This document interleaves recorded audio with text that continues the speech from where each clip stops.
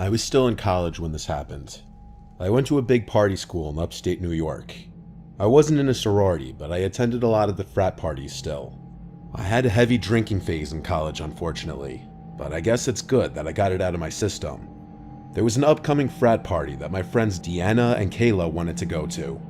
I was not one to ever say no to a party unless I was already deathly hungover, and even then I'd sometimes be known to still go out. I was living in a house off campus with 3 other girls.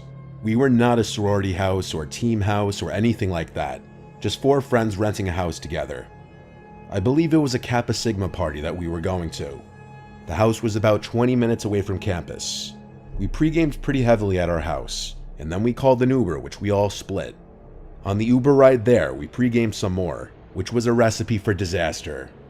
By the time we showed up to the party, I was borderline blacked out. I just barely remember the layout of that house. I'd never been to a Kappa party besides that night. It's weird, I have short spans of memory from that night. I vaguely remember the outside, that there were a bunch of frat guys standing out front of the house. And then I remember the DJ in the living room and the 2 beer pong tables in the kitchen. I was later told that I played beer pong with some random frat guy and ended up talking to him in a corner for a big chunk of the night. But after that, nobody knows where I went. I couldn't even tell you the last thing I remember before waking up sleeping on the grass on the side of the road in a daze. My head was throbbing. I had to still be somewhat intoxicated. It was pitch black outside. I was laying by a bunch of trees, like a wooded area. Apart from the university, there wasn't much up there besides woods and the occasional little town. There were a couple light posts further down the road, so I wasn't just laying in complete darkness. I patted down my pockets looking for my phone, and I had a meltdown when I realized my pockets were empty. I was also missing my crossbody bag. I had absolutely nothing on me.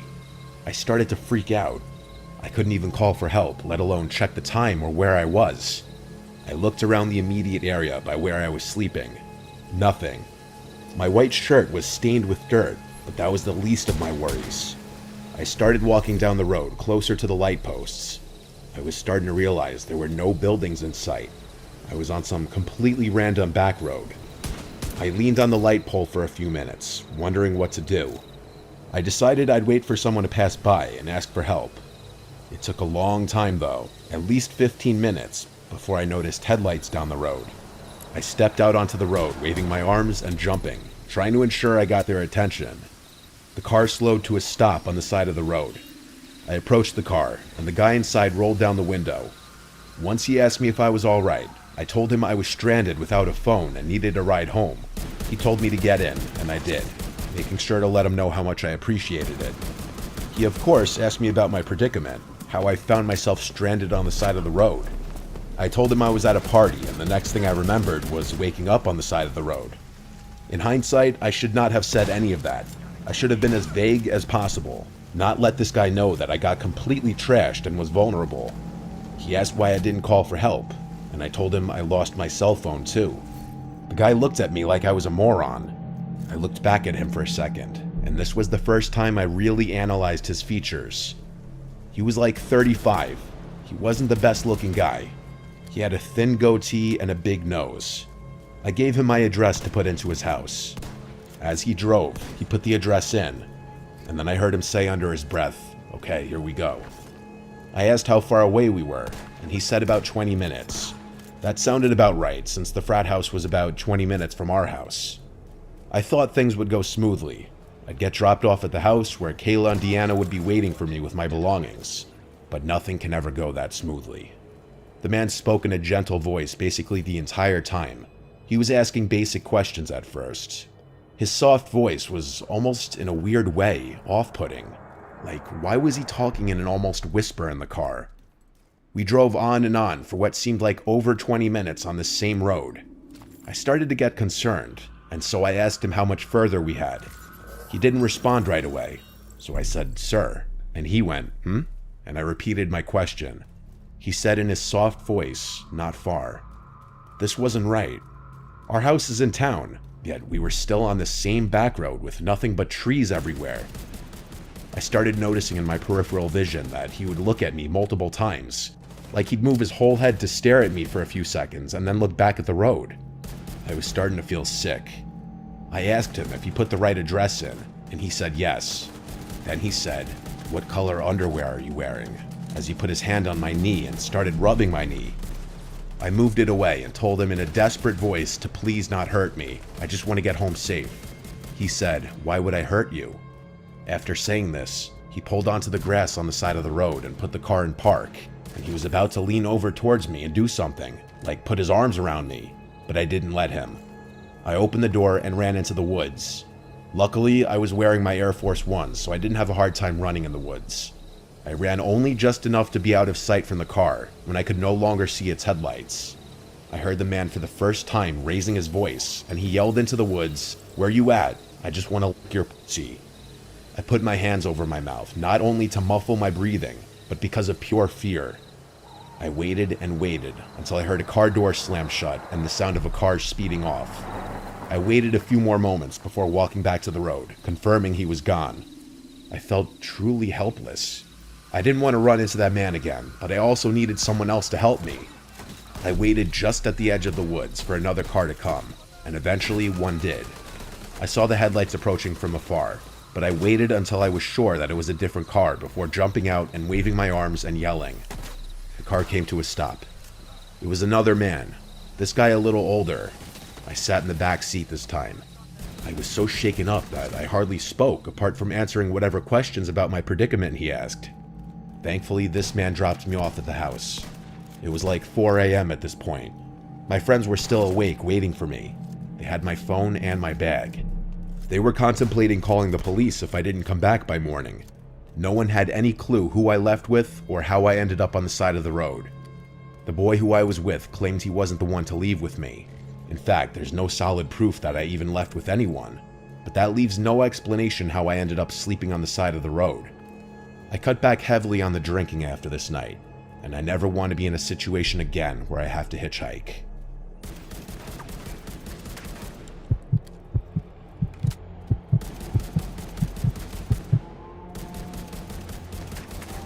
Out of the dark forest, I was hitchhiking from Leipzig, Germany to Paris. He was a French man, a somewhat dirty and unshaven driver, small and shabby. He agreed to give me a ride in his car, a ride with him to Paris where I needed to pick up my paintings from an exhibition I had there. It was October. I was 29 years old and he seemed about the same age. He spoke broken English. I spoke no French at all. I really didn't have a clue who this guy was. The day was mild, sunny, and blue. It was a warm and comfortable French day, a great day to hitchhike. It was around 4:30 p.m. when I met him at a gas station somewhere in France. I hopped into his little old car, happy to have scored a ride. We drove off to Paris on the main highway. After some small talk, mainly about where I'm from, he reached over my lap and opened the glove compartment. He pulled out what looked like a bunch of passports. They were passports. He handed me all four. The first pretty girl was his girlfriend who died falling off the back of his motorcycle, he said. The second, his girlfriend who died in a car crash, he told me. The third girlfriend died from a brain tumor, and the fourth fell off of a horse. He said, "I'm such an unlucky man." I agreed he was unlucky. The uneasiness started then, and only grew as the miles rolled on. He was in possession of 4 young women's passports. Soon after showing me the passports, the man said he wanted to take a shortcut to Paris. It wasn't really a question to me. Excellent, I thought. Get me out of here ASAP. I assumed we would cut through some charming French villages on secondary roads, past houses and farms. But no. Instead, we turned off onto an implausible dirt road off the main highway. Uh-oh, I thought. Not good. But I kept silent. Why we keep quiet is a mystery, perhaps because of our dumb manners. At first, the road was out in the open, through a field. We rolled over the typically vivid green French hillside until we finally reached the oncoming heavy woods. The road narrowed. It grew instantly darker as we entered the forest road and drove in. The interior of the forest was creepy. The woods looked like the perfect place to hide something. I still found the woods beautiful and dreadful. It was at this point that my French driver shouted in broken English, "I don't want to speak English anymore." This was definitely not a request. Then silence. Uncomfortable silence in the darkening forest. I started to feel a small trickle of adrenaline in my body. My fight or flight instinct was warming up. Communication had now officially ended. Just silence. I pondered this because I knew I would surely have questions as we would get deeper and deeper into the thickening woods. I knew, though, that I wouldn't ask anything. Nothing. It was now 5 p.m. and the sun was fading fast. The woods grew darker. The driver seemed so tense, and I could tell he was in deep thought. I noticed his lips moving almost imperceptibly. It was rigid, snake-like. I myself had moved my hand to the car door handle, a movement I'm sure could not have been missed. The car was slowing down. I did not say a word. Was I going to die now? Did he have a gun? I looked. All these questions ran through my head. My life was now surreal. This was not my plan. Maybe I communicated with my captor in some secret way. Maybe I gave off some kind of male pheromones perceptible only to men facing off. I possessed my own rage issues, and I was not going down without a fight. That I knew. There would be no begging or cries of mercy from me. Not to this fucker. I also had my own secret storeroom of crazy. I was big and strong at that time. Road tough through my travels, and there's no substitute for my nothing to lose stare. That is all I gave him. Something very primitive transpired between us then, I think. Rather quickly, in a matter of seconds. It's a sort of inner calculus as to whether one can overcome, stop, or kill the other guy or not, and all its peripheral considerations, not the least blood, gore, strength, and alas, dying. I don't think these calculations are the same when the victim is small and scared, begging and weak.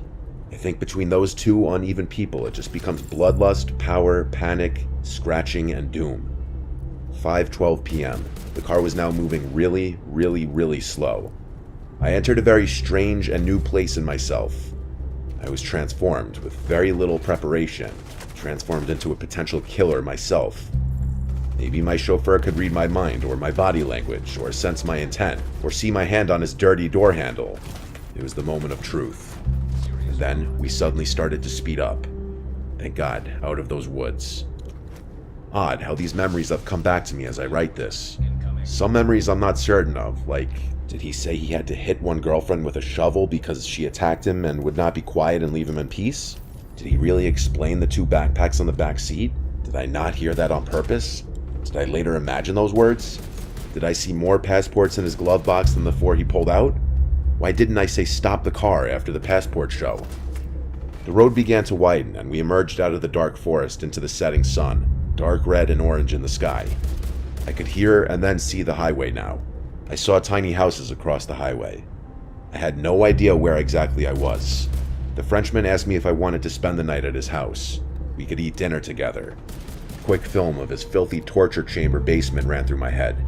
I politely said no, my first words spoken since the order not to speak English. I sincerely think that had I broken that command and blabbered something in the woods, my story might have had a different ending. It all came down to silence. I can be silent, sometimes one needs to be, to contemplate the next move. Maybe one of the faces in the passports may not have been able to spring over her nature and started to talk or beg with fear. Would that have fed the killer's darkness, his evil? Who really knows?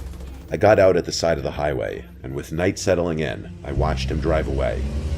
I never went to the police because I didn't speak French, and I thought maybe my imagination was just too damn active. I yelled something into the night sky, just wondering what the hell just happened. It was fully dark now. I was now exhausted after that little adventure, and I soon fell asleep on the side of the highway. The next morning, I was worried what the new day would bring. I looked at my hands. Am I still alive?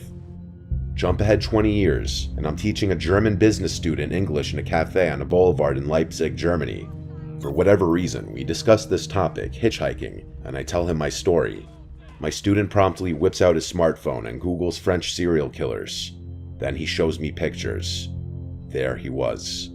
I was shown a photo of serial killer Patrice Allegre. It was him all those years ago, me and him on that strange ride. I had never forgotten his face.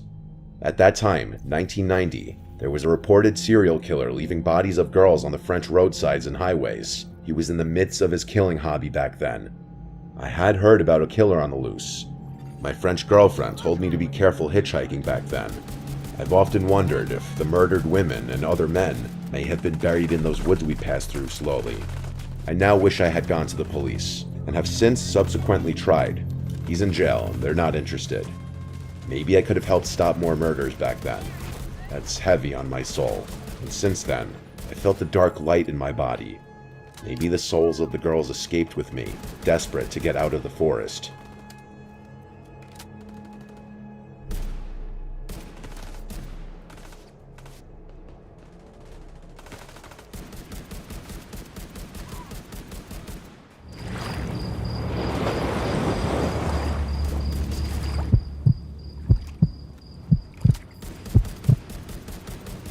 Summer is the greatest season by a long shot. That's a hill I'll die on any day. My love for the summer doesn't revolve around partying or drinking as you may expect, but nature. Warmer weather and the outdoors are inseparable in my opinion, and I guarantee you that when the heat rolls through, I spend more hours outside than inside. It was a warm night in mid-June a few summers ago when this happened. I was 17 or 18 at the time. For context, there's a massive nature preserve near my house. When I say massive, I mean it. It's close to 1,000 acres in size. To this day, there are still parts of it that I'm positive I haven't explored. 2 of my friends and I agreed to spend a night camping in those woods. Technically, camping there was strictly forbidden and borderline illegal, but we figured that there was no chance someone would catch us in this dense forest. We just have to trek as deeply as possible. Chuck was the camping fanatic of the group. I'm telling you, this kid loved cosplaying as a Boy Scout and probably knew close to 100 different knots. Our other friend Jackson always supplied the drinks. If we were sober, he was unhappy. That's just how things went when Jackson was involved. I remember the feeling of the gentle summer breeze blowing through my hair as the 3 of us packed up Jackson's car. The weather was ideal, not too cold, not too hot. A few beers later, the 3 of us found ourselves lugging camping equipment through the woods at like 11:30. I can't lie, I was feeling the alcohol start to hit me as we marched along. Chuck always carried this industrial-grade flashlight with him, so the darkness of the forest wasn't much of an issue. As much as I enjoyed the outdoors though, traversing through thick woods at this hour was a bit creepy, even with Chuck's flashlight on hand.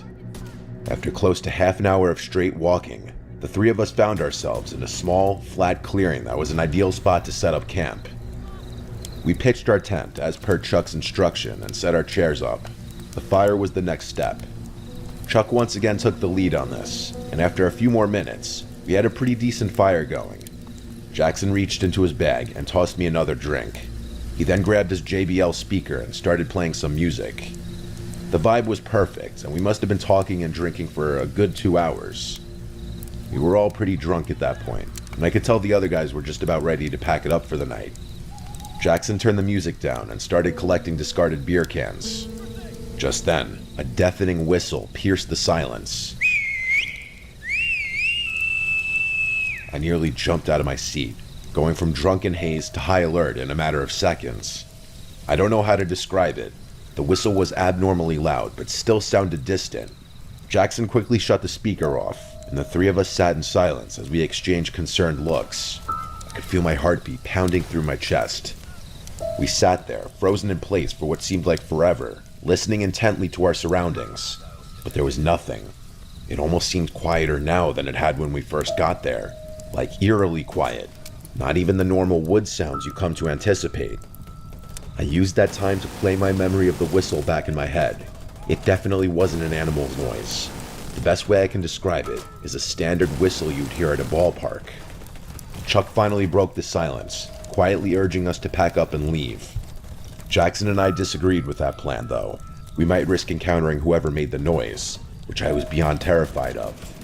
It was past 3 a.m. at this point. An encounter this late would only mean trouble. Chuck hypothesized that whoever made that noise was probably aware of our presence, which was a chilling thought. I didn't know what to do. On one hand, staying put violated every survival instinct I had. Packing up and leaving at this hour didn't seem like a much better option either though. We finally agreed to wait it out. I went to put the fire out, but Chuck cautioned me against it, saying that a fire would repel any dangerous animals. Only then did the true gravity of the situation smack me in the face. We were literally miles away from any civilization. It was 3 a.m., and there was an unknown entity somewhere in the darkness. Another 10 minutes or so passed, and we had resumed talking, but at a much lower volume with no music. I don't think any of us felt safe going to sleep just yet, though. And then, Out of the corner of my eye, I saw it. Something small flew over the darkness of Jackson's shoulder and landed directly in the fire. It was a firecracker. I screamed bloody murder as it started sparkling in the fire, and Chuck cursed as he sprung up out of his chair and bolted into the darkness. Jackson and I scrambled to follow, leaving all of our stuff behind. We caught up with Chuck, whose flashlight was beaming wildly through the woods as he frantically sprinted. We ran until we couldn't anymore, and Jackson keeled over and threw up. Chuck shut the light off and the three of us stood there, panting, trying to figure out if we were being followed. To my surprise, it didn't seem like anyone followed us. I don't think I've ever been so afraid, though. Why in the world would someone have done that? We needed to figure out what to do.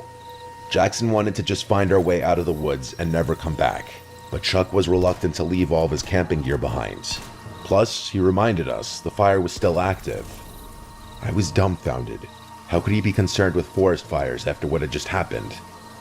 Eventually, I agreed with Chuck that we should at least check on the site. After all, no one had actually chased us. So there was a slight possibility that whoever threw that firecracker was just playing a cruel prank.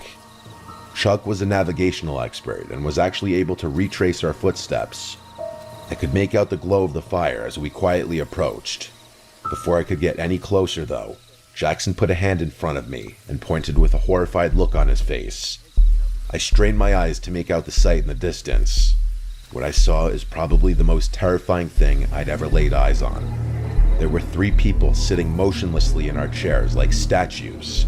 The one whose face I could see looked lifeless and his mouth was hung open. I was afraid to move. What were they even doing? I thought, realizing that they weren't even talking.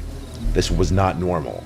The 3 of us watched for a little while longer before deciding to back off. We turned to leave, but Jackson's foot clipped a rock, causing him to curse in frustration. Within seconds, the glow from the fire abruptly went dark, as if it had been covered with a cloak. It was freakishly fast. We didn't stick around another second. We again sprinted away from the site, but this time we could hear footsteps crashing behind us.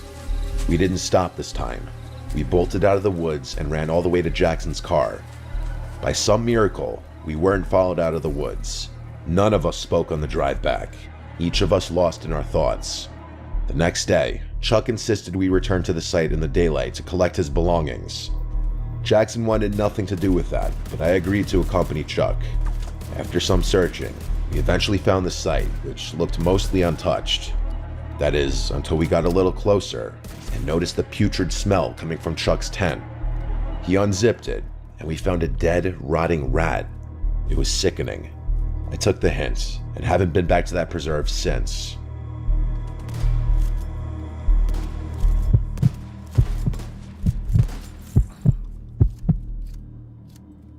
This ongoing issue started about a month ago, but let me provide some context first.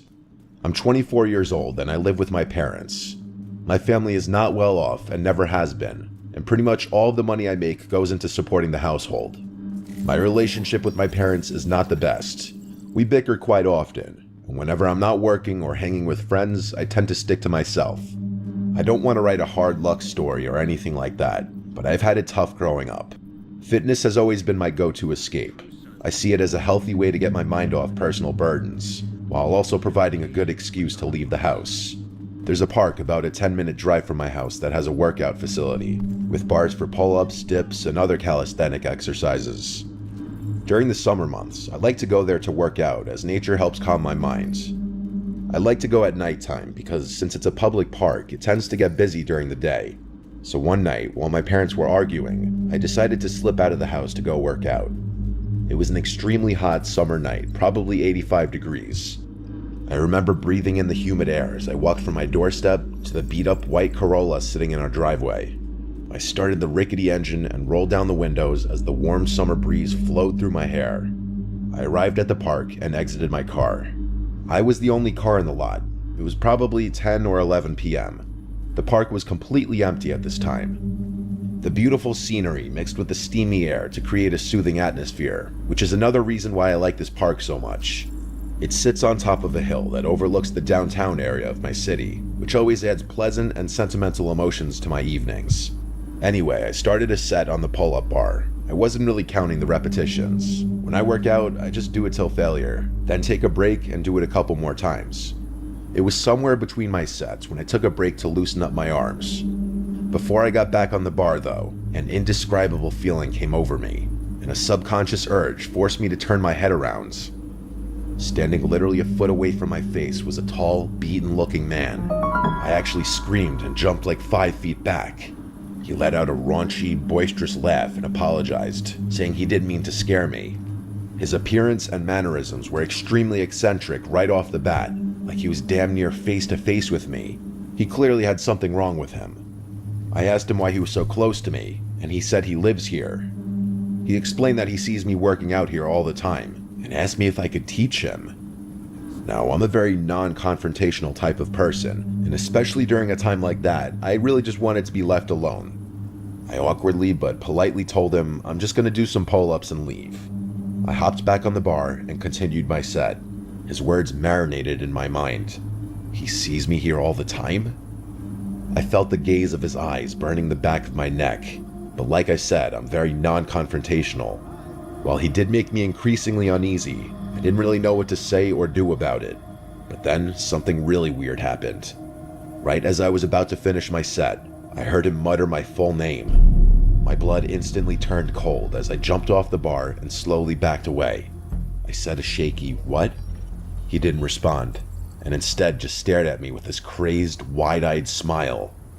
I thought I might have been hearing things. That's how bizarre it was. I started to get an awful feeling in my gut, like something bad was about to happen. Without another word, I decided to quickly walk back to my car and leave. I felt that man staring at me while I retreated, and thankfully he didn't follow me. Before I left the park though, I took one last look, and I saw him hanging from the bar, attempting to do a pull-up. I watched as he grabbed the bar, tried to pull himself up, and then failed and tried again, in the exact position I was previously in. I swiftly left the park without looking back. The entire ride back, I questioned myself. Did he really say my name? Was I hallucinating? I tried to forget about it, and eventually I did. I woke up early the next day to get to work. I work construction and I have to wake up very early before my parents, so I was the first one to notice the unmarked envelope sitting at my front door. It was addressed to me. I picked it up and figured I'd read whatever was inside whenever I had the chance. It was another sweltering hot summer day, and I took my lunch break early to cool down. I sat in my car while eating my pre-made sandwich and decided to open the envelope. I didn't really know what to expect, but never in a million years did I think I'd find 10 printed photos of me. They were all unknowingly taken. One was of me in my car, one was of me at work, one was of me exercising at the park. I instantly remembered that creepy man from the night before and started to feel uncontrollably nauseous. I stared in disbelief as I flipped through the rest of them. One was of my house, and the worst of all was a photo of me sleeping, taken from outside my window. I nearly choked on my food as tears rolled down my cheeks. I felt unsafe. I told my boss a serious issue popped up and I left work right away. He wasn't happy with me, but I didn't care. I took a picture of the photos and drove directly to the police station. I gave the police the photos and explained my encounter at the park. I described the man to them, and they said they would look into it. I told my parents about it too, and for the first time in a long time, I actually got some sympathy out of them. More things started happening though. A couple nights later at like 3 a.m., I awoke to knocks at the door. I didn't open it, assuming the worst. One day, I found a sticky note pasted to my car window with a heart drawn in Sharpie. I went back to the police to report this, and they said they would open up a stalker investigation. I haven't heard back from them yet. I figured it's hard to build a case without having concrete evidence. This happened about a month ago, and I've been on high alert ever since. My parents are looking for a new home, which is already tough given our financial situation. I'll update if anything further happens, but until then, I'll continue to sleep with one eye open.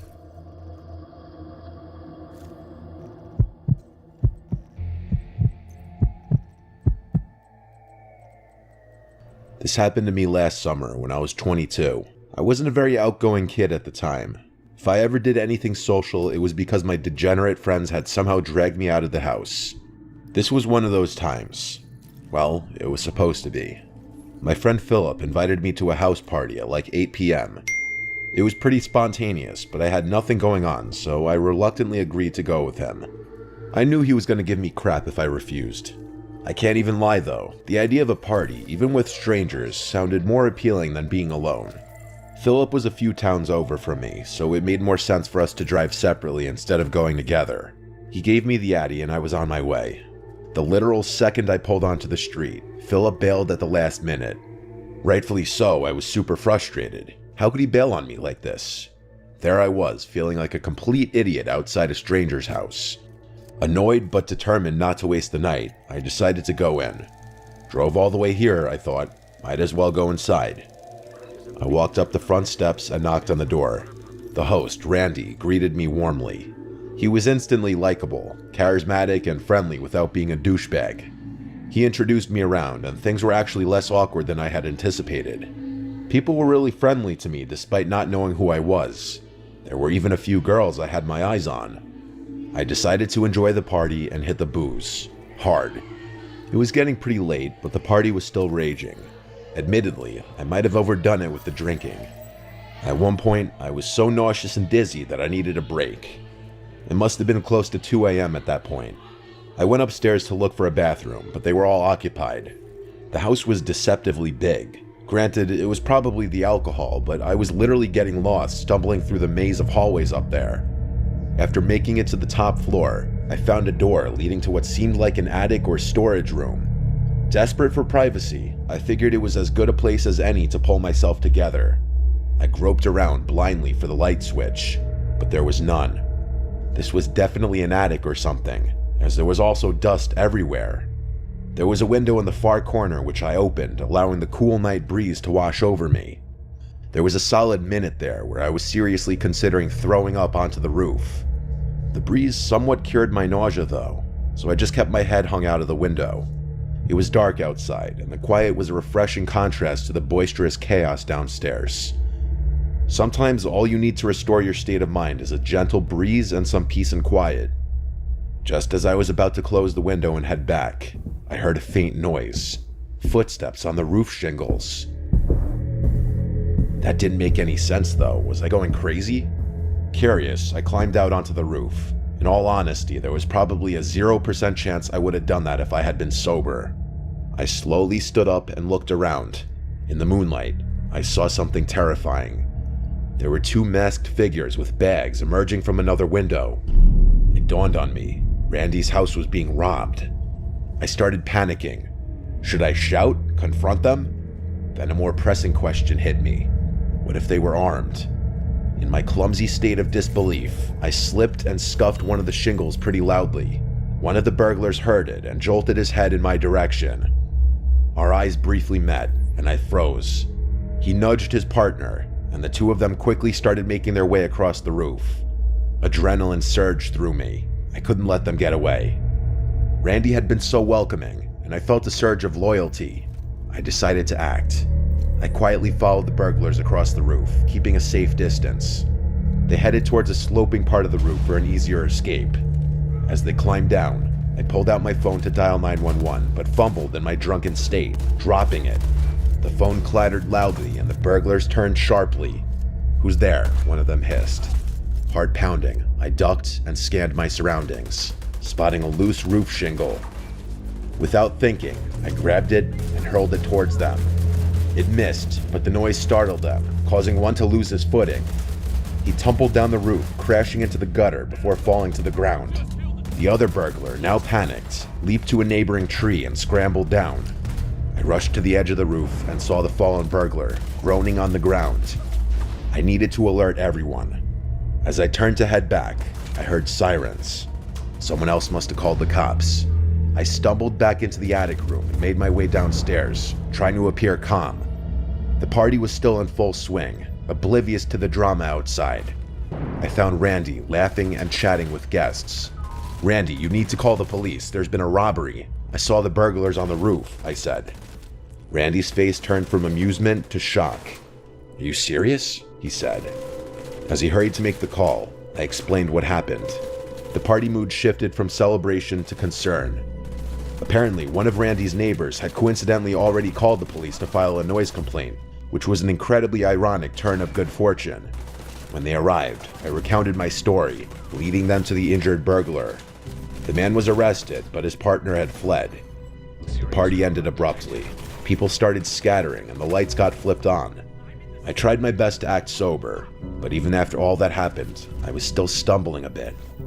Randy thanked me profusely, still in disbelief. As for me, I was just glad I could help, despite the bizarre and terrifying circumstances. Looking back, I still can't really explain why the burglars would have chosen a house having a party to rob, but maybe they had prior knowledge of the house and knew no one would be upstairs. I figured that would be the end of the story, but fast forward a few months, I've got quite the update.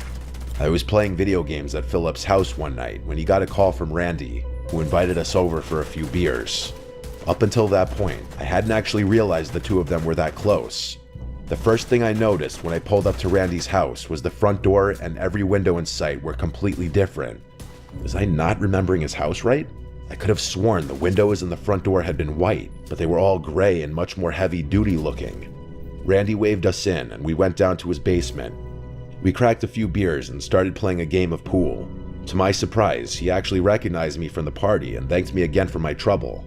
What he told us was actually crazy though.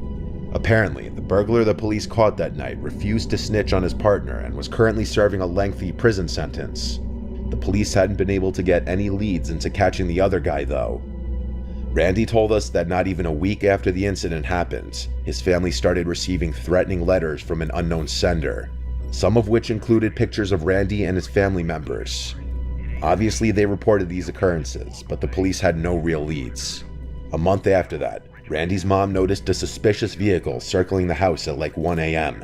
And a few days later, Randy's dad claimed that things in their backyard had been gone through and moved around.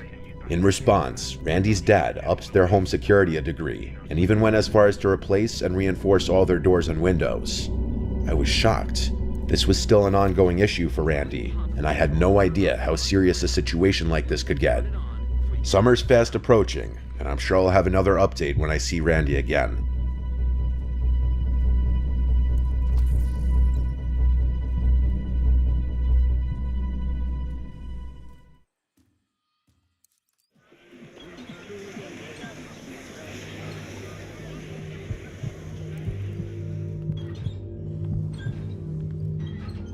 I'll get right to the point.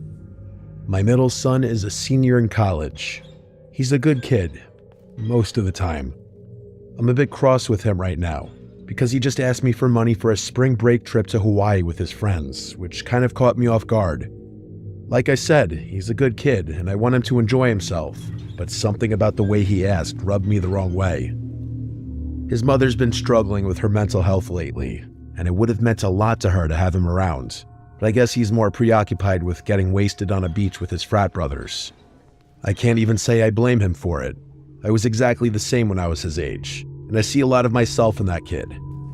The whole thing actually got me reminiscing about my own college days and reminded me about something I haven't thought about in a very long time, which is the story I'm about to tell. Funnily enough, my son is the one who introduced me to this page, so maybe he'll get a kick out of this if it gets read. I went to Wharton, class of '85, something I'm still damn proud of. It was and still is the most prestigious business school in the world, and I took that reputation seriously. I had my fun, but I also worked like hell. It was a different time back then. A lot of my classmates were crazy, like Wolf of Wall Street crazy, and I did my best to avoid getting swept up into that life. My junior year, though, I did something a little impulsive. I was dating a Puerto Rican girl named Maria Munez, who I remember fondly. Sometimes I try to imagine how different my life would have been if I had chosen to take things further with various girlfriends I had, her being one of them. Instead of going home for spring break like I usually did, Maria convinced me to come home to Puerto Rico to meet her extended family. It was my first time on the island and I was eager to impress her, so I agreed without hesitation. That being said, I was a nervous wreck. I didn't want to mess anything up, and Maria often joked about how open Puerto Rican families were, so I was aware that they already knew a lot about me. It turned out that my anxiety was mostly unjustified, as I got along really well with everyone upon meeting them. and it seemed like they really liked me. Most of the trip was about meeting her relatives, but we did have time for a few outings of our own. I mean, it was spring break after all. One of those outings was a hike through El Janquet, which, fun fact, is the only tropical rainforest in the US National Forest System. Neither of us had a car, obviously, so Maria's mother drove us and dropped us off at one of the most popular trailheads. The two of us were pretty devious, so we definitely took advantage of the fact that neither of us had to drive. The plan was to hike, enjoy the scenery, and sneak a little rum we'd packed. Everything was lining up to be perfect, but we quickly realized there was a big problem. The trail we were most excited about was closed. I don't remember why, flooding, maintenance, something like that. But all I remember was that Maria was really upset. I tried to calm her down and told her we could just hike one of the many other trails the forest had to offer. She wasn't budging though, and told me that the trail we planned on hiking was like the premier trail, and the other ones didn't even come close. How one hiking trail could be astronomically better than the other, I really couldn't tell you. She was adamant though, and I had long since learned the dangers of arguing with her over something like this. So I asked her what she wanted to do instead, and she told me we should just hike the closed trail anyway. Like I said, I was kind of rebellious back then, and so was she. So when she proposed that idea, I was on board. We'd come all this way, and now some rule was going to stop us? No chance. She gave me a look, and that was all it took. We made sure there was no one around, slipped past the barriers, and started up the trail, laughing like a couple of idiots. At first, it was exactly what we wanted. Better even. It felt like we had the whole forest to ourselves, which was especially awesome given how popular this trail would have been otherwise.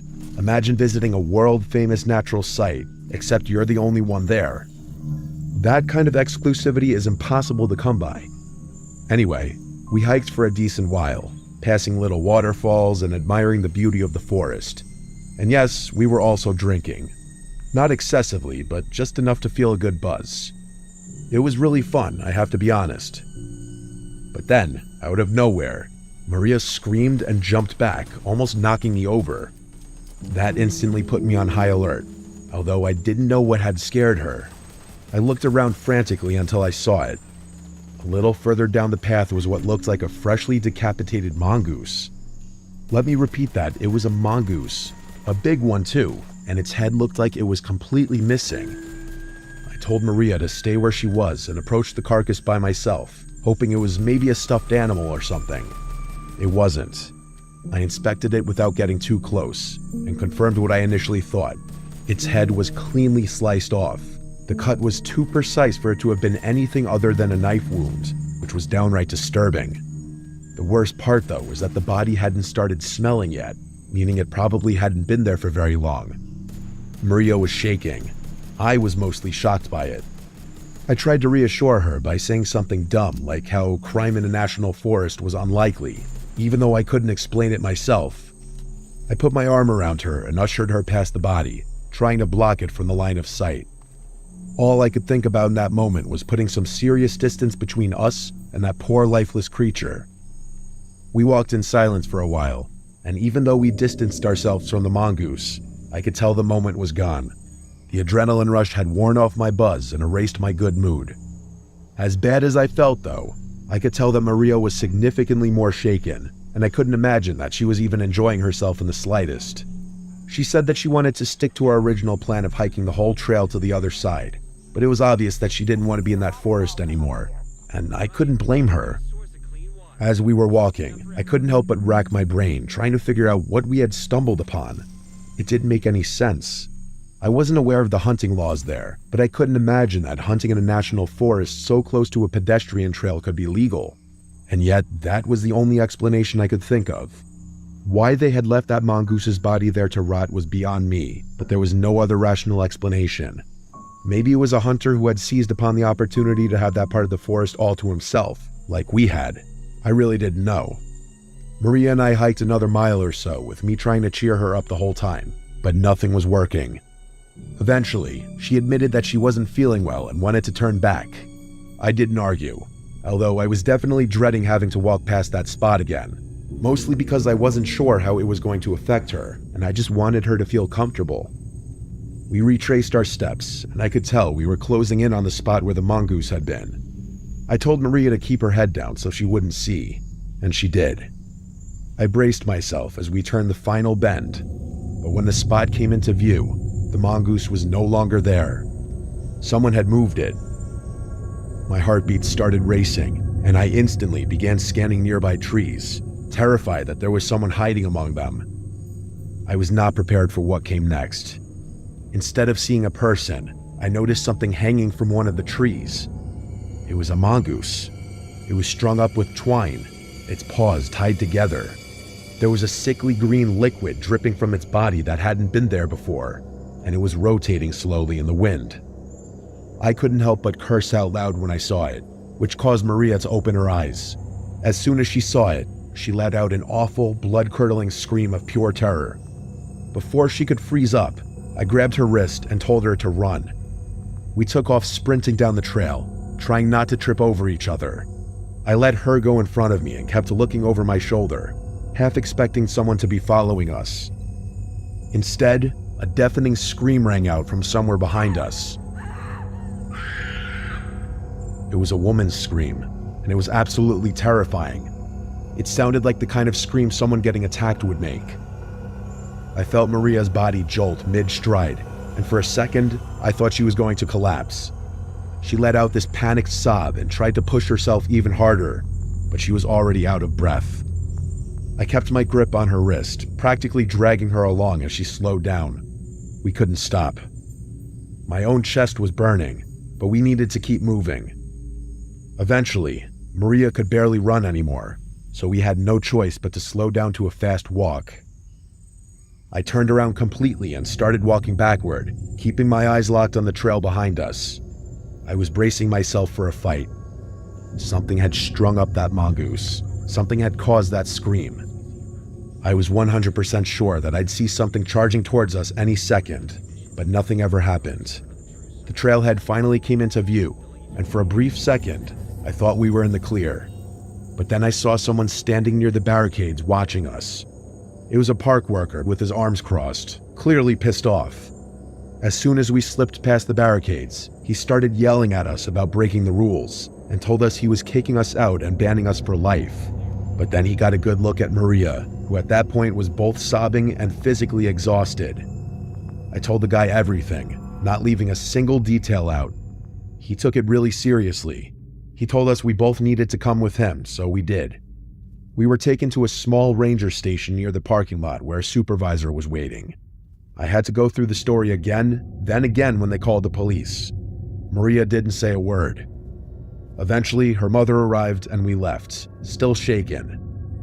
I never heard anything about what the authorities found, or if they even bothered investigating. I'm sure Maria's family might have heard something, but we broke up the following summer, and we fell out of contact after that, so I really wouldn't know. I haven't thought about this experience in a long time, but it's still just as unsettling as it was all those years ago. I think the worst part about the whole thing was that scream, because we never saw anyone else on that trail, and I have no idea who it belonged to.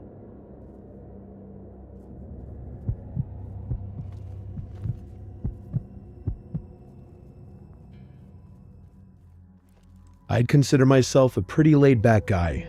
I'd say the same about most of my friends. This happened last year, so I'll get right into it. Spring break was supposed to be just me and my friends Jackson, Ariel, and Isabel camping on a secluded beach in Alabama. No crowds, just stars and waves. We got there late, later than we planned. We parked in the closest lot and began walking toward the beach. The place was dead quiet. No other campers, no fishermen, nothing but empty sand stretching for miles. According to Isabel, who was familiar with the area, locals sometimes use that part of the beach for overnight fishing, but that night it was empty. It wasn't fully dark out yet, but the sun had started setting, so we'd need to set up camp quickly. Jackson and I began pitching the tents. Since I had driven, I had brought my dog Bean with me.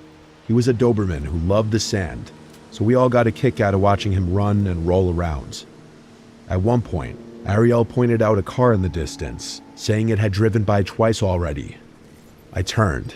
An old, beat-up looking SUV slowly rolled past on the narrow access road that ran parallel to the dunes. The access road was a little more than a strip of packed sand, just wide enough for one car. On one side was the beach where we were, and the other side was a line of shrubs. You couldn't really see the main roads from where we were. The car drove by and ultimately disappeared down the road.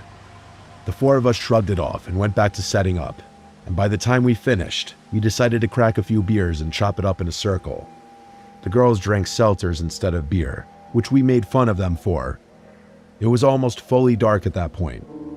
I can't remember who noticed it first, but that car that had driven by was back again. Only this time, it stopped when it was parallel to us. The driver's door opened and a man got out. I could tell it was a man because he was really tall, although I couldn't make out any features of his face. He began walking towards us, and the girls got nervous. Jackson and I told them not to worry, and we got up to go intercept the man before he could reach our campsite. Bean was already on high alert, so I told him to come with us. As we got closer, I started to notice that he was walking oddly. There was this slight limp in his walk, and he almost stumbled a few times. When we got close enough, Jackson said, "How's it going, man?" trying to keep things light. The guy didn't waste any time. He immediately said, "You're on my property." He slurred his words a bit, and I figured he was a little drunk. I told him we thought the beach was public land. Keep in mind, it was really unlikely that some dude owned the beach. There were no private signs anyway. After I said that, the guy didn't answer. Instead, he pulled out a knife. Bean started growling in response to the man's body language, which honestly should have scared the guy off given how scary Dobermans look. But he didn't budge. Instead, he started running towards us with his knife outstretched.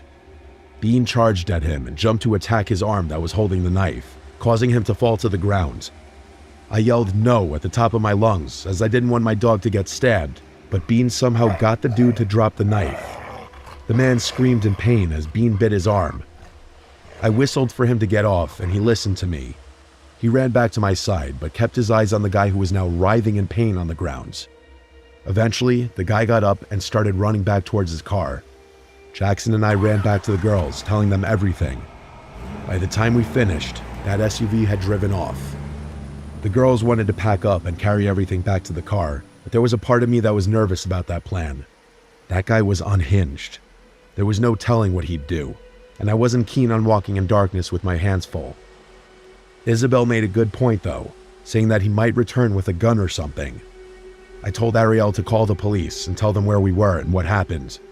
Once the police were close by, the four of us started walking towards the parking lot with our stuff. Bean was on high alert, and I have to admit the only reason I felt even remotely safe was because of him. I noticed lights up ahead near my car, and I was relieved. The officer stepped out to take our statements, and I was not ready for what happened next. He quickly pointed out my car's tires were slashed, and I was horrified to find out they were. The officer unholstered his weapon and told me to unlock the car, which I did. He opened my trunk, but thank God it was a false alarm. The officer was nice enough to help me with my tire situation. Thank God we brought Bean with us that night. That guy was probably a drunken lunatic. It could have probably been a quadruple murder if he had gotten his way. Finding a nice secluded place to hang out is definitely an awesome time, but it obviously comes with its risks.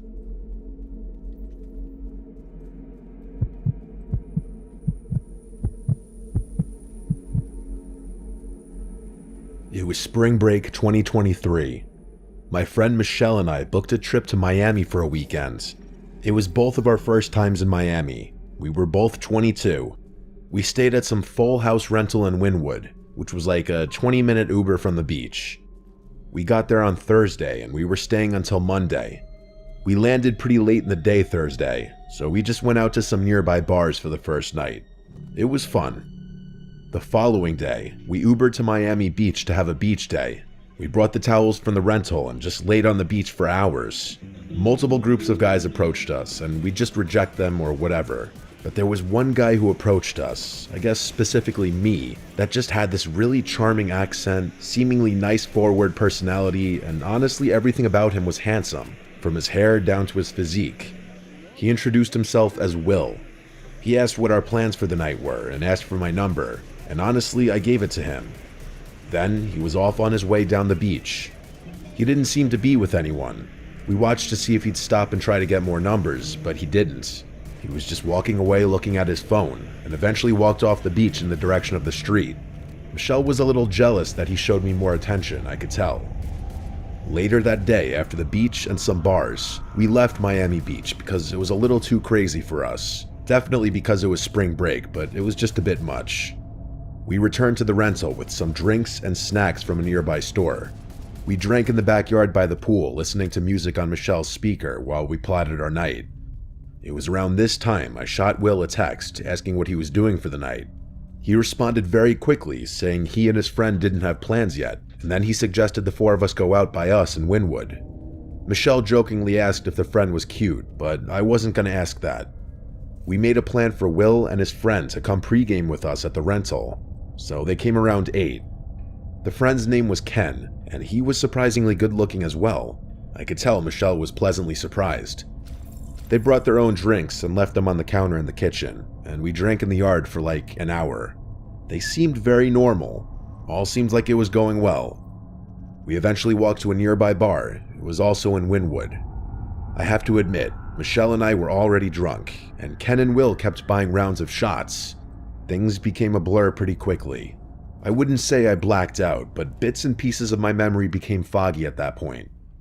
Eventually, Michelle and Ken went to another side of the bar, presumably to hook up, so I was alone with Will for quite some time. Eventually, I had to go to the bathroom, but before I left, I remember him calling out, "What do I want for my next drink?" I replied back, "A tequila soda." When I came back out from the bathroom, I couldn't believe what I was seeing. Will was like hovering over the corner of the bar, clearly doing something sketchy. I walked a certain direction to get a better angle, and I saw he had the 2 drinks in front of him, but he was hovered over them as if he were doing something to my drink. I may have been drunk, but that was enough for my intuition to tell me to leave. I walked away without him noticing to the other side of the bar, looking for Michelle, but she and Ken were gone apparently. So I rushed out of the bar and tried calling her a bunch of times, but she never picked up. Around this time, Will texted me asking where I went. I ignored it. I texted Michelle a bunch of times, asking what happened, where is she? And then I eventually dropped the bomb that I think Will was trying to roofie me and that we should get away from these guys. I started walking back to the Airbnb. This was when Michelle texted back, asking, "Why do you think he was roofieing you?" And I said because he was hovering over the drink he ordered for me, doing something to it. She texted back, maybe he was just on his phone. I tried calling her, but again, she didn't pick up. She texted back instead, saying, "I'm still with Ken, just text." I responded to her that I already left, so I'm not going back anyway, and I suggested she meet me at the Airbnb. She responded, "I'll be back soon." So I walked back. When I got back, I let myself in with the code lock. The door automatically locked after like 10 seconds. Same thing with the back door.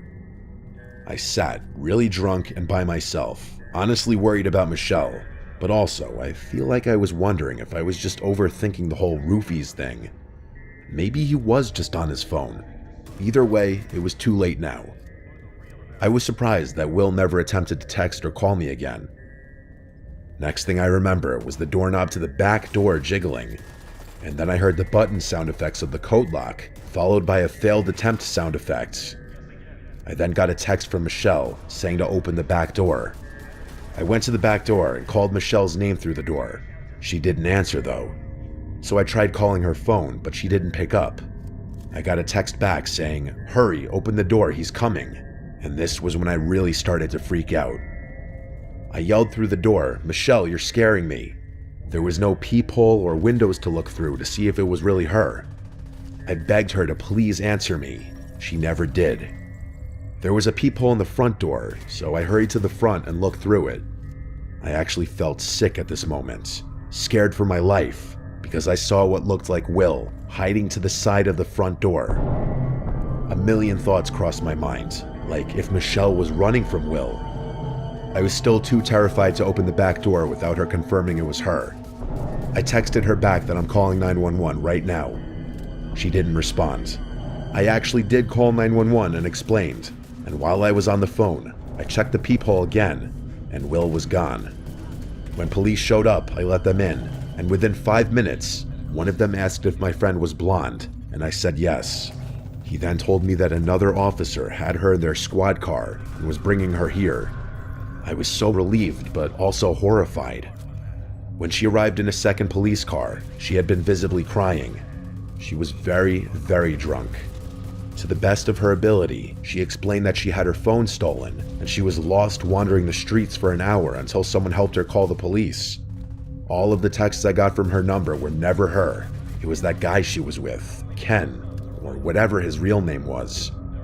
We also found her phone thrown in the pool in the backyard. They clearly took off the second I mentioned the police. We had to make a police report giving every last detail as specifically as possible. They said they'd get the surveillance footage from the bar we went to. We also had to contact the Airbnb host and immediately cancel our stay and go somewhere else. It was a long, nightmarish night. Obviously, the rest of our trip was completely spoiled.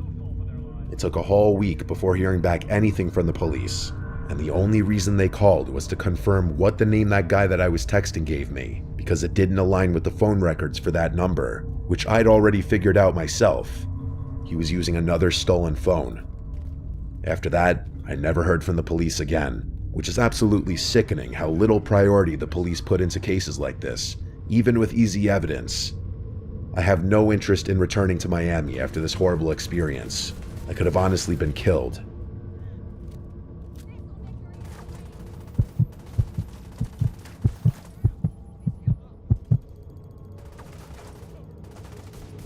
My name is Anna. My friend Lena and I had been looking forward to spring break for weeks. We were two broke college juniors desperate for a change of scenery, but neither of us could afford the classic trip to Mexico or Hawaii, so we were kind of restricted to somewhere in the continental US, preferably not too far away. So when we found a cheap Airbnb near Charleston's historic district, we booked it immediately. 5 nights of food, bars, and exploring. It felt like exactly what we needed. Plus, it was my first spring break above the age of 21, so I wouldn't have to constantly stress about which places were likely to snatch my fake ID. By the 3rd night, we'd settled into a routine. Sightseeing during the day, hopping between restaurants and bars in the evening. I'm not a heavy drinker, and neither is Lena, so we were getting more enjoyment out of just experiencing what the city had to offer. Early that evening, we ended up at this tiny seafood spot we had found online. Fried shrimp, hush puppies, sweet tea, you know, that sort of vibe. The place honestly felt like a hidden gem, and I was impressed that Lena had been able to sift through all the touristy stuff to find something a bit more authentic. The good vibe didn't last though. We were halfway through our late lunch when my phone buzzed. I glanced down. It was a number I didn't recognize. The message just said, "Hey." I stared at it for a few seconds before showing Lena, asking her if she knew the number. She looked at my phone and said she didn't. I figured it was just a scam or something, but usually those scam texts say more than just "hey." Maybe it was a wrong number. I typed back a quick "who is this?" and went back to eating. Lena and I were laughing about something silly when another text from that same number popped up on my phone. It said, "Look outside." That one made me pause. I glanced toward the window next to our table, expecting to see someone waving or messing with me. Maybe one of my friends from school had coincidentally taken a trip to Charleston at the same time we had. But there was nothing, just the street with people walking by like normal. I told Lena someone was messing with me, and she agreed, saying it was probably just a prank. I laughed, but the thought of that really creeped me out. None of my friends were really the type to do that, but I guessed it could have been some guy who had previously hit on me and was bored or something. Up until that point, the whole thing still felt harmless, but then another message came through, just a few minutes later. It said one word, Anna. That stopped me cold. If this person knew my name, it definitely wasn't a wrong number. Probably not a scam either. I gasped and showed Lena, and she reminded me about something I had completely forgotten about. On our first day in Charleston, Lena and I had entered one of those giveaways at a local cafe. It was one of those win a free meal promotions where they ask for your name and number and a few other things. It had completely slipped my mind, but as soon as Lena brought it up, that's all I could think about. I hadn't given my number to anyone in Charleston either, so it made sense. I told Lena whoever was texting me probably had her number as well, and the two of us kind of freaked each other out. Dinner wasn't as fun after that. In all honesty, I felt too out in the open. We paid the bill and decided to shake it off at a rooftop bar across town. It was packed and seemed like the type of place that attracted a younger crowd, so it was a no-brainer. After a few drinks, I was starting to loosen up, and Lena and I were enjoying ourselves again. But of course, that didn't last long. I got another message from that number, but this one was so much worse. It said, "That's a nice red jacket." I went stiff. I was wearing a red jacket. In fact, I was one of the only people there who was even wearing red. I looked around frantically, but it was useless. The place was crowded, filled with people laughing and drinking, but no one was looking at me. At least, not obviously. I showed Lena the message, and she said we should leave. The two of us started making our way back to the Airbnb as cautiously as possible. I kept glancing around behind us to make sure we weren't being followed, and we weren't. By the time we got inside, I bolted the door and double-checked every lock. We shut the curtains and locked all the windows too, trying to convince ourselves we were just overreacting. But an hour after we got back to the Airbnb, we started getting hungry, but neither of us wanted to leave. We ordered Uber Eats instead, picking some random burger place a few blocks away. I always had my Uber Eats setting set to leave at door by default, as I had a really bad experience with a delivery driver a while back that I don't want to talk about. The estimated wait time was 50 minutes, which felt like forever. We distracted ourselves by watching some dumb reality show, trying to shake off the lingering paranoia from earlier. For a little while, it worked. Eventually, there was a knock at the door. I looked down at my phone and saw a notification from Uber Eats saying the driver was arriving. I was confused though. Normally, Uber Eats would send a photo when the food was dropped off, so I wasn't too sure why our driver had knocked on the door. I looked at Lena, and she looked equally confused. I got up and checked the peephole, and yeah, it was a random, bulky-looking dude in a hoodie holding our bag of food. He just looked like a normal Uber Eats driver. I watched for a few moments, expecting him to set our food down and leave, but he just stood there. After a while, he knocked on the door again, and said out loud, "Uber Eats for Anna." I said thank you and that he could just leave it out there, but he still didn't move. There was a long pause, and then he finally said I needed to come out and sign something real quick. That wasn't right. I exchanged a knowing glance with Lena. Something was very wrong about this. She immediately pulled out her phone and dialed 911, mouthing, "just in case," to me. I wasn't going to argue. Looking back, speaking out loud to that guy probably wasn't a smart choice, because after that, he started knocking on the door more aggressively. He kept saying that he had other deliveries to make and that he just needed a quick signature, but I knew that was BS. When I didn't respond, he started jiggling the doorknob. When it didn't budge, he started banging on the door, shouting my name. I honestly thought he was going to kick the door down, and I don't think Lena and I would have been able to fend him off had he done so. But then I heard a siren in the distance, and the banging on the door stopped. I heard the bag of food fall to the porch, followed by rapid footsteps running away from the house. There was quite the commotion on our yard. We heard officers yelling and sirens blaring. Lena and I rushed to one of the windows just in time to see two officers tackling that guy in the hoodie a few houses over. We didn't dare go outside, but we watched as they put him in cuffs and escorted him to the back of one of their cars. The officers then came to our house and we told them everything, including the text I had been receiving. By some miracle, one of the officers had been patrolling just 2 blocks from our Airbnb when Lena placed the call, which explained how they showed up so quickly. Thankfully, we were in a very happening area. They took our statements and told us we'd be hearing from them soon. It turned out our cafe theory was spot on. He worked there. He had taken photos of the giveaway forms and had been following us since that afternoon, probably because we had written down that we were just visiting for spring break, and that made us easy targets or something. The cops' running theory was that he had followed us home from the bar and waited outside our house. When the Uber Eats driver pulled up, he must have convinced him to hand over the food, maybe pretending to be my boyfriend or something. The guy also apparently had a criminal record, which made the situation even worse. We were dealing with someone with a very violent history, and that was downright terrifying. The rest of the trip kind of sucked, and when it got time to leave Charleston, I was relieved. I still don't know what that guy's plan was. Maybe he thought if we opened the door, he could push his way in and do God knows what. Either way, I tried not to think about what would have happened if Lena hadn't called the police when she did, or even worse, if the police hadn't been able to get there in time.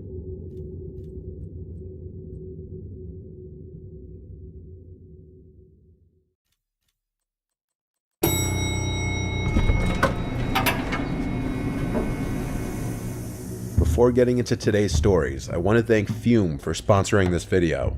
Do you have a bad habit that you need to drop? Almost everybody's got at least one. Not every bad habit is wrong per se, but instead of going through with uncomfortable, stressful changes, why not just remove the bad from your habit? Fume has just the solution to that. They offer an innovative, award-winning flavored air device that doesn't use electronics or harmful chemicals. Instead, it just uses all-natural, delicious flavors. Fume makes replacing your bad habit really easy in an all-natural and guilt-free way. Base was launched in January. It's a weighted stand to rest your fume on when not in use, with a magnet inside that keeps your fume attached. The fume device can be spun around on it, which is good for fidgeting. Crisp mint is my favorite flavor, and orange vanilla is a close second. Stopping a bad habit is something we all put off because it's hard, but switching to fume is easy, enjoyable, and even fun. Fume has served over 150,000 customers and has had thousands of success stories, and there's no reason that can't be you. Join Fume in accelerating humanity's breakup from destructive habits by picking up the Journey Pack today. Head to tryfume.com/nightmare or scan the QR code and use code NIGHTMARE to get 10% off when you get the Journey Pack today.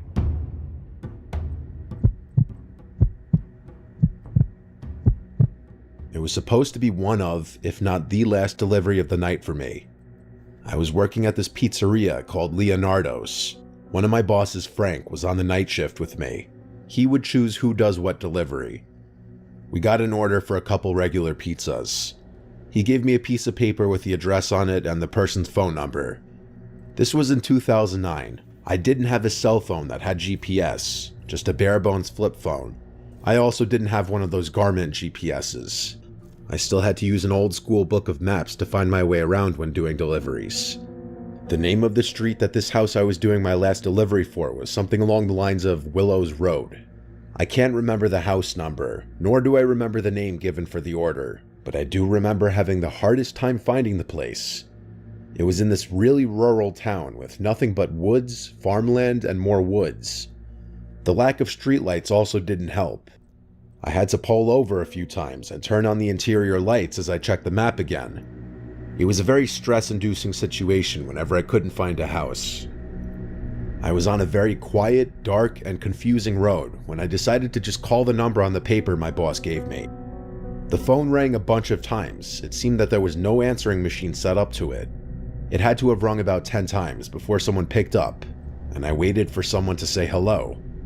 When no one did, I said it, and then a voice on the other end said it back. It was a low, deep, yet soft voice. I said, "This is the pizza guy. I'm just having a hard time finding your place." He explained that his driveway was easy to miss and looks like just a dirt trail. He talked in a very slow, monotone voice as he described the surroundings of his driveway to help me find it, and eventually I did. I turned my car onto this pretty narrow dirt path. It was definitely easy to miss. It took about 30 seconds of me driving slowly and carefully up it until I saw this small, one-story house come into view. There was a faint orange glow from inside the house that could be seen through one of the windows. I parked my car next to the only other vehicle in sight, this jalopy of a pickup truck. I grabbed the 2 pizzas from the passenger seat and walked to the front door of the house. I looked for a doorbell, couldn't find one, so I knocked on the door. I heard muffled music from inside the house. Then I heard footsteps approaching the door, stop, and then after maybe 10 seconds, the door cracked open, and I saw a quarter of someone's face. I literally could just see one of their eyes peeking out at me. I nervously said, "Hey, you ordered the pizza, right?" The guy said, "Oh yes, the pizza." I recognized the voice from the phone call from before. There was a weird pause. I didn't know what to say, except for, "Do you have the cash?" He said, "Yes, let me go get it." He walked away from the door, and I heard his footsteps move to another room. There was super old music from like the 1930s playing, making the setting just extra creepy and weird, if it weren't creepy enough already. Then the door started slowly inching open on its own, revealing more and more of this dimly lit room. Everything about the interior of this place seemed super old. There were metal sheets on the floor, presumably covering holes in the floor. The couch looked like it was from a different century. Hell, all of the furniture did. And the music was coming from a vintage-looking record player, one of those with the big horn-like thing at top. That's all I could see at first from just sneaking a nosy peek inside the place. But what really was off-putting was the smell. It smelled like death in there. I waited respectfully for the guy to come back with the money, from wherever he went. When enough time passed that I felt like it was getting weird, I knocked on the open door, took a peek inside, and said, "Sir?" The man's voice came from another room, saying, "Yes, would you mind coming into the kitchen, please?" My coworkers and bosses always advised against stepping into anyone's house if you didn't have to. That advice seemed especially relevant for this circumstance. I heard what the man said, but I still responded, "Can you repeat that?" He repeated, "Can you come to the kitchen, please?" I stepped inside, and I honestly felt like my feet were gonna crash through the floor. The place was so old that the floor actually caved in a bit as I stepped around. The house was very linear. I looked to the right and saw the entrance to the kitchen, where his voice was coming from. I looked to the left, and there was a narrow hallway which had a bunch of doors on the right side. At the end of the hallway, there was this guy with his back to me, slowly dancing in the creepiest way imaginable. The man was feeling himself. I don't mean he felt confident. I mean he was literally feeling his body as he moved in this really off-putting way. In any other circumstance, I would laugh, but I was downright disturbed of what kind of house I'd just walked into. I turned away and looked to the kitchen, still holding these 2 pizza boxes. I took a few steps toward the kitchen before I even noticed the person peering around the edge of the wall separating the kitchen from the living room. It was that man's face again, still only showing like a quarter of his face. Just one of his eyes creepily peering at me. The only thoughts I had in this moment were what the fuck and should I just leave? I repeated what I said at the front door moments ago, asking him again if he has the cash. The man didn't respond. He started to just giggle, or I don't even know what I'd call it, because the laugh was so deep in pitch, but it was so subtle and soft. Then he called out Randall in a startlingly loud voice, much louder and more commanding in tone than his previous soft-spoken monotone voice. I was at my limit of how much weirdness I could take. I turned around and started walking back to the front door, and as I took a look down the hallway as I was about to walk outside, I noticed that guy who was dancing seconds ago was now simply just standing there, looking back at me. I left through the front door and closed it behind me. I hurried back to the car, for some reason still holding the pizzas. I threw the pizza boxes in the passenger seat and got back in the car as quickly as possible. As I was backing my car up to clear the pickup truck next to it so that I could just do a 3-point turn, I did look back at the house, and the door was fully open again. My heart started beating even quicker at the thought that one of them was outside my car about to attempt to open one of the doors. Maybe they were, and I'll never know.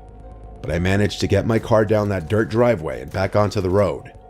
I had to return to the pizzeria. I called Frank to let him know what happened. He wasn't mad at me.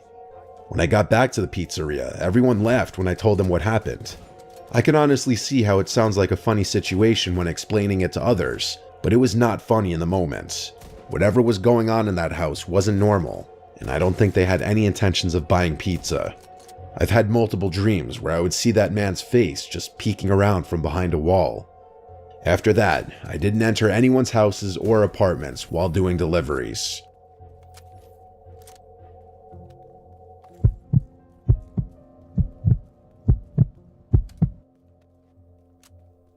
I'm currently 20 years old, although at the time of the story I was 19. I live in Newark, Delaware, a usually small and quiet town. That is, until college season rolls around in the fall and spring. Newark is home to the University of Delaware, which is a large and widely respected school in the US. It also has a reputation for being a big party school, so when the college kids arrive, things get a lot more lively. Anyway, I work as a bicycle delivery guy at Jimmy John's, a job I still work as of me telling the story. This event took place during a Tuesday or Wednesday night in the spring. It was either late April or early May, I can't remember exactly. It was my typical 7 p.m. to 2 a.m. shift. The Jimmy John's I work at is open until 2 on the weekdays and 3 on the weekends. This means we're one of the few places still open in town aside from the bars, so a lot of drunk college kids storm the place wanting to order. Needless to say, it gets pretty hectic. Deliveries would pop up like crazy too, which did get very annoying, but it meant a lot of tips, so I always put up with it. This was my last night working the shift, and just as 2 a.m. was about to roll around, one last delivery came in, and I was next in line to take it. This annoyed me as I just wanted to end my shift and go home to get some sleep. I sucked it up and took the delivery since I didn't have a choice. I knew the street by heart and knew where to go immediately. I should mention the reason we do bicycle deliveries is because the roads tend to be busy sometimes during college season, so using bicycles sometimes allows us to do deliveries faster. I rode my bike as fast as I could to the house in less than 10 minutes. I knocked on the door loudly, but there was no answer. I knocked again, louder this time. Still nothing. I became a little pissed when I remembered if someone didn't come out, I'd have to take the order back to the store, meaning this delivery would seriously be wasting my time. I called the number on the receipt, but no one answered. I was getting ready to call the store when I first heard it. Rustling sounds coming from some bushes directly across the street from me.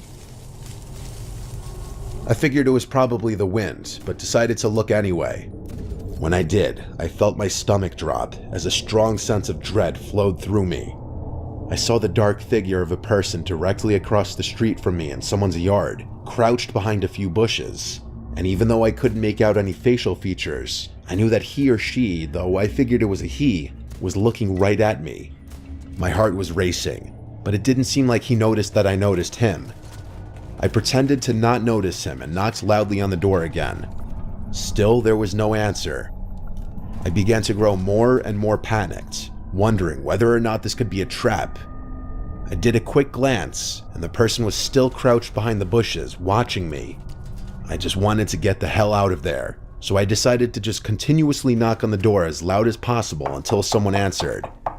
It felt like hours that I was knocking, but eventually someone stumbled out from one of the rooms and sluggishly answered the door sounding pissed. When I told him about the order, he told me that he didn't order, so that it was probably his roommate instead. To my misfortune, the person who actually ordered was upstairs in his room passed out drunk. How he could have passed out so quickly after he ordered is still beyond me. The guy went upstairs to try and get him. Not even a minute after he went upstairs, I suddenly heard more rustling and did a quick glance back. When I did, I noticed the man had moved a little closer, probably to get a better view of me. I could tell he was still watching me. My fear intensified. I almost wanted to come inside to get away from the man watching me, but I figured he'd steal my bike, meaning I couldn't do my job anymore. Plus, I didn't know if this person was armed and if he would actually try something if I went inside, which would put the two of them in harm's way. Luckily, he was only upstairs for a minute. He said his roommate's door was locked and that he wouldn't answer the door when he knocked. At this point, I really wanted to get out of there, so I told him he could sign for his roommate's order. He hesitated at first since there wasn't a tip charged to the order, but a tip was the last thing I was thinking about at this point. I insisted over and over, and eventually he signed for his roommate. I handed it to him and gave him a quick thank you. When he shut the door, I hurried to my bike and hopped on, ready to get the hell out of there. But just as I put the kickstand up, I heard the man suddenly lunge out from behind the bushes. I quickly turned to my left and saw that man was now dashing towards me. I was able to see he was wearing what looked like jeans, boots, and a black hoodie with the hood over his head, and what I think was some sort of mask on his face, as I could only see his eyes. And although I'm not 100% on this, it looked like he was holding a blade in one of his hands. I knew I had to act quick. I couldn't bang a U-turn because he'd probably catch me before I could get away. To make matters worse, all the surrounding streets led to dead ends. My only chance was to head to a bike trail that was nearby, even though it wasn't lit up and I didn't have a light on my bike. I knew it would be my only chance. I pedaled faster than I ever had before onto the pitch black trail and rode it, all while looking out for shadows and listening for footsteps. Luckily, the trail wasn't long and I knew it by heart. Still, I was extremely paranoid by this point, and I got startled whenever I heard any noise at all. I didn't see the man while I was on the trail, however, and I made it back to the store safely. I was hyperventilating like crazy as I tried to wrap my head around what the hell just happened. I didn't tell my boss or coworkers, nor did I call the police since I didn't get a good look at the man. I simply got my stuff, clocked out, and went to my car, putting my bike in the trunk, so thankful I decided to drive that night. I made it home safe without anyone following me, and that was that. I never saw the man again. I don't know what he wanted, whether he wanted to rob me or worse. I haven't worked another midnight shift since then, and now I carry nunchucks on me whenever I do any kind of night shift. Newark isn't known for being a dangerous town, so the fact that this happened here truly showed me that anything can happen anywhere, to anyone at any time, no matter how safe or dangerous the area may be.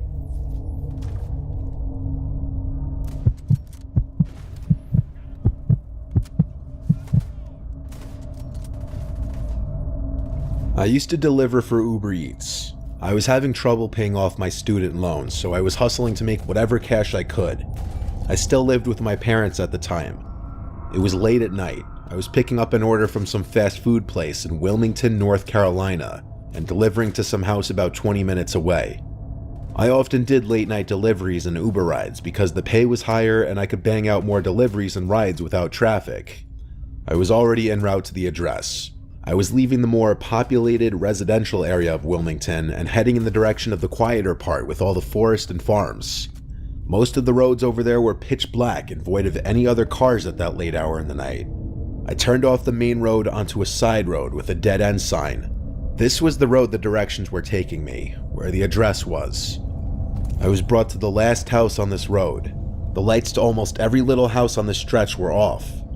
It was just pitch black. Even the house that I was supposed to be delivering the food to. I had to keep my car headlights on just to even see, and just so I wouldn't trip on anything, I also was using my flashlight on my phone to navigate my way to the porch of this house. I'm not lying when I say there was not a single light on. I even felt the overgrown grass rubbing on my shins as I walked to the front door. This didn't feel right. I pressed the doorbell button but didn't hear a ring, so I knocked. The customer had their delivery preference to be contact delivery, which means I'd have to actually physically hand it off to him or her. I messaged the customer that I'm at the front door and asked him if he could confirm the address. He read it right away and responded, "Give me a second." I replied, "Okay." He read it. I waited in the dark, looking at the windows of the house, waiting for a light inside to turn on. I was thinking there's no way this is the right house. I followed up again, asking him if he could type out his address. He started typing. It took a while before he sent a message saying, "I see you, you're at the right house." The next thing I realized was that there were no cars anywhere. This was making no sense. I asked the customer to confirm what kind of car he sees outside. He replied that he sees my light. Well, that pretty much confirmed that I was at the correct address, but it didn't make this any less sketchy. I started to just inch away from the door to the house just because I didn't want to be on top of it as they opened the door. But the door never opened, no matter how many times I messaged the customer on the Uber Eats app. I was starting to suspect this was some kind of scam to get free food. Then I heard a voice come from outside in the darkness surrounding me. It was a male's voice calling, "Over here." I started to wave my flashlight all over the place, trying to reveal whoever just said that. I said out loud, "I'm leaving the food on the front porch over here." I didn't know who I was talking to, nor could I see them. I was terrified I was about to be attacked, so I walked back to my car, not trying to draw attention by running. When I got to my car, I heard this distinct air leaking sound that I could immediately recognize to be the sound of air leaking from a slashed tire. I took a look and saw that both the tires on the left side of the car were slashed and leaking air. I could only assume in the moment that the two tires on the right side had also been slashed. I got into the car and locked the doors first thing. All 4 tires showed low tire pressure warnings on the dash. Panic started to set in. I was deciding on whether to call the police and wait in the car or making a run for it into the dark to a nearby house. I was about to pick the second option. I turned off the headlights on my car and was about to get out of the car but I noticed someone standing outside my window. I screamed my soul out, and then I realized that there were at least 4 people standing outside of my car, one at every window. They all had on masks covering their faces. I was surrounded. One of them yelled at me to get out of the car now. I didn't know if one of them had a gun or not, and I knew that if they did, by the time I turned on the car and attempt to drive away with 4 flats, I'd have been shot dead already. I yelled through the window asking if they're just looking to rob me, and one of them said if I gave them everything on me, they'd let me go. I agreed to do so and unlocked the door. The second I did, the guy outside my door opened it and forcefully pulled me out. At this point, I was beaten and kicked by at least 3 of the guys. They grabbed everything off of me, my smartwatch, my shoes, my wallet, my phone, and even some things out of my glove compartment in my car. I was left on the ground as however many men there actually were ran away into the darkness, and I was alone. I blacked out from here, and the next thing I remember is waking up probably half an hour later still laying on the grass next to my car. They'd stolen even my keys. I managed to get up and navigate myself to the nearest source of light I could find in the distance, which was a small house all the way up the street closer to the main road. I rang the bell a few times until someone answered through the closed door. I said I'd been injured and robbed and need to use a phone. Luckily, the woman was willing to help and allowed me to use a phone to call the police and then to call roadside assistance to have my car towed. Lastly, I called my dad. After police showed up, I was taken back to my car and they did a short investigation and took as much information as I could give them. After my car was towed away, my dad came to pick me up and bring me home. We left after my car was towed away. My phone's last location was down the street from the incident, and it hadn't been turned on since the night before, meaning they probably destroyed the phone. The next day, I gave even more information to some detectives regarding my Uber Eats account, and they rather quickly were able to trace the customer account back to a guy named Logan, who, long story short, allegedly lost his phone and wallet, and whoever found or stole them was the one to call the Uber Eats delivery with the intention of robbing me. Basically what I'm saying is whoever did this to me got away with it. The house that they set this up at was a vacant house for sale. My car tires were covered by insurance, but everything else I ate the loss. And this was a painful and expensive, but also valuable lesson to not be so naive ever again in a situation like that. I stopped deliveries for a few months. Then I went back to doing daytime deliveries.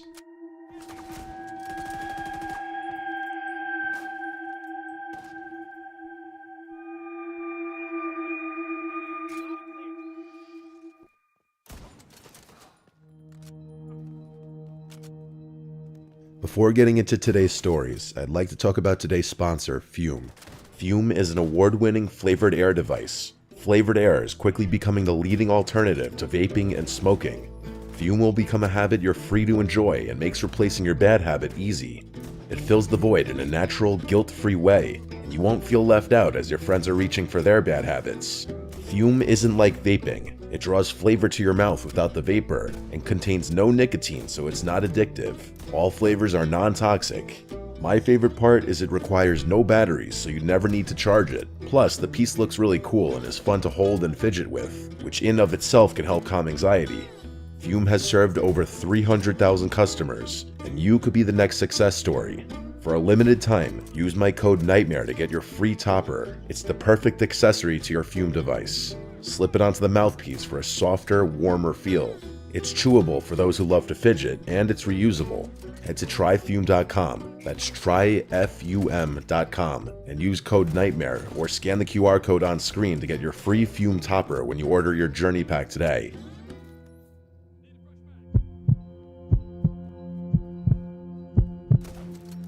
I wasn't very social in college. I didn't get good grades, I wasn't in a frat, I didn't have a girlfriend, and I wasn't very involved in anything. I wasn't a very happy kid. I'm not complaining though. I found a loyal girl who would never stop fighting for me in my late 30s. My life is good now. We live together with 2 cats named Blue and Raz, and I'm planning on proposing soon. Like I was saying though, I wasn't in a frat, so generic frat parties were kind of off the table for me. I still wanted to have fun though. I mean, who wouldn't? My friends Bryson and Ian were in the same boat. We spent most weekends killing time in Bryson's dorm. That being said, we took every chance we got when it came to parties. Most of the parties we were lucky enough to go to were off campus, meaning they weren't associated with any of the frats or the school itself. One time we actually drove over an hour just to go to a party. It's safe to say we were pretty desperate. One Friday afternoon, Ian texted the group chat saying the girl he was talking to knew of a party not that far away. Ian tended to attract the strangest girls. I'm sure you know the ones I'm talking about. Bryson joked that he didn't want to go to some death metal, emo anime party, which I kind of agreed with. Ian was pretty adamant though, and convinced us that this would be a normal party. It's not like we had anything better going on. Bryson convinced his brother Chris to be our designated driver. Chris didn't drink anyway, and said he'd be down for a party, so everything was looking good. As we were driving to the party, Ian started complaining about the girl he was talking to. He said she hadn't answered him in hours, which honestly wasn't too surprising considering the kind of guy Ian was. He was actually pretty torn, and said he was having second thoughts about even going, which seemed like an overreaction. We were already 30 minutes deep, so we weren't just gonna go turn around and go home. We told him to suck it up and not let it ruin the night. After a few more minutes, Ian said Callista's profile disappeared from his phone altogether. We broke it to him that he had been blocked and she probably decided to go to the party with someone else. He pouted for the rest of the drive. When we reached the party, we instantly knew we'd made the right choice. The house was massive, especially compared to the rest of the houses on the block. Ian didn't want to go in just yet, saying he needed a buzz to take his mind off the situation. Bryson and I didn't object to drinking, so we told Chris to park a little further down the street so we could pregame outside the car. We killed a few of the beers we had brought with us and watched as people entered the house in droves. It honestly looked like a pretty lit party. Once Ian was satisfied with his buzz, the four of us started making our way over to the house. As soon as we stepped inside, I could tell something was off. For starters, all the lights were on, like there was no ambient lighting throughout the entire house, just the bright overhead lights that you'd expect to be off at a college party. Most of the people there were very nicely dressed, not what you'd expect people to wear at a rowdy party. The scene looked more like a fancy dinner party than anything else, but maybe that's what it was. After all, we didn't really have any details about what we were walking into. We didn't look too out of place, but the clothing differences were definitely noticeable. The music was also bizarre. They weren't playing trap or hip-hop or any of the usual party music. Instead, they were playing some kind of ethereal, almost druggy music. I'm not really sure what genre it was or how to describe it, but none of the songs had any words, just instruments. I guess it wasn't bad per se, but it was odd. My friends and I looked at each other, trying to make sense of what was going on. We drilled Ian for details, but he said he was just as clueless as we were. The four of us walked around a little, exploring the house. There was alcohol everywhere, so we helped ourselves. A few minutes in, I started noticing people catching my eye and then immediately looking away. It was actually so apparent that I started wondering if there was something in my teeth. I figured I was just getting looks because of what I was wearing, which did make sense to me at the time. The four of us were honestly having a good time, despite the weird atmosphere. Actually, I take that back. Chris was pretty bored and said he was going to go smoke in his car. We figured it was because he didn't have a drop of alcohol in him. A few minutes after he left, a group of girls approached us. We definitely weren't super confident, so getting approached was a new thing. The three of them started flirting with us almost immediately, like it wasn't even subtle. They joked about an entrance fee, which I thought was funny until I saw that they were being serious. They were holding a bottle of tequila, which we definitely weren't going to turn down. Without much thought, and not wanting to appear uncool, we swigged the bottle. After that point, the six of us stuck together, drinking, talking, and occasionally dancing. It was going really well. At one point, I noticed a weird mark on Tina's neck. It was a short but solid green line that looked like it had been drawn on in Sharpie. The line was pretty thin, and I probably wouldn't have noticed it had I not been standing so close to her. I debated asking her about it, but decided against it to avoid potentially offending her. It might have been a birthmark or something like that. Once I had seen it though, I couldn't unsee it. It just looked so unnatural, and green of all colors. Who wears green makeup? It couldn't have been a makeup smear. I decided to let it go and continued flirting with her, wondering where things would end up. Eventually, I saw Bryson and the girl he was with begin to wander off upstairs, which I was happy about. Pretty soon afterwards, I noticed Ian and his girl also walking towards the stairs. I was nervous to ask Tina anything suggestive because I didn't want to mess anything up. Despite the alcohol, I could feel myself getting really anxious and sweaty, so I told Tina I was going to the bathroom and that I'd be right back. The only bathroom I could find was occupied, so I stood outside the door and waited. Eventually, the door opened and a really tall, older-looking guy wearing a white button-down and linen pants stepped out. I rushed into the bathroom and he bumped into me. I turned around and kind of expected him to apologize, but he just stood there, staring at me. It was the strangest thing. He just stood there with this blank look, sizing me up. I was about to say something when I noticed what was on his neck. The same green line I had seen on Tina. It was literally identical. Against my better judgment, I asked him what his problem was. He smirked and shook his head before saying, "Who invited you?" Not knowing how to answer that, I blurted out Callista, the girl that had stood up Ian. He chuckled and looked up, like he knew who I was talking about. He looked back at me, his smile completely gone now. In a low voice, he repeated her name before gesturing around the party. "Do you see Callista here?" I didn't know how to respond to that, so I just slammed the door in his face, wondering what the hell had just happened. I couldn't get over what he said or that green mark on his neck. Part of me regretted not asking him more questions about what the hell was going on. I left the bathroom, looking for him. I walked past more people that eyed me up like I didn't belong. I didn't care though. I was gonna find my friends and drag them out of here. While wandering around the party, I couldn't stop thinking about that green mark. I started looking closely at people's necks, trying to see if anyone else had a mark on their neck. And to my horror, I actually saw 2 more people with the green lines on their necks. They were all the same color, same length, same thickness, same everything. It was freaky. I kept looking for that guy, all the while analyzing people's necks. Most people weren't marked up, but I kept catching glimpses of green lines on various people's necks. I was starting to freak out, so I made my way to the stairs, looking for my friends. Thankfully, as I was walking up the stairs, Bryson and Ian were walking down. I urged the 2 of them to follow me, and I brought them to an empty hallway so we could talk. I briefly told them about my theory and said we had to leave immediately. They burst out laughing and told me I was just drunk. Bryson told me I was just jealous because they had hooked up and I didn't. I asked him where his girl had gone, and he told me she had instructed him to meet back upstairs in 20 minutes. Ian said his girl told him the same thing. There was no reasoning with these 2. They were riding the high of a hookup. I told them to follow me and that I'd prove that people had strange marks on their necks, but they weren't budging.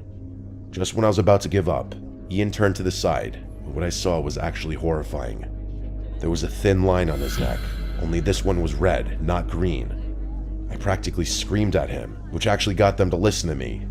I then inspected Bryson's neck, and there was a red mark on his too. Ian told me to relax and that it was probably just a makeup stain, but Bryson started to believe me. I told them we were leaving, and Bryson and I turned to find the door. Ian still wouldn't leave, saying he wanted to meet back up with the girl. Just then, a random guy walked past us, eyeing each of us up separately. He didn't say anything, but paused long enough for us to notice the green line on his neck. That was it. Bryson and I rushed for the door with Ian close behind. It felt like everyone there was staring at us as we left, but no one moved to stop us. We ran to Chris's car and told him to drive. As we were leaving, both Ian and Bryson's phones started blowing up.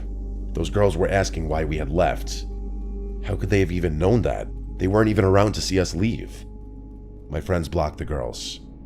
Everyone I tell this story to has their own crazy theory about what happened that night. I really don't know what to think about it, but I don't think I want to know what might have happened had that guy not tipped me off.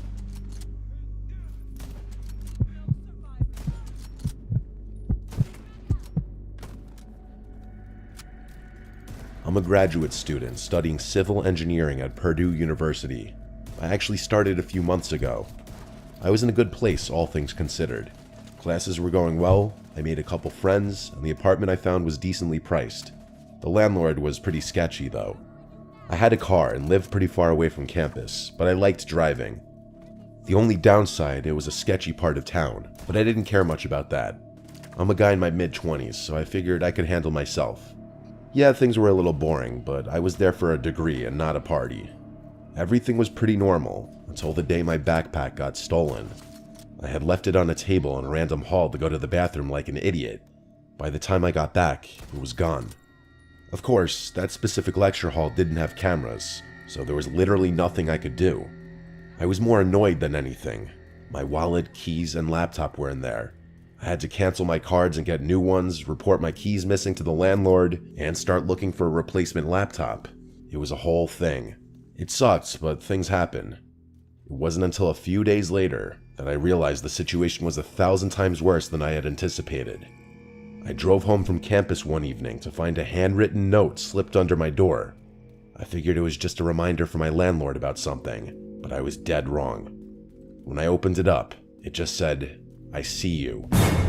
No name, no signature, just those 3 words. I instantly put 2 and 2 together. Whoever had stolen my backpack had gone through my laptop somehow and figured out where I lived. That was terrifying enough, but just then I had a thought that was so much worse.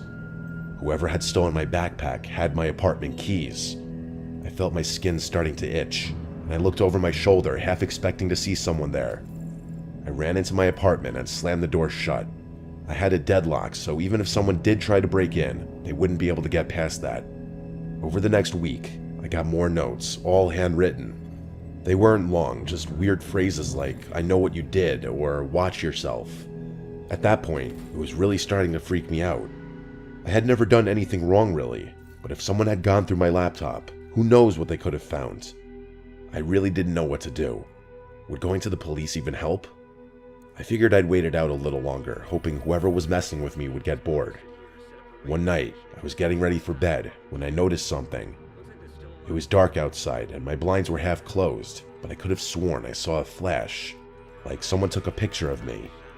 I quickly pulled the blinds down, but my heart was racing. There was no one there. Things didn't stop there. I started noticing small things around my apartment, things being moved. At first, I thought I was just being careless. My shoes would be in a different spot, or my coat would be draped over the chair instead of hung up. It was little things that I could explain away if I really tried. But then, one day, I came home to find my bedsheets stripped off and my room completely turned upside down. My dresser drawers were pulled out, my books scattered across the floor. It looked like someone had torn through the place. I called the cops, of course, but they didn't do much.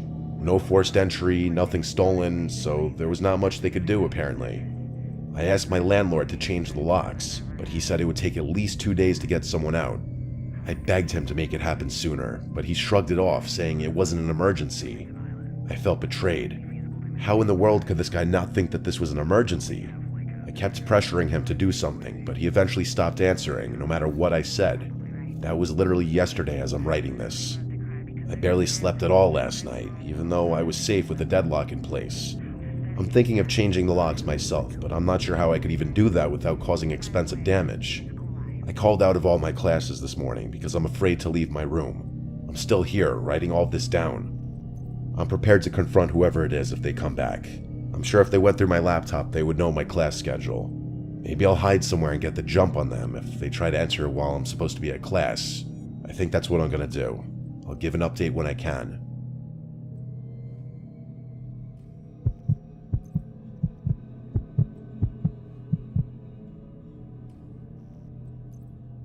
I've been having an ongoing issue that I can't keep to myself anymore. I had just broken up with my boyfriend of 2 years, Ben. It wasn't a bad breakup, but it wasn't great either. We'd been arguing for months, and it was obvious things weren't going to work out. So, when we finally ended things, I thought it was for the best. I blocked him on everything, and that was that. I go to Temple University, and I live in this small apartment near campus. It's on the second floor of an older building, which means I can hear pretty much everything going on outside. A few days after the breakup, I started hearing strange noises at night. Not like regular city sounds, these were different. Footsteps, quiet shuffling, like someone was just outside my window. At first, I figured it was just my mind playing tricks on me.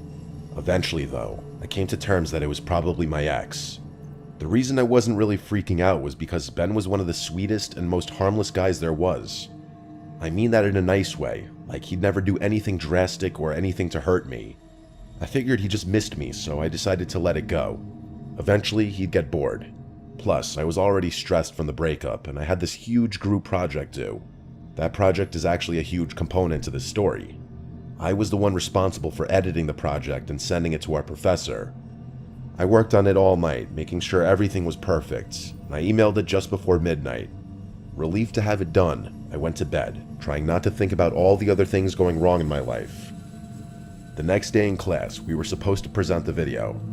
My professor plugged in his laptop and pulled up the file I'd sent. I was nervous, but I was also kind of proud of what we'd done. I had a lot of experience with Adobe products, and I knew our video was probably a cut above all the other groups.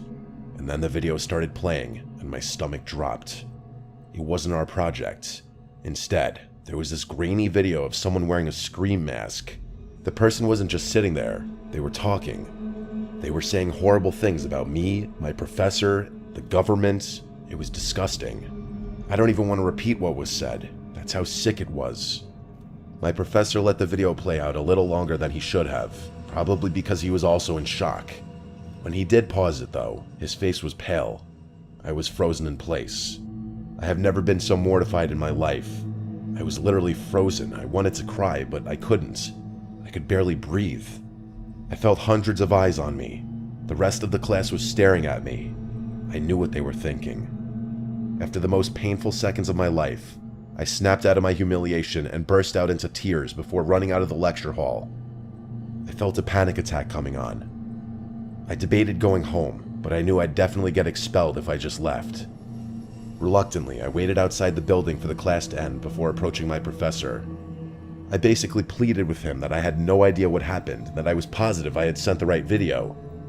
He decided to hear me out and confirmed that 2 videos had been sent. The first one was my project, and the more recent one was the one he played in class. Clearing things up with the university took a lot of time and hassle, but I was eventually able to do it. I won't bore you with the details. Nothing was going to erase the humiliation, though. It was also clear that my email had been hacked, which was a much bigger problem. I changed my password and thought I had just gotten super unlucky. That's when things got worse. Not 1 week later, I woke up to being logged out of Snapchat. That only happens when someone else logs in, which meant I had gotten hacked there too. I don't even want to think about what they found. There was a lot of stuff on my Snapchat I don't feel comfortable talking about. I called the police, told them everything, and to my surprise, Ben agreed to let them question him. The police were able to confirm that Ben wasn't behind any of it. He did, however, admit that he posted my private information on some online forum right after we broke up. He swore he never posted any of my passwords, but my passwords were easy to guess, and like an idiot, I used the same password for everything. The police told me that there wasn't much they could do. Ben wasn't responsible for the hacking. That's when the full gravity of the situation hit me. Someone else had basically all of my private information. They could probably blackmail me. I changed my passwords immediately, but it might have been too late by then. A few weeks went by and nothing happened. My best guess is that whoever was tormenting me realized I had gotten the police involved and didn't want to risk being caught. I thought that was the end of it. Of course, it wasn't. One day, some random person added me on Snapchat, which wasn't too unusual. When I added them back, though, they started sending me pictures of me. I'm sure you can guess the types of things they were sending. I blocked them before they could threaten me, which I'm sure they were about to do. I burst into tears. I've never felt more helpless in my life. For about a week, random profiles would add me on Snapchat. I knew it was the same person, and I never accepted their ads out of fear that they would blackmail me or ask for money. This has been ongoing for about a week now, and I don't know what to do. There's literally no evidence or any way I can track this person. The police don't have enough information to get involved, and it's not like they could do anything anyway. The worst part is they literally know my address and whatever else about my personal life. If I keep ignoring their Snapchat ads, they might do something drastic. They've already lurked outside my apartment. I wouldn't put it past them to go further. I'm praying that they get bored and just quit. For any young ladies listening, be careful about what kind of pictures are on your phone. I don't know if this will ever end.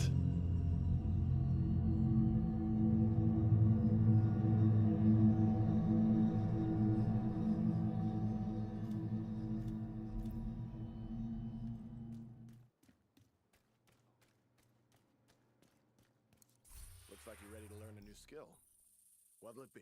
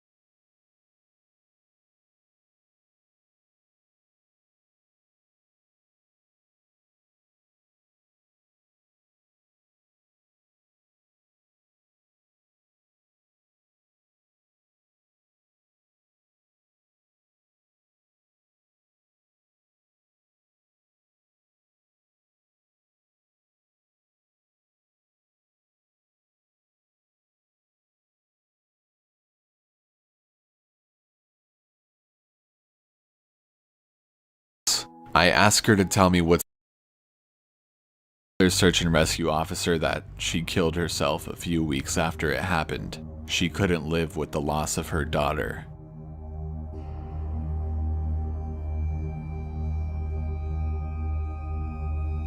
I was teamed up with another search and rescue officer because we'd received multiple reports of bears in the area. We were looking for a guy who hadn't come home from a climbing trip when he was supposed to, and we ended up having to do some serious climbing to get to where we figured he'd be. We found him trapped in a small crevice with a broken leg. It was not pleasant. He'd been there for almost 2 days, and his leg was very obviously infected. We were able to get him into a chopper, and I heard from one of the EMTs that the guy was absolutely inconsolable. He kept talking about how he'd been doing fine, and when he'd gotten to the top, a man had been there. He said the guy had no climbing equipment, and he was wearing a parka and ski pants. He walked up to the guy, and when the guy turned around, he said he had no face. It was just blank. He freaked out and ended up trying to get off the mountain too fast, which is why he'd fallen. He said he could hear the guy all night climbing down the mountain and letting out the most horrible muffled screams. That story bothered the hell out of me. I'm glad I wasn't there to hear it.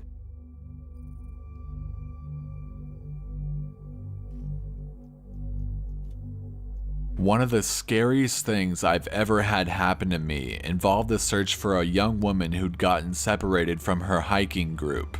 We were out until late at night because the dogs had picked up her scent.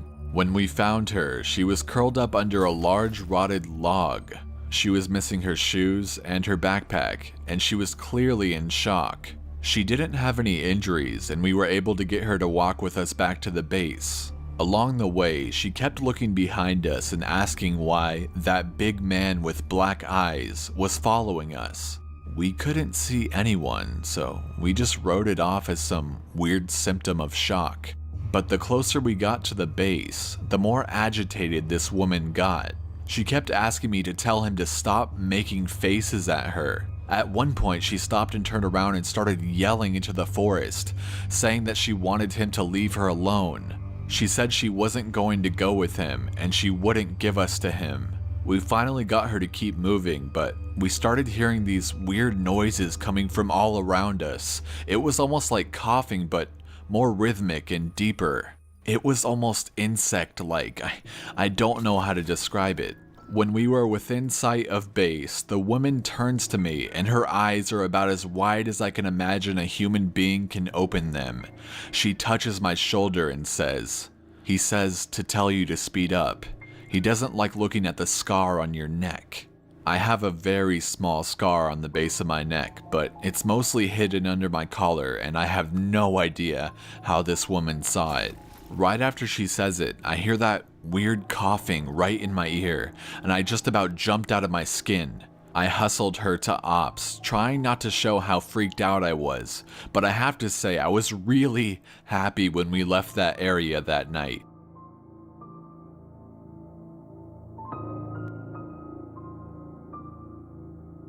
Alright, this is the last one I'll tell for now, and it's probably the weirdest story I have. Now, I don't know if this is true in every search and rescue unit, but in mine, it's sort of an unspoken regular thing we run into. You can try asking about it with other search and rescue officers, but even if they know what you're talking about, they probably won't say anything about it. We've been told not to talk about it by our superiors, and at this point, we've all gotten so used to it that it doesn't even seem weird anymore. On just about every case where we're really far into the wilderness, I'm talking 30 or 40 miles, at some point, we'll find a staircase in the middle of the woods. It's almost like if you took the stairs in your house, cut them out, and put them in the forest. I asked about it the first time I saw some, and the other officer just told me not to worry about it and that it was normal. Everyone I asked said the same thing. I wanted to go check them out, but I was told very seriously that I should never go near any of them. I just sort of ignore them now when I run into them because it happens so frequently. I have a lot more stories, and I suppose if anyone's interested, I'll tell some of them tomorrow. If anyone has any theories about the stairs, or if you've seen them too, let me know.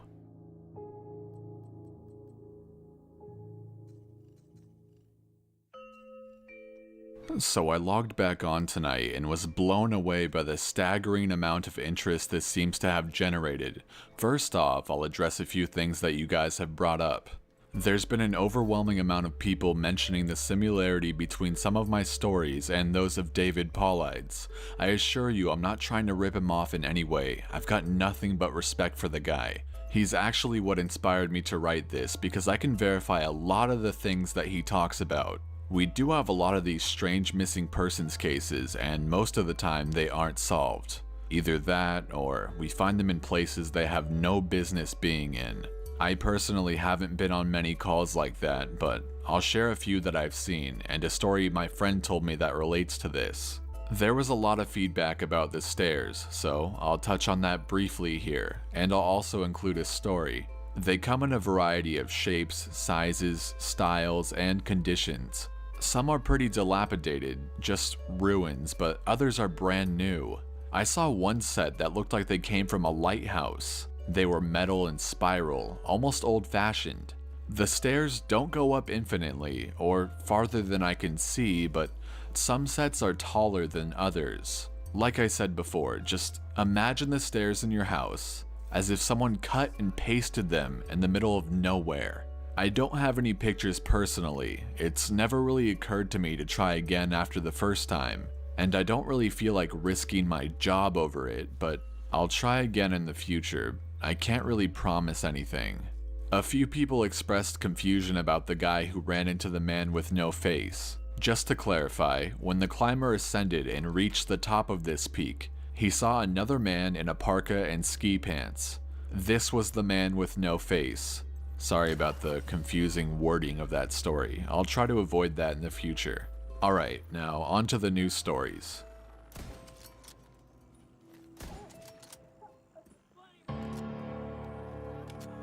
As far as missing persons go, I'd say about half the calls I get are related to that. The others are rescue calls, people who fall down cliffs and hurt themselves, get injured by fire.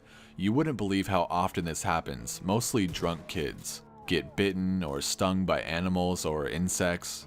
We're a tight team and we have veterans who are excellent at finding signs of lost people. That's what makes these cases where we never find any trace of them so frustrating. One in particular was upsetting for all of us because we did find a trace of them, but it just led to more questions than answers. An older man had been hiking alone on a well-established trail, but his wife called to say that he hadn't come home when he should have. Apparently, he had a history of seizures, and she was worried that he hadn't taken his medication and had suffered one out on the trail. Before you ask, I have no idea why he thought it was okay to go out alone, or why she didn't go with him. I don't ask about that kind of thing because past a certain point, it really doesn't matter. Someone is missing and it's my job to find them. We went out in our standard search formation, and it wasn't long before one of our vets found signs that the guy had gone off the trail. We grouped up and followed him, spreading out in a fan to make sure we were covering as much ground as possible. Suddenly, a call comes over the radio telling us to all head back to the vet's location and we have to come right away, because this usually means the missing person is injured and we need a full team to help get them to safety. We meet back up and the vet is just standing at the base of the tree with his hands on the side of his head. I ask my buddy what's going on and he points up into the branches of the tree. I almost couldn't believe what I was seeing, but there's a walking stick dangling from a branch at least 30 feet off the ground. The little strap thing on the handle has been looped around the branch and it's just hanging there. There's no way the guy could have tossed it up that far, and we don't see any signs that he's still in the area. We call up into the tree, but it's obvious no one's in it. We're all just sort of left scratching our heads. We keep searching for the guy, but we never find him. We even bring our canines out, but they lose his scent long before the tree. Eventually, the search is called off because there are other calls we have to attend to, and past a certain point, there's not much we can do. The guy's wife called us every day for months, asking if we'd found her husband, and it was heartbreaking to hear her get more and more hopeless each time. I'm not sure why this call in particular was so upsetting, but I think it was just the sheer improbability of it. That, and the questions that were raised. How the hell did this guy's cane end up there? Did someone kill him and toss that up there as some weird trophy? We did our best to find him, but it was almost like a taunt. We still talk about that one from time to time. Stockpile is too good a target to pass up. Get in there and do some damage. Missing kids are the most heartbreaking. Doesn't matter what the circumstances they go missing under, it's never easy, and we always dread the ones that we find deceased. It's not common, but it does happen. David Paulides talks a lot about kids search and rescue teams find in places that they shouldn't be, or couldn't be. I can honestly say I've heard about this kind of thing happening more than I've seen it, but I'll share one of the ones that I think about a lot that I witnessed personally. A mother and her 3 kids were out for a picnic in an area of the park that has a small lake. One is 6, one is 5, and the other is about 3. She's watching them all really closely, and according to her, she never lets them out of her sight at any time. She never saw anyone else in the area either, which is important. She packs their stuff up and they start to head back to the parking area. Now, this lake is only about 2 miles into the woods, and it's on a very clearly established trail. It's almost impossible to get lost from the parking area to it, unless you're deliberately going off the path like an imbecile. Her kids are walking in front of her when she hears what sounds like someone coming up the path behind her. She turns around, and in the 4 or so seconds she's not looking, her 5-year-old son vanishes. She figures he's stepped off the trail to go pee or something, and she asks her 2 other kids where he went. They both tell her that a big man with a scary face came out of the woods next to them, took the kid's hand, and led him into the woods. The 2 remaining kids don't seem upset. In fact, she says later that it seems like they've been drugged. They're sort of spacey and fuzzy. So of course, she freaks out, starts frantically looking around the area for her kid. She's screaming his name, and she says at one point she thinks she heard him answer her. Now, obviously she can't go blindly running into the woods. She's got the other 2 kids, so she calls the police and sends us out immediately. We respond and we start the search for him. Over the course of this search, which spans miles, we never find a single trace of the kid. The canines can't pick up any scent. We don't find any clothing or broken bushes or literally anything that would signify a child being out there. Of course, there's suspicion about the mother for a while, but it's pretty clear that she's completely destroyed by the whole thing. We look for this kid for weeks with a lot of volunteer help, but eventually the search peters out and we had to move on. The volunteers keep searching though, and one day we get a call on the radio letting us know that a body has been found and needs to be recovered. They tell us the location, and none of us can believe it. We figure it has to be a different kid.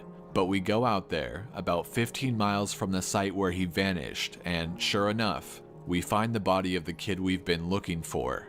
I have been trying to figure out how this kid got where he did ever since we found him, and I've never come up with an answer. A volunteer just happened to be in the area because he figured he might as well look in places no one else would think to on the off chance the body had been dumped.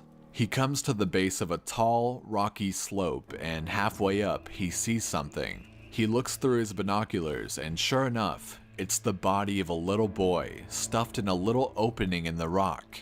He recognizes the color of the kid's shirt, so he knows right away that it's the missing boy. That's when he calls it in, and we're dispatched. It took us almost an hour to get his body down, and none of us could believe what we were seeing.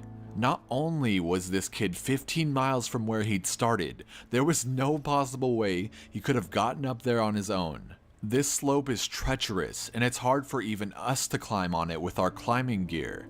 A 5-year-old boy had no way of getting up there, of that I'm certain. Not only that, but the kid doesn't have a scratch on him.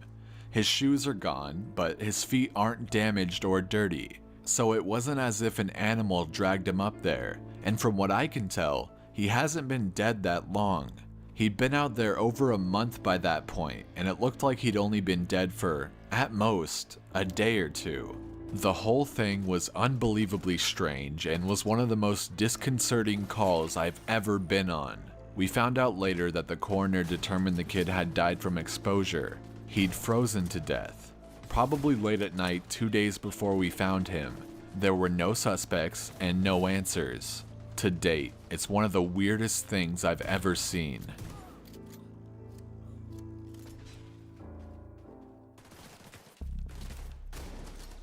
One of my first jobs as a trainee was a search op for a 4-year-old kid that had gotten separated from his mom. This was one of those cases where we knew we were going to find him because the dogs were on a strong scent trail and we saw clear signs that he was in the area. We ended up finding him in a berry patch about half a mile from where he'd been last seen. The kid wasn't even aware that he'd wandered off that far. One of the vets brought him back, which I was glad for because I'm not really good with kids, and I find it hard to talk to them and keep them company. As my trainer and I are headed back, she decides to take me on a detour to show me one of the hot spots where we tend to find missing people. It's a natural dip in the land near a popular trail, and people will usually move downhill because it's easier. We hike out there, it's a few miles away, and we get there in about an hour or so. As we're walking around the area, and she's pointing out places she's found people in the past, I see something in the distance. Now, this area we're in is about 8 miles from the main parking area, though there's back roads you can take to get closer if you don't want to hike that far. But we're on state-protected land, which means there can't be any kind of commercial or residential development out here. The most you'll ever see is a fire tower or makeshift shelter that homeless people think they can get away with building. But I can see from here that whatever this thing is has straight edges, and if there's one thing you learn quickly, it's that nature rarely makes straight lines. I point it out, but she doesn't say anything. She just hangs back and lets me wander over and check it out. I get within about 20 feet of it, and all the hair on the back of my neck stands up. It's a staircase in the middle of the fucking woods.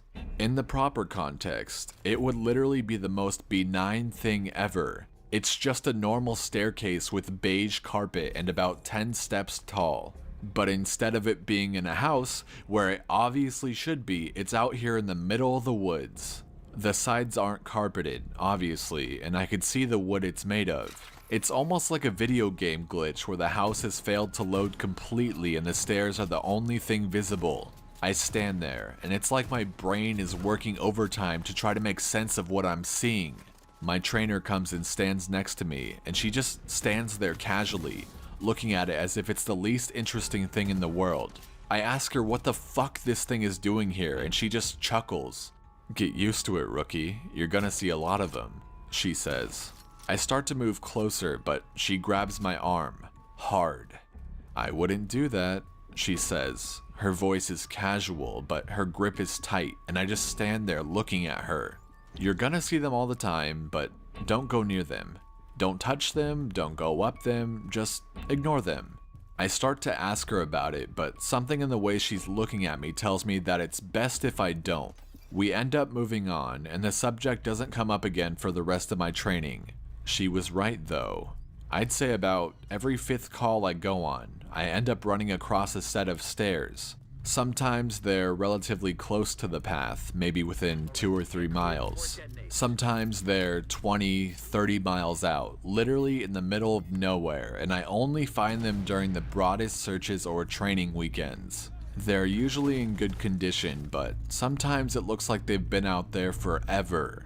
All different kinds, all different sizes. The biggest I ever saw looked like they came out of a turn-of-the-century mansion and were at least 10 feet wide, with steps leading up at least 15 or 20 feet. I've tried talking about it with people, but they just give me the same response my trainer did. "It's normal. Don't worry about it. They're not a big deal, but don't go close to them or up them."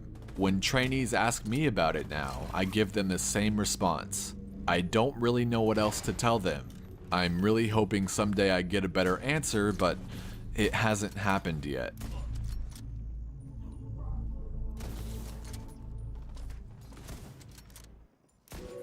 This is another one that was less spooky and more sad.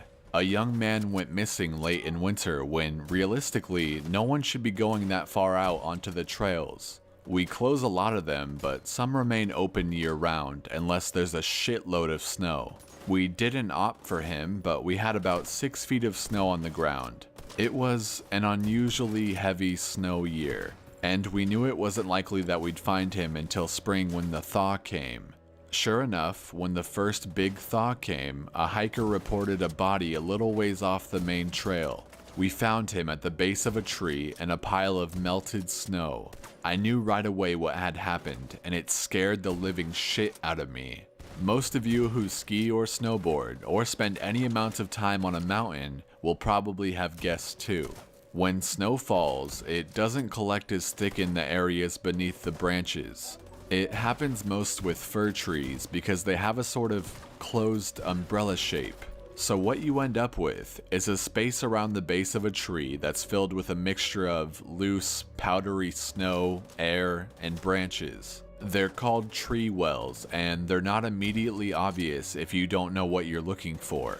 We put up signs in the Welcome Center, big ones, letting people know how dangerous they are. But every year that we get an unusual amount of snow, at least one person doesn't read them or doesn't take the warning seriously, and we find out about it in the spring. My best guess is that this young man was hiking and got tired, or maybe a cramp from walking in the deep snow. He went to go sit at the base of a tree, not knowing that there was a tree well, and fell in. He got stuck with his feet up, and the surrounding snow caved in around him. Unable to free himself, he suffocated. It's called snow immersion suffocation, and it doesn't usually happen except in really deep snow. But if you get stuck in a weird position, like this guy did, even 6 feet of snow can be lethal. What scared me the most was imagining how he must have struggled. Upside down, in the freezing cold, he didn't die quickly. The snow would have formed a dense, heavy pile on top of him, and it would have been literally impossible to get out. As it got harder to breathe, he would have known what was happening. I can't even imagine what he was thinking in his last moments.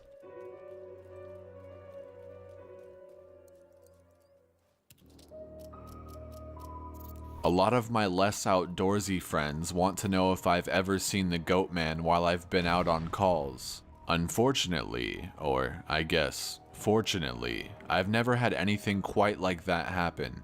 I guess the closest was the whole black-eyed man thing, but I didn't see anything. However, there was one call where I had something kind of similar happen, but I'm not sure I'm willing to chalk it up to the Goat Man. We'd gotten a report that an older woman had fainted along one of the trails and needed assistance getting back down to the main area. We hike up to where she's at, and her husband is just beside himself. He runs, well, I guess more jogs to us, and tells us that he was a little ways off the trail looking at something when his wife starts screaming behind him. He runs back to her, and she's passed out on the trail. We get her on the backboard, and as we're getting her down to the Welcome Center, she comes to and starts screaming again. I calm her down and ask what happened. I can't remember verbatim what she said, but essentially, what happened was, she had been waiting for her husband when she started hearing this really weird sound. She said it sounded sort of like a cat, but it was off somehow, and she couldn't quite figure out why. She went a little ahead to try and hear it better, and it sounded like it was coming closer. She said the closer it got, the more uneasy she was, until she finally figured out what was wrong. I do remember this next part, because it was so weird that I don't think I could ever forget it if I tried. It wasn't a cat. It was a man saying the word meow over and over, but it wasn't a man. It couldn't have been, because I've never heard a man make his voice buzz like that. I thought my hearing aid was going out, but it wasn't. I adjusted it and it still sounded all buzzy. It was awful. He was coming closer, but I couldn't see him. And the closer he got, the more scared I was. And the last thing I remember was a shape coming out of the trees. I guess that's when I fainted. Now, after she said this, obviously I'm a little perplexed as to why a guy would be out in the fucking woods chanting meow at people. So once we get down the mountain, I tell my superior that I'm going to go search the area to see if I can find anything. He gives me the go-ahead and I grab a radio and hike back to where she fainted. I don't see anyone, so I keep going out about a mile more, and when I head back I go off the trail to see if I can figure out where she saw him coming from. It's almost sunset by this point, and I don't have any desire to be out at night alone, so I just sort of write it off and make a mental note to check it out again tomorrow.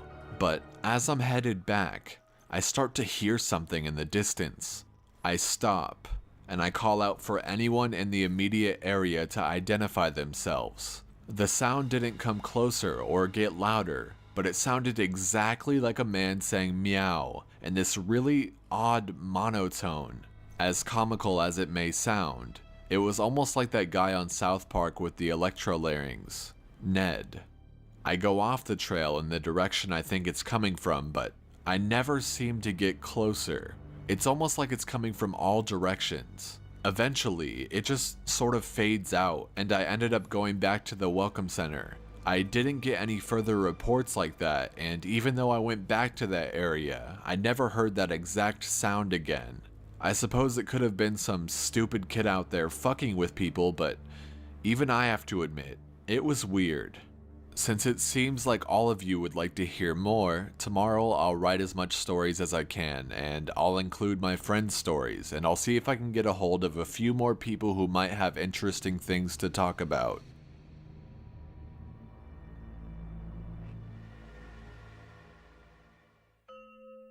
Well, once again, you guys have blown me away with your staggering amounts of responses to my stories. There's no way I can respond to each of you individually, so I'm just going to address some common things again, and then I'll move on to the stories. I'm going to write as much as I can think of in addition to my friends' stories, and I will probably not update again until I get a chance to answer some questions that I have myself for my superiors. Alright, so the common questions I found you all had. No, I'm not comfortable talking about where exactly I work, unfortunately. In all reality, some of the things I've mentioned here could get me in a lot of trouble or fired, so it's best if I don't discuss too much. I will say that I'm in the United States, and in an area that is comprised of a great deal of wilderness. We're talking hundreds of miles of thick forest with a mountain range and a few lakes. There is still a great amount of interest in the stairs, and luckily for you guys, my friend has a story that I think you'll all be very interested in. I'll go into that more at the end of this update. As for whether or not I've ever thought of asking my superiors about them, I have, but again, I don't want to risk my job. However, one of my former superiors no longer works as a search and rescue officer, and it's possible that he may be willing to talk to me about it. I'll be speaking to him later in the week, and I will let you all know what comes of that. As far as advice on becoming a search and rescue officer goes, I think the best advice I can give you is to contact your local Forest Service office and see if they offer any training courses or what the qualifications are. I've been doing this for years, and I started out as a volunteer helping on search and rescue operations. It's a great job despite the occasional tragic situations, and I wouldn't want to do anything else. Alright, let's move on to the stories now.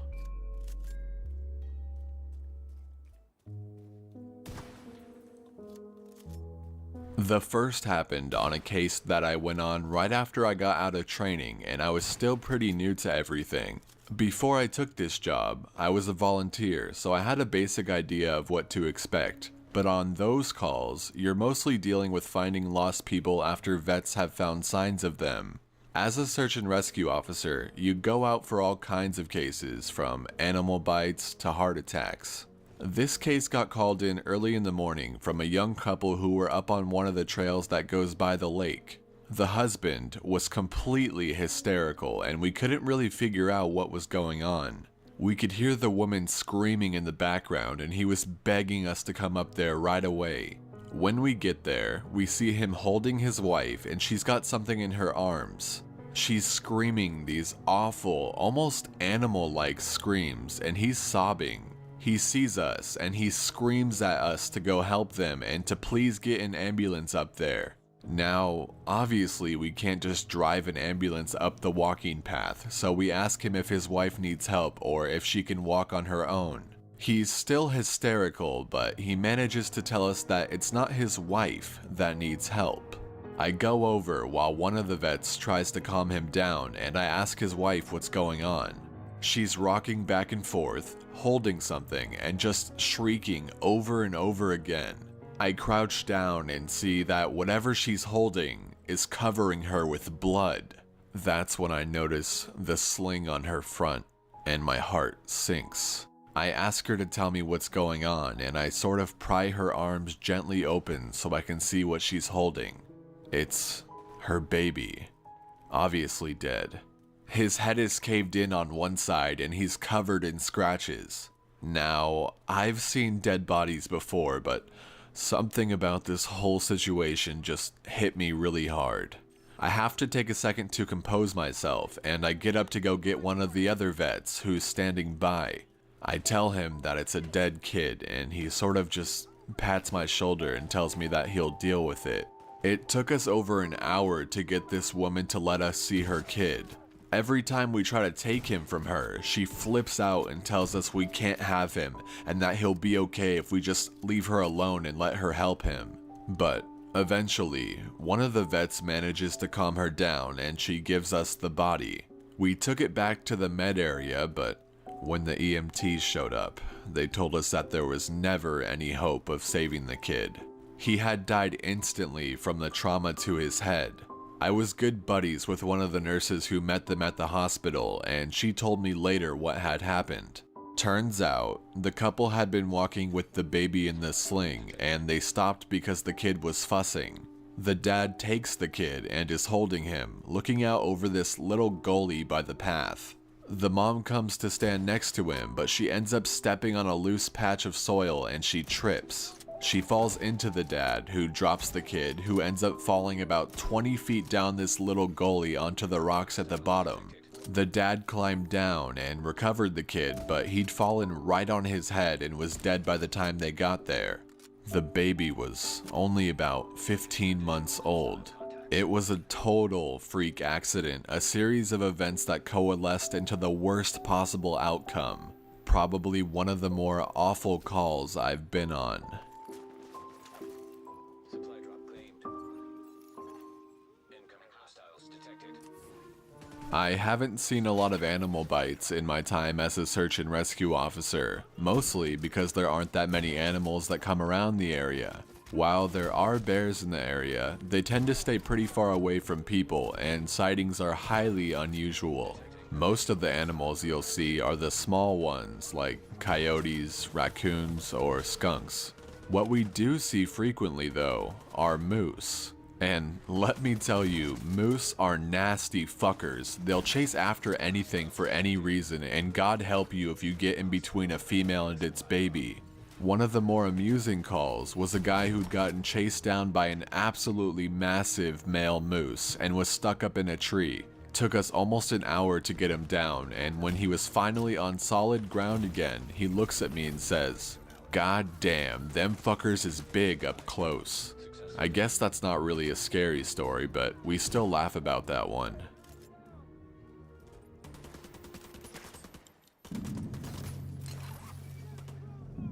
I honestly don't know how I had forgotten this story, but it is, by far, the scariest thing that's happened to me.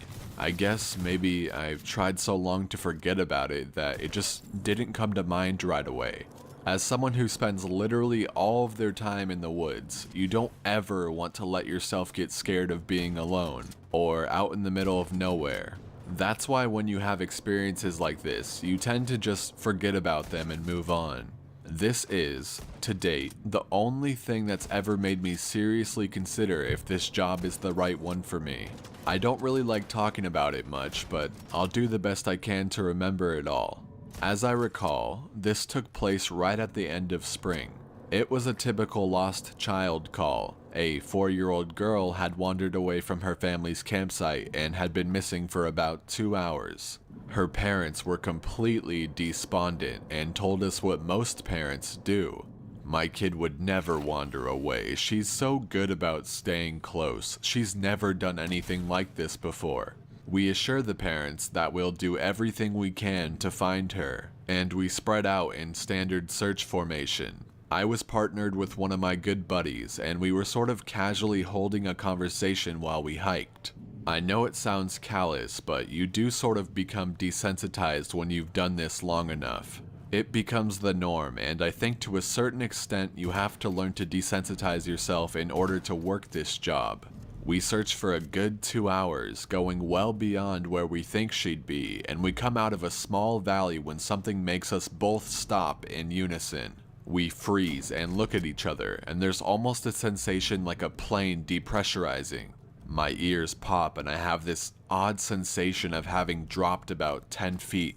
I start to ask my buddy if he felt that, but before I can, we hear the loudest sound I've ever heard in my life. It's almost like a freight train passing directly by us, but it's coming from every direction at once, including above and below us. He screams something at me, but I can't hear him over this deafening roar. Understandably freaked out, we look all around us trying to find the source of the sound, but neither of us sees anything. Of course, my first thought is a landslide, but we're not near any cliffs, and even if we were, it would have hit us by now. The sound goes on, and we're trying to yell to each other, but even standing close together, we can't hear anything but this sound. Then, as suddenly as it started, it stops, like someone flipped a switch and cut it off. We stand there for a second, perfectly still, and slowly, normal sounds of the woods come back. He asks me what the fuck just happened, but I just kind of shrug, and we stand there looking at each other for a minute. I get on the radio and ask if anyone had just heard the end of the fucking world, but no one else hears it, even though we're all within shouting distance of each other. My buddy and I just sort of shrug it off and keep going. About an hour later, we all check up on the radios, and no one has found the little girl. Most of the time, we won't search when it gets dark, but because we don't have any kind of lead on her, a few of us decide to keep going, including me and my buddy. We keep close together and we're calling out for her every couple of minutes. At this point, I'm hoping beyond hope that we find her, because while I may not like kids, the idea of them being out all alone in the dark is awful. The woods can be intimidating to kids in the daylight. At night, well, it's a whole different beast. But we're not seeing any signs of her or getting any responses, and around midnight, we decide to turn around and head back to the rendezvous point. We're about halfway back when my buddy stops and shines his light to the right of us, into a really thick deadfall, or a group of dead trees. I ask him if he's heard a response, but he just tells me to be quiet for a second and listen. I do, and in the distance, I can hear what sounds like a kid crying. We both call the girl's name and listen for any kind of response, but it's just really, really faint crying. We head in the direction of this deadfall and go around it, calling her name over and over. As we get closer to the crying, I start getting this weird feeling in my gut, and I tell my buddy that something isn't right. He tells me that he feels the same way, but we can't figure out what it is. We stop where we are and call the girl's name again, and at the same time, we both figure it out. The crying is on a loop. It's the same little hitching sob, then wail, then quiet hiccup, repeated over and over. It's exactly the same every time, and without saying another word, we both take off running. It's the only time I've ever lost my composure like that, but something about it was just so incredibly wrong, and neither of us wanted to stay out there anymore. When we get back to the rendezvous, we ask if anyone else has heard anything strange, but no one else knew what we were talking about. I know it sounds sort of anticlimactic, but that call fucked me up for a long time. As for the little girl, we never found a trace of her. We keep an eye out for her and all the other people who we've never found, but frankly, I doubt we'll ever find anything.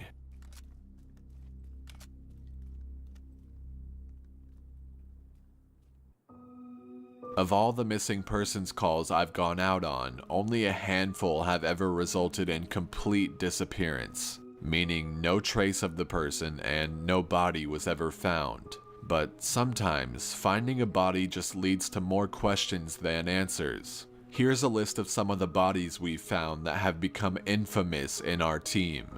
A teenage boy whose remains were recovered almost a year after he vanished. We found the top of his skull, 2 finger bones, and his camera almost 40 miles from where he was last seen. The camera, sadly, was destroyed. The pelvis of an older man who had vanished a month earlier, that was all we found. The lower jaw and right foot of a 2-year-old boy on the highest peak of a ridge in the southern part of the park. The body of a 10-year-old girl with Down syndrome almost 20 miles from where she'd vanished. She had died of exposure 3 weeks after going missing, and all of her clothes were intact except for her shoes and jacket. There were berries and cooked meat in her stomach when they did the autopsy. The coroner said it appeared as if someone had been taking care of her. There were no suspects ever identified.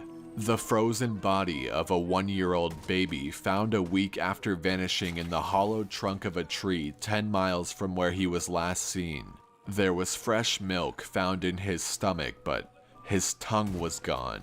A single vertebrae and right kneecap of a 3-year-old girl found in the snow almost 20 miles from the campground her family had been at the previous summer. Now, on to a couple of the stories that my friend told me.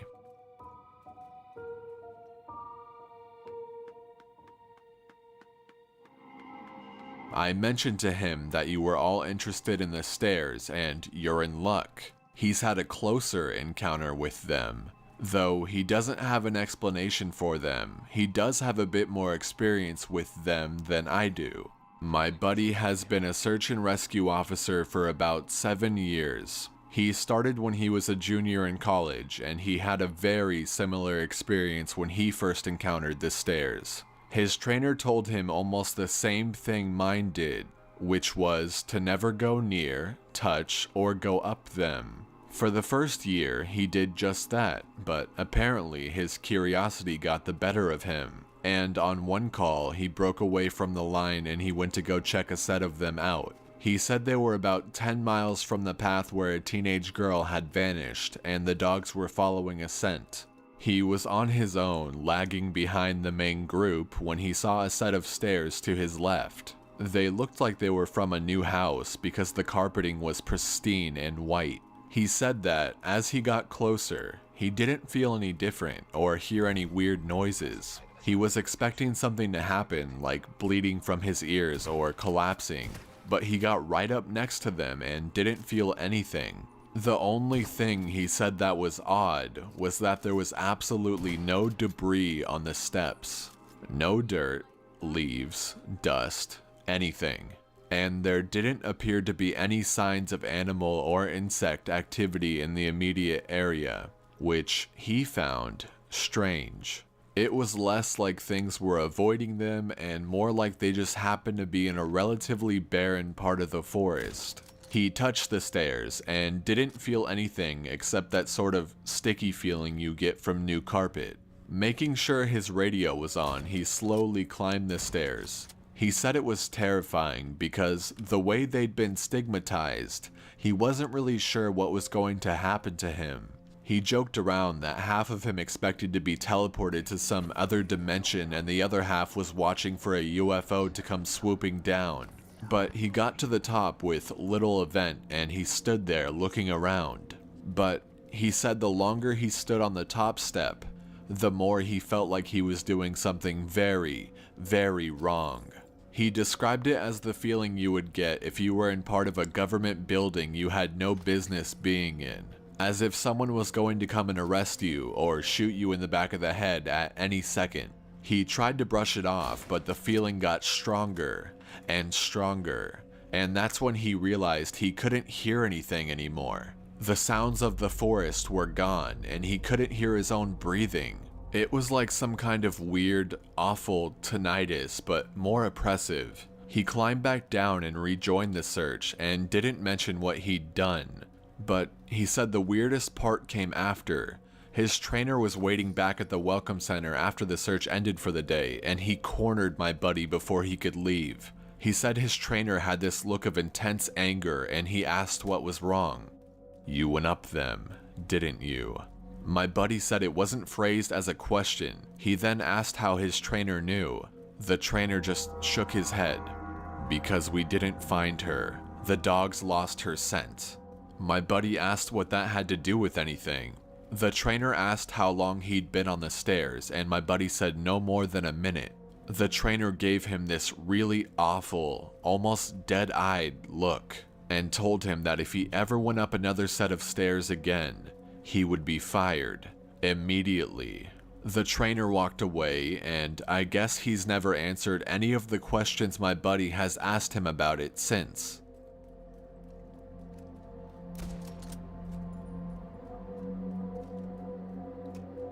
My buddy has been involved in a lot of missing persons cases where there's never been a trace of them found. I mentioned David Paulides, and my buddy said he can confirm that those stories are, for the most part, accurate. He said that most of the time, if the person isn't found right away, they're either never found or they're found weeks, months, or years later, and in places they can't possibly have gotten to. One story he told me really stood out that involved a 5-year-old boy with a severe mental disability. The little boy vanished from a picnic area in the late fall. In addition to the mental disability, he was also physically handicapped, and his parents explained over and over that he simply could not have vanished. It was impossible. Someone had to have taken him. My buddy said they searched for this kid for weeks, going miles out of the accepted range, but it was like he'd never been there. The dogs couldn't pick up his scent anywhere, not even in the picnic area where he'd apparently vanished from. Suspicion fell on the parents, but it was pretty clear that they were devastated and hadn't done anything sinister to their kid. The search was concluded about a month later, and my buddy said everyone had pretty much forgotten about it by later in the winter. He was out on a training op in the snow on one of the higher peaks when he came across something in the snow. He said he saw it from far away at first, and when he got closer, he realized it was a shirt, frozen and sticking part way out of the powder. He recognized it as belonging to the kid because it had a distinctive pattern. About 20 yards away, he found the kid's body, laying partially buried in the snow. My buddy said there was no way the kid had been dead for any more than a few days, even though he'd been missing for almost 3 months. The kid was curled around something, and when my buddy brushed off the snow to see what it was, he said he almost couldn't believe what he was seeing. It was a big chunk of ice that had been carved crudely to look sort of like a person. The kid was holding it so tight that it had frostbitten his chest and hands, which my buddy could tell even with the decay that had taken place. He radioed the rest of the crew and they took the body off the mountain. Now, he recapped all of this for me, and to put it simply, there was no way this kid could have survived for almost 3 months on his own or have gotten to this peak. There was no physical way this child could have walked almost 50 miles and ended up on the top of a goddamn mountain. To top it off, there was nothing in the kid's stomach or colon. Nothing. Not even water. It was like my buddy said. The kid had been taken off the face of the earth, put in suspended animation, and dropped on this mountain months later, only to die of exposure. He's never really gotten over that one.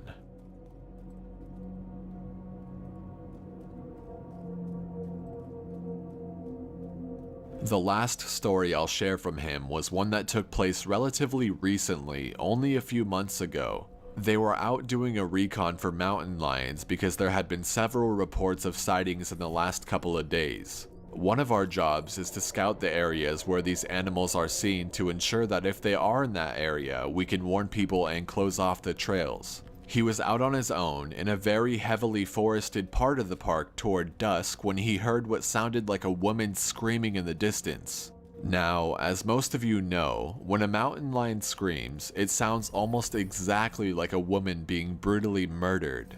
It's unsettling, but far from abnormal. My buddy radioed back and let Ops know what he had heard, and that he was going to keep going to see if he could figure out where its territory started. He heard the mountain lion scream a couple more times, always from the same spot, and determined the approximate area of the mountain lion's territory. He was about to head back when he heard another scream, this time only within a few yards of him. Of course, he freaks out and starts heading back at a much faster pace, because the last thing he wants is to run into a goddamn mountain lion and get mauled to death. As he got back on the path and started heading back, the screaming followed him and he broke into a jog. When he was about a mile from Ops, the screaming stopped, and he turned around to see if it was following him. It was almost night by this point, but he said in the distance, just before the path rounded a corner, he could see what looked like a male figure. He called out to them, warning them that the path was closed and that he needed to come back to the welcome center. The figure just stood there, and my buddy started to walk over. When he was about 10 yards away, the figure took, as he described, an impossibly long step toward him and let out the same scream my buddy had been hearing. My buddy didn't even say anything. He just turned and sprinted back to Ops, never looking behind him. By the time he got back, the screaming had moved back into the woods. He didn't mention it to anyone else, just said that there was a mountain lion in the area and that they would need to close the path until the animal could be located and moved. I'm going to end this entry here. I'm going to be heading out on a yearly training op tomorrow morning, so I'll be gone until early next week. I'll be meeting with a lot of former trainers and buddies who work in other areas of the park, and I'll be asking around about any stories they'd like to share. Once I'm back from this op, I'll continue to share them.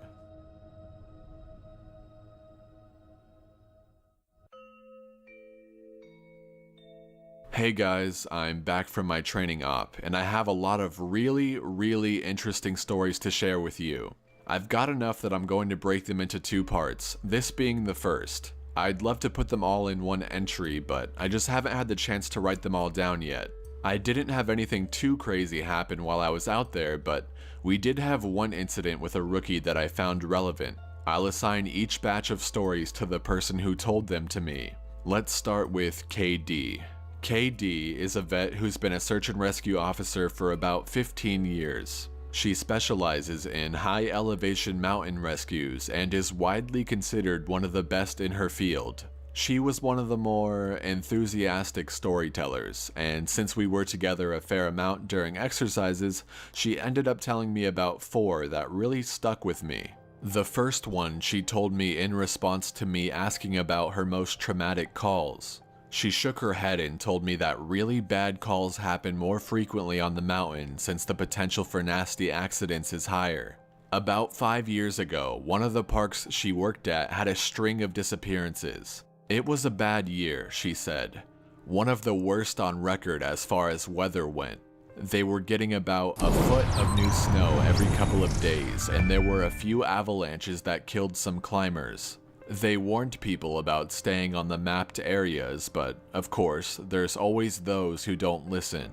In one particular nasty case, an entire family got wiped out because the father decided he knew better than the officials, and he took them into an area that wasn't safe. They were snowshoeing, and as best as KD can figure, they'd walked into a shelf of snow that looked solid, but actually wasn't.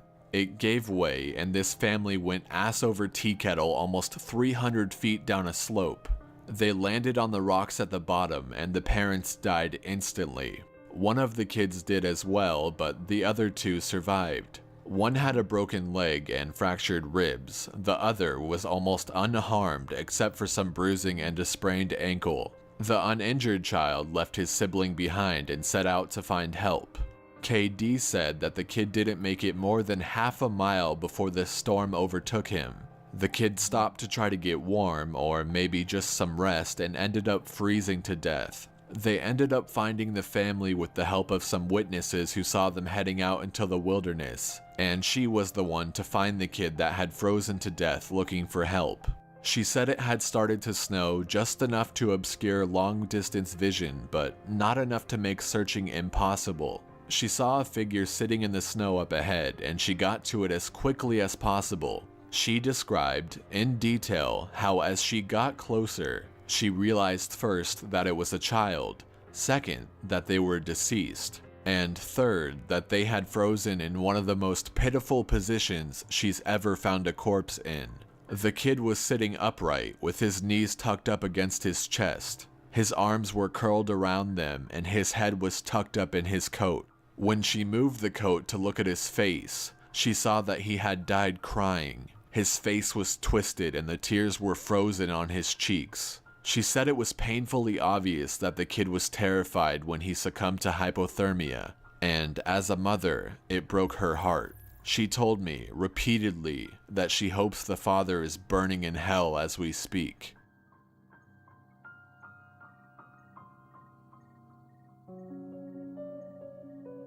The other traumatic story she told me that stood out, in my mind, was one that happened when she was a rookie. Her team got a report of an experienced climber who hadn't come home the previous day. His wife was convinced that something bad had happened because he'd never failed to come home on time.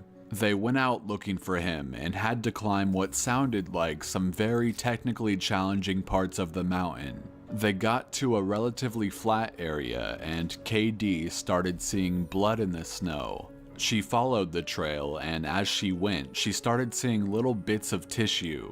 She wasn't sure exactly what body part it had come from, but the farther she followed it, the more there was. She follows this blood and tissue trail to a sheltered area under a cliff face, and she finds the climber. She said there was so much blood, more than she'd ever seen before. He was lying face down, one arm stretched in front of him as if he'd died crawling. She looks closer and sees that he's been partially disemboweled, which is where the tissue she'd seen had come from. The guy has an ice pick tucked into a hip holster and it's covered in blood. Of course, they'll never be sure exactly what happened, but she said as best as she can figure, this is what went down. The guy had been attempting to climb up to the next area and had been using his ice axe to ascend. He'd probably hit a loose patch and had fallen. On the way down, or possibly when he landed, he got impaled by the axe and it had disemboweled him. He'd drug himself along, tearing pieces of himself out as he went, and died under the cliff face. She isn't terribly bothered by gore, but I guess a few of the guys who came to help her remove the body threw up when they turned him over and a good portion of his intestines spilled out.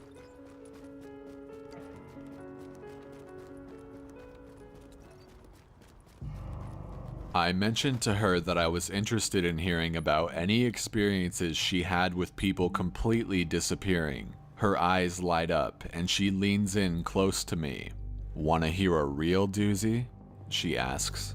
She tells me about how, when she first started, there was a case that got a lot of attention in the media. A family had been out berry picking in an area of the forest very close to the entrance of the park.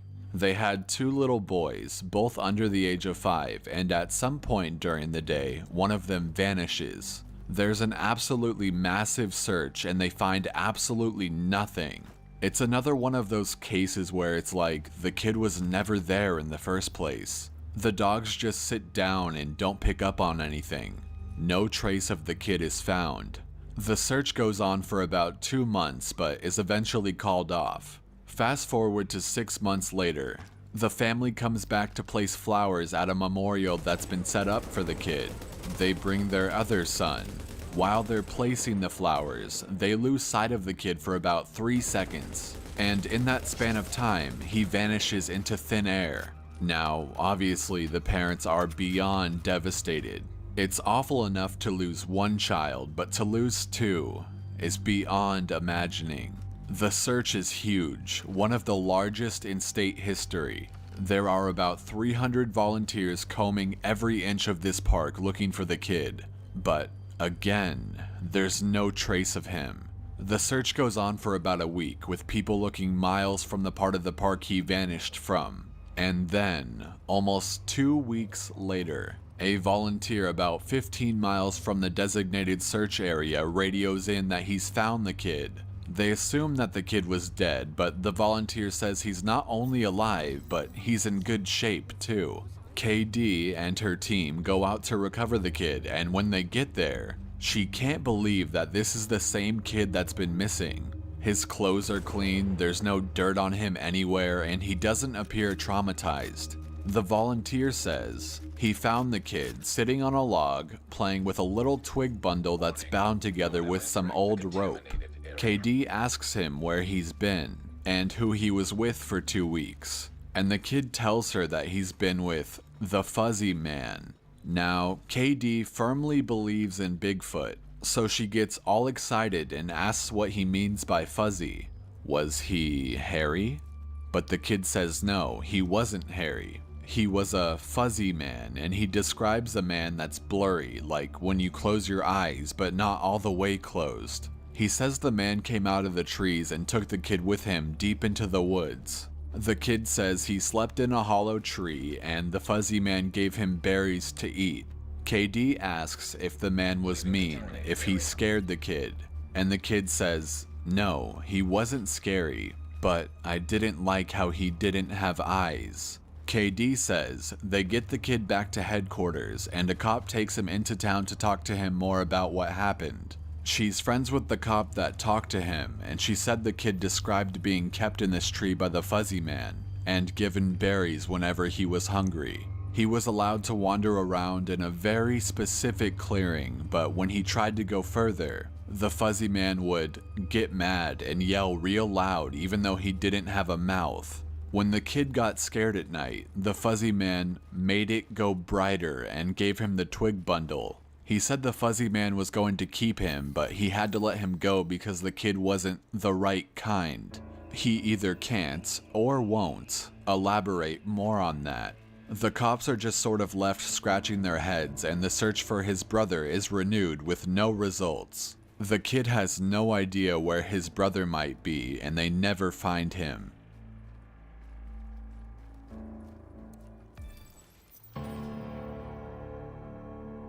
The last story that KD told me was of something that happened to her when she got separated from her training group when she was a rookie. They were learning the basics of high elevation belaying on a well-mapped side of a mountain, and she had to use the bathroom. She went off about 50 yards from the group during a meal break and did her business. I'll tell the rest exactly as she told it to me.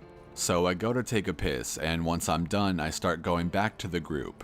But I've only gotten about 5 feet when I realized that I have no idea where I am. And this wasn't a, oh, I got turned around lost. I mean, I literally had no fucking clue where I was. If you'd ask me, I don't even think I'd be able to tell you what state we were in. It was sort of how I imagine people with amnesia feel, you know? You are completely lost and you have no idea what to do. So I stood there for a while, just trying to figure out where the fuck I was and what I was supposed to do. But the longer I stand there, the more confused and turned around I get, so I started walking. As I recall, I just picked a random direction and went for it. And as I'm walking, it's just getting worse and worse to the point where I have no concept of why I'm on the mountain in the first place. I'm just trudging through the snow and then I start hearing this voice. It's kind of inside my head almost. Like if a frog could talk, all low and croaky, and it's been telling me over and over, it's okay, you just need to find something to eat. Find something to eat and you'll be okay, just keep walking and find something to eat. So I start looking around for anything that I can eat, and I swear to God I've never felt that hungry in my whole life. It was bottomless, and I think I'd have eaten just about anything you put in front of me right then. I had no concept of time, so I had no idea how long I'd been out there when I hear an actual voice coming toward me. I go toward it and see one of the other search and rescue officers, and he looks fucking terrified. He's running toward me, asking if I'm okay and what the hell I'm doing out here. And the scary thing was, as he's running toward me, I kind of see myself reaching out into my belt for my hunting knife. I'm not even really thinking about what I'm doing, but what I am thinking is that I have to eat. If I don't eat, I'll never be okay again, so I just have to eat. He sees me doing that and he backs off right away. He yells at me to put my knife away and that he's not gonna hurt me. And that's what kind of snaps me back. All of a sudden, I know exactly where I am and I put the knife away. I run to him and ask him how long I've been gone for, thinking he'll tell me I've been gone for about half an hour or so.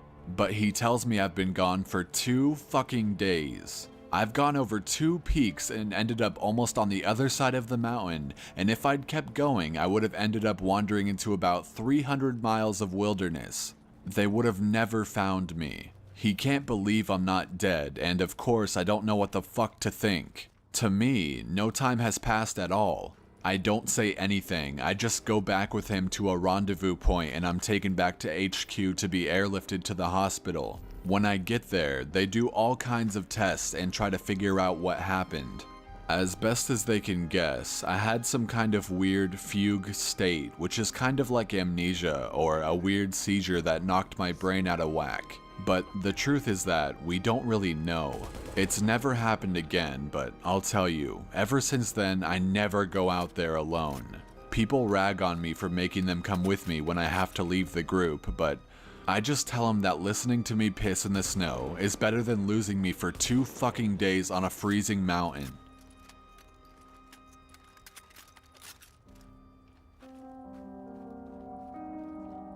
The next person I talked to was EW, a former trainer who now works as an EMT. He still comes to ops like this to help out, but doesn't work full-time for us anymore. He specialized in finding lost kids. He just seemed to have a sixth sense when it came to knowing where they'd gone. He's a legend among the senior vets, but he gets embarrassed if you compliment him on his work. He sat down with me at dinner one evening and we ended up swapping stories. Most of them were just casual, but when we got on the subject of our more weirder calls, I mentioned that I had a buddy who had went up a set of stairs. He got kind of quiet and asked me if I'd heard of a little boy who disappeared from his park a few years back. I hadn't, so he told me this story.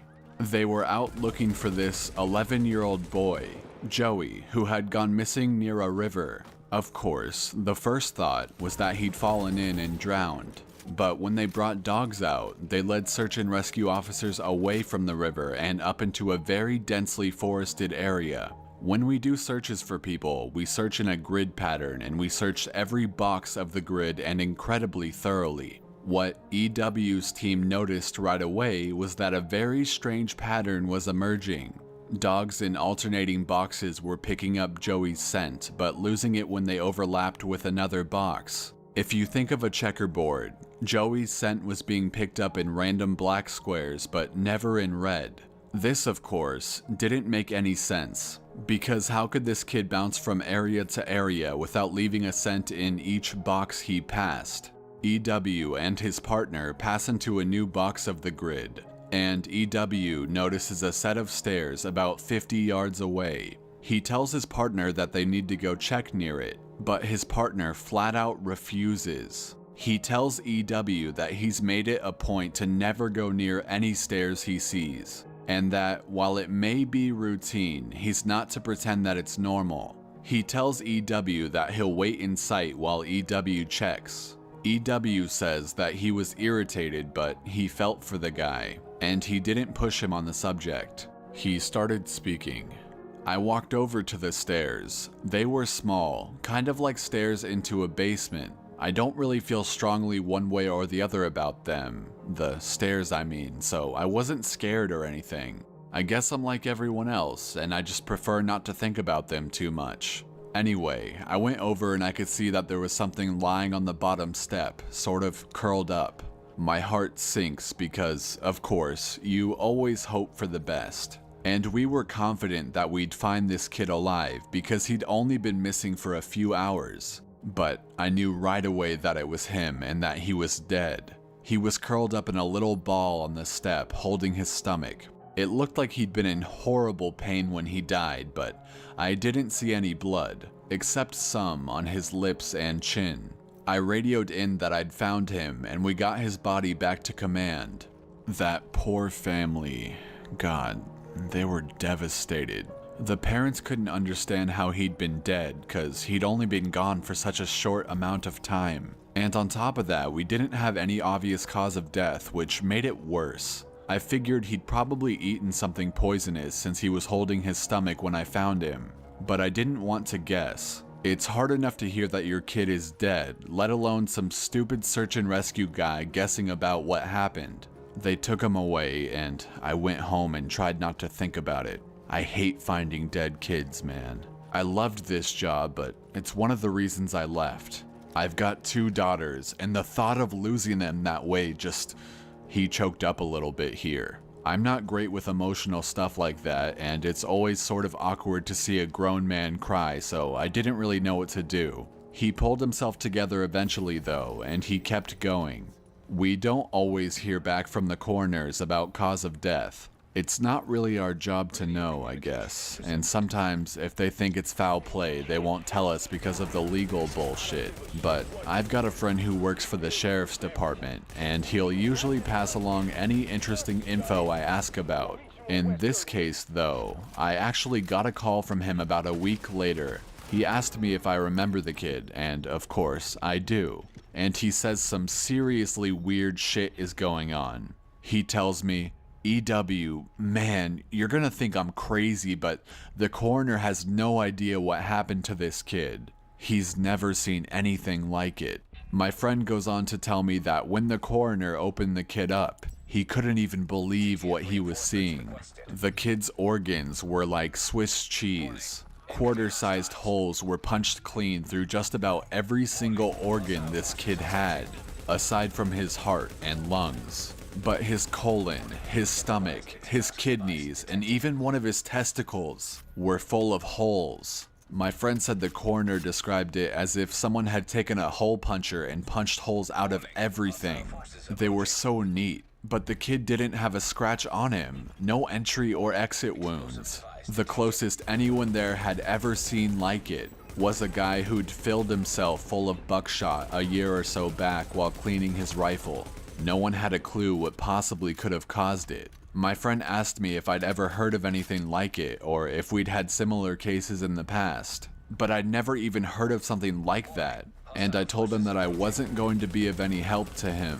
As far as I know, the coroner determined the cause of death as something like massive internal bleeding, but no one knows what really happened. I've never been able to forget that kid. I have nightmares about it sometimes. I used to love it out here, but that case and a couple others just sort of ruined it for me. Dinner was over, so we started to clean up and go back to our cabins. Before we went our separate ways, he put his hand on my shoulder and looked at me really close. He tells me that there's been bad things out here.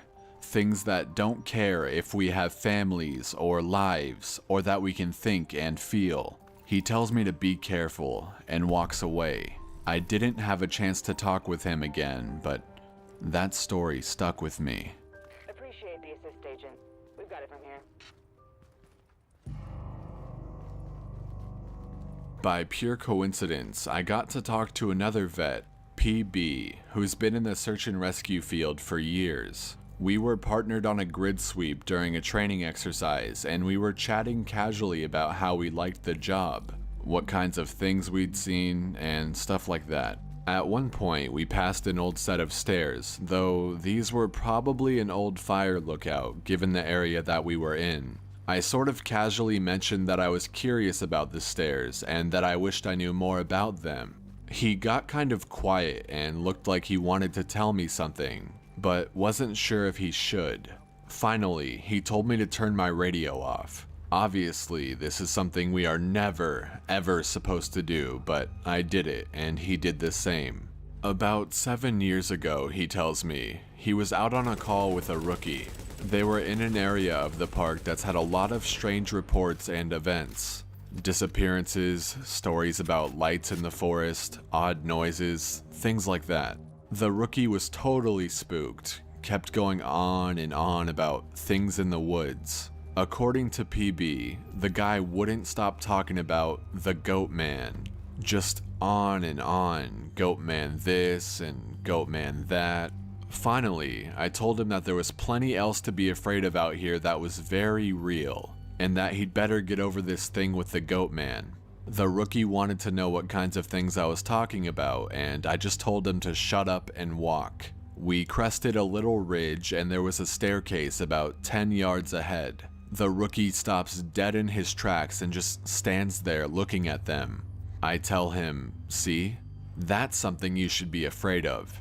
The rookie asks me what the hell these things are doing out here, and for some reason, I just open up and tell him the truth, or what I've been told is the truth. I could have gotten in a lot of trouble for doing what I did, and I could get in a lot of trouble for repeating it to you. But you're a nice kid, and I want you to stop looking into this. Please, just quit while you're ahead. So, I'll tell you what I know, under the condition that you never breathe a word of this to the subs. I told him I wouldn't say a word, and he double checks that our radios are off. He began. When I first started out, we were a little less tight-lipped about them and other things that happen out here. We warned people before they were even hired that there was weird shit going on. I guess the Forest Service was tired of having such a massive turnover rate and they wanted more people to know what they were getting into. So they started having people sign these agreements that they wouldn't go to the media about what they were going to see. The FS didn't want to scare people away, so the last thing they needed were spooked rookies running off to the media with stories of ghosts and haunted stairs. But eventually, they found that the agreements weren't necessary. People not only didn't want to talk about what they saw, they wouldn't talk about it at all. A few times, media tried to talk to people when kids or hikers would disappear and no one would say a word. I can't really explain it. I guess we just don't really want to admit anything is wrong. This is our job, to be out in the woods every single day. We don't need to be spooked, and the best way to avoid that is to pretend like everything's okay. So, I'll tell you everything I can think of, and after that, I'm done talking about it for good. And I expect you not to bring it up around me. Ever. The stairs have been out here for as long as the parks have existed. We have records going back decades describing them. Sometimes people go up them and nothing happens. Other times... Look, I really don't like talking about this, but sometimes really bad shit happens. I saw one guy get his hand sliced clean off when he got to the top step. He reached out to touch a tree branch and it happened so fast. 1 second his hand was there, and the next, it was gone. Completely clean off. We couldn't find his hand, and the guy almost died. Another time, a woman touched one of the stairs, and a blood vessel in her brain exploded. Literally exploded like a water balloon. She sort of stumbled down and came over to me, and all she got out was, "I think something is wrong with me." She dropped like a sack of flour, dead before she hit the ground. I'll never forget the way the blood leaked into the inside of her eye. Before she died, I watched it turn red. I watched it happen and there wasn't a single thing I could do to help. We warn people not to go anywhere near them, but there's always at least one idiot that does. And even if nothing happens to them, something bad always happens. Kids go missing as we're on their trail, someone dies the next day, cut in half in a completely safe area of the park. I don't know why, but something bad always happens. I don't know exactly why they're out here, but it doesn't matter. They're here, and if we were smart, we'd tell our new officers exactly what they're capable of. We were both quiet for a little while. I was afraid to talk because I wasn't even sure if he was done. He looked like he wanted to say something else. Finally, he spoke up again. "Have you ever noticed how you can't find the same ones twice?" I nodded, expecting him to continue, but he just stayed quiet, walking alongside me. And eventually he started a story about the biggest deer he'd ever seen in the park. I didn't bring up the subject again, and I didn't press him for any more stories. He dropped out of the op the next day. Apparently he left before the sun came up. He said he was sick. None of us have heard from him since he left. I'm going to stop here for the time being. I'll try and post the next part in the next coming days, but with it being the end of summer, things are pretty busy here. Writing all of this out really awakened the curiosity in me that I didn't know I had.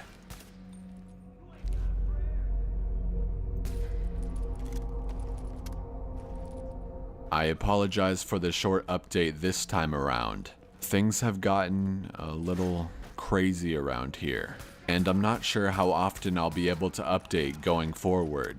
And while I only have a couple of stories to share with you on this update, I'll be interested to see what you all think. A firefighter who was helping us at the training op told me about a call he went on, supposedly to help rescue a kid from an absolutely massive tree. He said they didn't give him details, just that they needed him to come out and help because they lacked the proper equipment. He'd been called out specifically because this thing was so huge that the search and rescue officers didn't feel safe climbing it. He had been a tree trimmer before joining the VFD, so it was easy enough for him to grab his old equipment and come help out. He was let out about 2 miles and the team stopped at one of the biggest trees in the area and pointed up. He laughed and asked the op captain how the kid had gotten up there. He made a joke about the old cat in a tree thing, but the captain just shook his head and told him to get up there and get the kid down. He said he knew something was up, but he didn't push it. He said that as he climbed this tree, he started wondering if they were playing a prank on him. There was no way this kid should have been able to climb this fucking thing.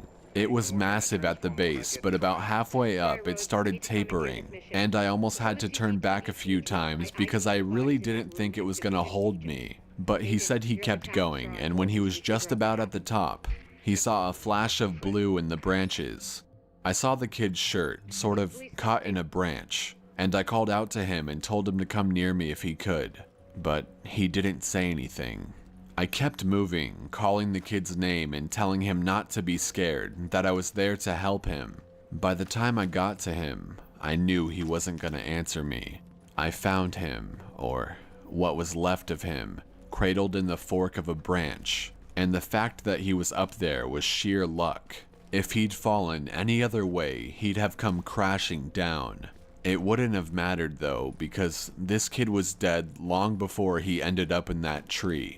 I don't know who put him up there, or how, or why, but it was fucking sick.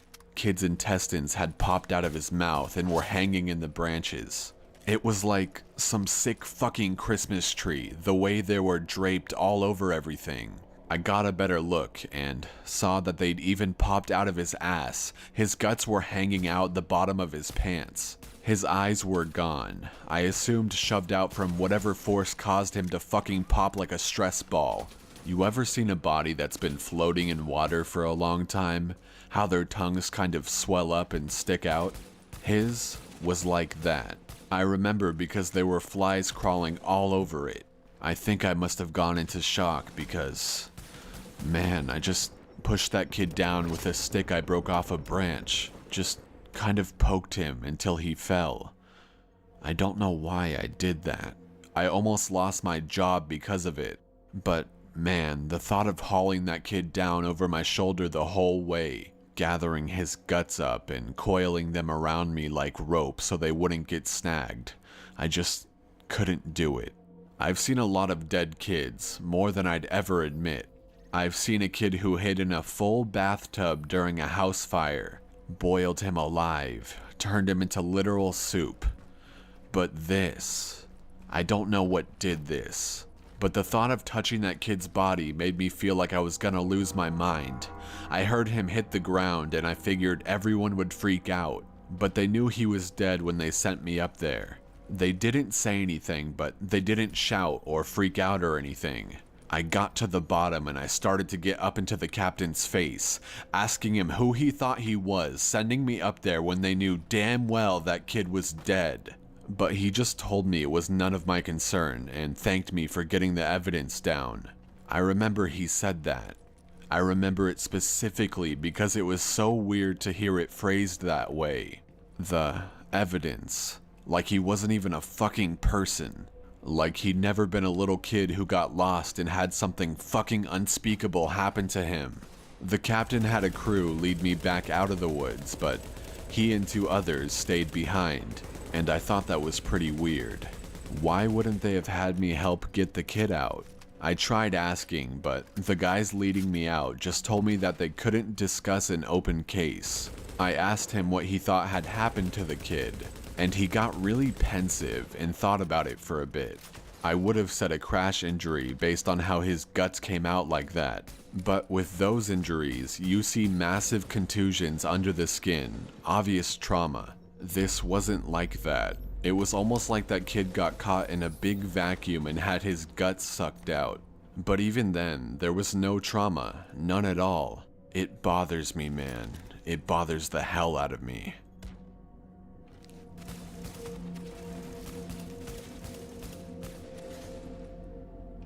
One of the vets at the training op reads these kind of stories online, and he recognized my stories. He knows me pretty well, and we've swapped stories before. He asked if he could share something he's noticed about the stairs and some thoughts he had. He said, "I'm really glad you decided to share these. I think it's important that people be aware of what's out there, especially since the Forest Service is doing such a good job at covering it all up." I asked him what he meant. What do you mean, what do I mean? The lack of any kind of media attention? No coverage of missing kids or bodies found miles from where they got lost in the first place? David Paulides hit this right on the head. The FS is doing everything they can to keep people coming here, even if it isn't safe. I mean, to be fair, it's not like these things happen every day, but the numbers add up and it's worth looking into, especially the stairs. I was surprised you didn't mention the flipped ones. I didn't know what he was talking about. I couldn't remember him ever talking about something like that. He seemed somewhat incredulous. He said, "Dude, I can't believe you've been on this long without seeing them. No one told you about them?" I shrugged and asked him to elaborate. "Well, there's the normal stairs, the ones that pop up when you're out a ways. I know you know about them, but sometimes I've run across the ones that are flipped upside down. I guess it would be like if you had a dollhouse and the stairs were a separate piece. Now take that, flip it upside down so the top step is stuck in the dirt, and put it out in the woods. They're like that.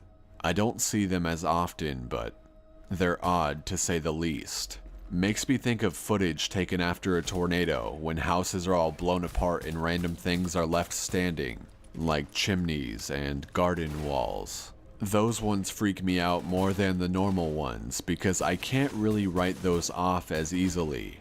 I don't scare very easily, like most of us who work out here, but that idea stuck with me and it bothers me. I'm going to try and find out more about them.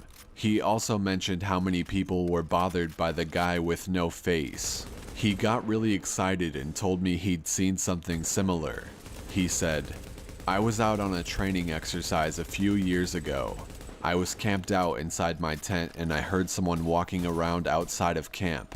We're told not to wander far, which, you know, so I wondered if maybe it was a rookie who'd gotten up to pee and couldn't find his way back. Remember that guy in our group a few years back who almost fell off a damn mountain? Well, I'm paranoid about that happening again. So I got up to see what was going on. I went to the edge of camp and I called to whoever it was and told them that camp was this way. But they kept going back out into the woods, so I went after them. I know, it was stupid, but I was half asleep and I just really didn't want to have to deal with some idiot getting hurt. I followed this thing on a dead straight course for about a mile, and then it stopped on the edge of a little river. I could see the outline of it because the water was reflecting the moon, and it looked just like an ordinary guy. He had a pack on, and it looked like he was facing me. I asked if he was okay, if he needed help, and he cocked his head like he didn't understand me. I always have my pocket knife on me, and it's got a little thumb light attached to it, so I turned that on and lit up his chest, so I wouldn't blind him. He was breathing slow and deep, so I wondered if maybe he was sleepwalking. I went closer and asked him again if he was okay. I moved the light up and something didn't seem right, so I stopped.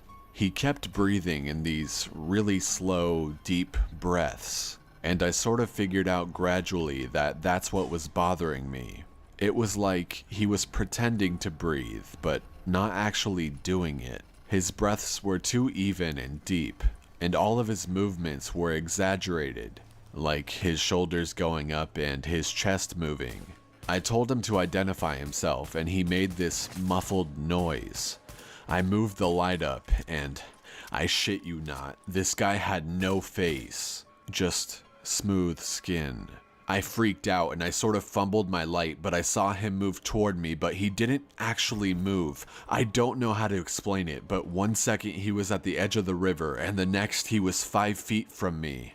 I never looked away or blinked, but it was like he moved so fast my brain couldn't keep up. I tripped and fell on my ass, and I could see this line open up on his throat. It stretched up to his ears, and his head tilted back, and he smiled at me with his throat. There wasn't any blood, just this gaping dark hole, and I swear he smiled at me with his gash in his throat. I got up and I ran as fast as I could back to camp. I couldn't hear him following me, but I felt like he was always right behind me, even though when I looked back I couldn't see him.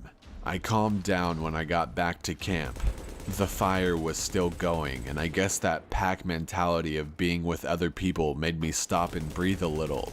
I waited by the fire to see if he'd follow me there, but I didn't hear anything else for a few hours, so I went back to bed. I know it sounds weird, but the whole thing was just so surreal that it was almost like I immediately wrote it off as my imagination.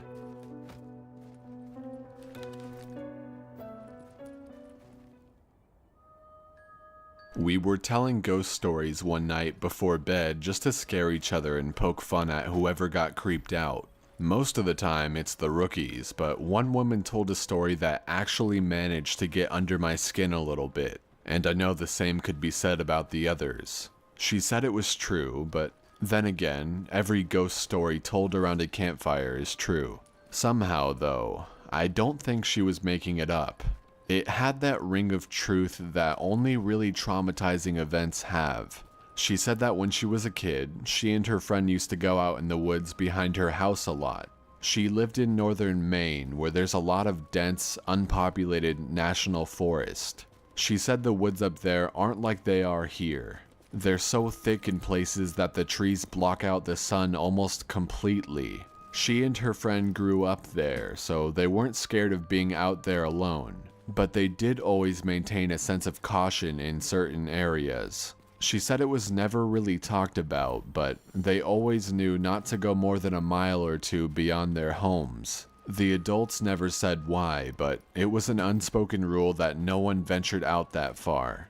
She and her friend made up stories about bears as big as houses that lived out there, and they used to scare each other by hiding and making growling noises while the others searched for them. She said one summer, there was a series of awful storms that blew down a lot of trees, and even set one part of the forest a few miles behind her house on fire. Fire crews got it under control, but she said some of them came back not quite the same. She started speaking. Apparently, it was like they'd been to war. You could tell who'd really gotten scared because they had the same look on their faces. I think it's called shell shock. My friend and I said they were like walking dead people. They didn't smile or say anything if you went up to them, and most of them left town as soon as everything was over. I asked my parents about it, but they said they didn't know what I was talking about. Once everyone was told the woods were safe again, my friend and I decided to try and hike out to where the fire had been. We didn't tell our parents where we were going, and it was pretty exciting to think that we were disobeying them like that. We hiked out about 2 miles or so, and we started seeing burnt trees and stuff. I remember my friend got really upset because we found the skeleton of a deer curled up under a tree, and I practically had to drag her away. She wanted to bury it, but I didn't want her touching it because its antlers were weird. I can't remember why, I just remember thinking that there was something wrong with them, and I didn't want either of us going near it. The farther we went, the more burnt everything got. Eventually, there were no standing trees, and it was like being on another planet. Almost nothing green, just brown and black everywhere. We were standing there looking at it all, and we both heard something shouting in the distance. I panicked because I thought it was my dad and that he was going to tell me I was grounded. My friend broke off and went to go hide under a big rock because she said she didn't want to be caught out here. Her parents had forbidden her to come out in the woods at all, and she lied and told them we were going to go see a movie. I followed her, and we kept listening. I could hear this voice getting closer, and I realized they were calling for help. I thought maybe it was some hiker who'd gotten lost and needed directions back to town. That used to happen all the time, so I was used to helping people out. I heard him following my voice, so I kept calling out until I saw him running in the distance. He got closer, and I could see that his face was all red. I told my friend to give me her pack because she had a first aid kit. She made this noise like she was grossed out, and she asked if I saw his face. I told her to shut up, and I jogged up to meet him. I stopped about halfway, and when he stopped in front of me, I could see that his nose and lips and part of his forehead were all gone. It was like they'd been sliced clean off. He was bleeding bad, and I saw that the knees of his pants were red too. I took a step back, but I was too scared to move much, and he grabbed my shoulders. It felt like I got a shock, and he jerked back. He started babbling, and I couldn't tell what he was saying, except that he kept asking how long he'd been gone for. He asked me where his unit was, but I just shook my head. He looked me over and saw my Walkman, and he screamed. He just kept babbling and touching his face, and I realized he wasn't wearing the right clothing. He had some kind of weird gray cloth jacket and almost formal pants on, and the jacket had these weird buttons and red borders on it. I kept shaking my head, and I told him I couldn't understand what he was saying. I went to open the first aid kit, but he just screamed again and said the only thing I could really understand: "Don't touch me, you'll make me go back there." After that, he ran off, and I could hear him screaming the whole time. When I couldn't hear him anymore, I turned around, and my friend was crying. I just turned around and started walking back toward town. She asked me over and over what had happened and who that was, but I didn't say anything. When we got home, I told her I didn't want to play in the woods with her anymore. We're still friends, but we don't talk about that guy. Not ever. I'll update as soon as I'm able to again, guys. I appreciate the continued support.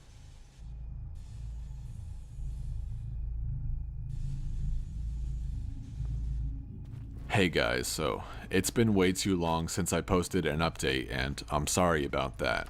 So these next few stories are going to be told a little differently. Since these next stories are going to be in chronological order, I'll no longer need to use the transition on screen to go to the next story. I'll do my best to tie them into each other as much as I can so it doesn't skip around too much. When I started out as a rookie, no one had told me a lot about the job in terms of weird things that could happen. I'm assuming this was to prevent me from freaking out and abandoning the park. But a few months into my service, a friend and I were drunk at a party, and he opened up a bit. He said, "Yeah, it can get a little crazy out there, I guess. I think the worst are the ones where people die when they just shouldn't, you know? Or when we find them dead like 10 minutes after someone says they saw them last. They were fine when I passed them on the switchback, I swear. That sort of shit. Like, take this guy who I found one spring out on a really popular trail. Someone comes into the VC freaking out about some guy who's lying in the middle of the path in this giant pool of blood. So we run out there and we find this guy is dead as a doornail. which he absolutely should be, because the back of his head is like mashed potatoes. The skull is decimated, brains are leaking out like custard filling, and this guy's old, so you figure, yeah, he probably fell and hit his head. Old people fall all the time, it's no big deal. Except that this area where he fell doesn't have any big rocks. There's not even any stumps or big branches. And on top of that, there's no blood trail, so he clearly died where he dropped. Now, that's when you turn to murder. But there were people just out of line of sight with the guy. If someone came up behind him and murdered him, there's no way someone wouldn't have heard. And again, even if someone had, there would be a blood trail, splatter all over the place. But everyone on the scene said it looked exactly like he'd fallen and smashed his head on a rock. So what the fuck did he hit his head on? And then there was this lady I found in a different park about 5 years ago, back when I was upstate. We found her in the middle of a stand of big junipers curled around the trunk like she was hugging it. We pick her up to move her, and a fucking waterfall comes out of her mouth, splashes all over my shoes. Her clothes are dry and her hair is dry, but the amount of water in her lungs and stomach was phenomenal. Unreal, man. Yeah, the coroner's report says the cause of death was drowning. Her lungs were completely full of water, even though we're in the middle of the high desert and there isn't a body of water for miles. No puddles, no nothing. No signs of anyone else being out there. I mean, yeah, it's possible they were murdered, but why go out of the way to do it like that? Why not just stab them and be done with it? I don't know, it just sits weird with me. And that was his story.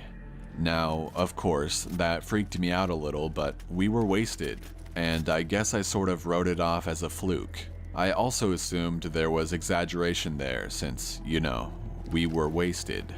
Now, I don't like talking about this next case very much. It was an awful one that I've done my best to forget about, but of course, that's easier said than done. This happened about 6 months after the conversation with my friend at the bar, and up until that point, I hadn't had a lot of really weird shit go down. A few things here and there, and of course, the stairs, but it's amazingly easy to get used to stuff like that when it's treated as if it's normal. This case was a little different. A guy with Down syndrome in his 20s went missing after his family lost sight of him on a major path. That was odd in and of itself because this guy never left his mom's side. She was absolutely convinced he'd been kidnapped. And unfortunately, a ranger who isn't with the park anymore insinuated that no one was going to kidnap someone, well, with that kind of disability. Not very tactful, to say the least. We wasted a lot of time trying to calm her down enough to get information about him, and then we put out an official missing persons call. Because of the urgency of the situation, him being mostly unable to function alone, we had local police come in and help us. We didn't find him the first night, which was heartbreaking. None of us wanted to think of him being alone out there. We assumed he'd just kept wandering and was staying ahead of us. We brought out helicopters the next day and they spotted him in a little canyon. I helped bring him back up, but he was in bad shape. And I think we all knew he wasn't gonna make it. He'd fallen and broken his spine and couldn't feel his lower half. He'd also broken both his legs, one at the femur, and he'd lost a lot of blood. He was confused and scared while he was alone, so he'd probably exacerbated the injuries by dragging himself and moving around. I know it sounds awful, but while I was riding in the copter with him, I asked him why he'd wandered off. I just wanted something to tell his mother, to let her know it wasn't her fault. Because he was fading fast, and I didn't think she'd get to ask him herself. He was crying, and he said something about how the little sad boy had wanted him to come play. He said the little boy wanted to trade so he could go home. Then he closed his eyes, and when he woke up again, he was in the canyon. I'm not sure that's exactly what he said, but it was what I thought the gist of it was. He just kept crying, asking where his mommy was, and I held his hand and tried my best to keep him calm. It was cold out there. He kept saying that. It was cold out there. My legs were frozen. It was cold out there. It's cold in me. He was getting even weaker, so he eventually stopped talking and he closed his eyes for a while. Then, when we were about 5 minutes from the hospital, he looked right at me with these big tears running down his face and he said, "Mama won't see me no more. Love Mama. Wish she was here." And he closed his eyes and he just never woke up. It was horrible and I don't like talking about it. That case was one of the first ones that really rattled me badly. Because of how badly it affected me, I reached out to a senior ranger who ended up helping me through it. As time went on and we got to know each other better, he ended up sharing one of his own stories with me. It was disturbing, but it helped to know that I wasn't the only one affected by things going on out there. He started his story. "I think this must have happened before you got here because I think if it had happened while you were here, you'd have remembered it. I know it didn't end up on the news for some reason, but I think most people who've been here long enough know about it. The park sold off a portion of land to a logging company, and it was a really controversial thing. But it wasn't that large or old of a plot, and it was right after the recession, so we needed cash bad. Anyway, they were selling this plot of land, and we get a call that we need to get our supervisors out right away. I don't know why, but they ended up sending me and a few other guys along with the heads, I guess, for power in numbers to see what was up. We got there, and all these guys are crowded around a tree that they've just cut down. They're all pissed off and freaking out, and the foreman comes over and says he wants to know what we think we're up to. What the hell y'all think this is? Some kind of sick joke? You've got a lot of fucking nerve pulling this shit. We bought this land fair and square. Well, we don't know what the hell he's talking about, so he brings us over to this fallen tree and points at it. He tells us that they cut it down and it was just like this, and they'll be damned if they put it there. The inside of the tree was all rotted and hollow in one spot, and when they'd cut it down, it had exposed that chamber, and inside of it was a hand, like a perfectly severed hand, and looks like it's actually fused with the inside of the tree. Well, now we think they're pulling a joke, so we tell them that we don't like being fucked with and we start to leave. But they tell us that they've already called the cops and they'll go right to the media if we don't stick around. Well, that of course gets the head's attention, so they stick around and talk to the police about it. Everyone is denying that they put the hand in there, and besides, how would anyone have ever done it? It's clearly a real hand, but it's not mummified or skeletal. It's brand new, probably not even a day old, and it is definitely fused with the wood. You can see that it's coming right out of it. The loggers insist that they didn't put it there. Somehow, this fresh human hand ended up fused to the inside of this living tree. The cops have them cut up that section of the tree into a movable chunk. Then they take the hand away and the area is closed off. There was a pretty big investigation, but I know they didn't get any answers. Now it's become this legend, and as far as I know, we haven't sold any more property for logging. As you all know, I went to a training seminar recently, and I heard some amazing and horrible things there. One of the guys I talked to while I was there told me a story when we were all around the campfire one night. We were both pretty drunk. You'll see a pattern here, and we were swapping stories. He told me this one. Me and another guy were out on a field search because some campers reported screaming noises at night. So we head out there to look for whatever fucking mountain lion has wandered into the area, and I'm pissed. We've had 3 of them show up in the camping areas that year alone, and I'm getting tired as hell of constantly having to deal with them. Plus, I just don't like them anyway. They're a pain in the ass, and they're loud, and they scare the shit out of me. Fucking cats. Pieces of shit.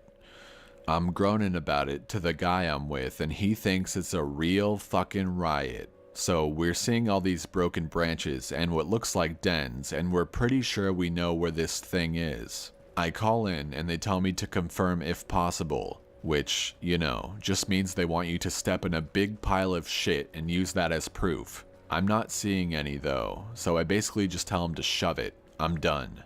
We know that damn thing's out there somewhere, even if I'm not stepping in its shit or inside its mouth or whatever. Guy I'm with wanders off to take a piss or whatever, and I stay behind watching this little burrow under a tree to see if maybe a fox or something is living under it. Cause I love foxes, man, they're cute as hell. But anyway, I'm watching this tree and I start hearing branches crackling, and it's coming from the direction my partner went opposite of. Now, I've got my pistol, but you and I both know that's not gonna do shit against a cat. I cock it and holler for my partner to get his dumb ass back here, but he's too far and he can't hear me. I stand up and get my sights on where this thing is approaching, and I shit you not, man, I just about pissed myself. This guy is coming towards me, and he's backflipping through the fucking woods. Like, instead of walking, he's doing these crazy fucking backflips, and I swear to God, he cleared every fucking log and bush in his path. It was like he knew right where he was going. I yell at the guy to stop where he is and that I'm pointing a gun at him, but he keeps coming, and I just kind of lost it. I shot at the ground in front of him, and it was a dumb fucking thing to do, but man, I didn't want this guy anywhere near me. When I fired, he was about 50 yards from me, and as soon as the gun goes off, he whirls around and goes off backflipping into the fucking woods again. My partner hears my gun go off and runs back and asks what's up, and I tell him there's some fucking weirdo out here hopped up on God knows what, and we need to get the hell out of Dodge. I let the cops know what happened, and I didn't get in any trouble for firing, but man, I don't know what that motherfucker was on, but I've never seen anything like that before. Shit was absolutely butt-fuck crazy.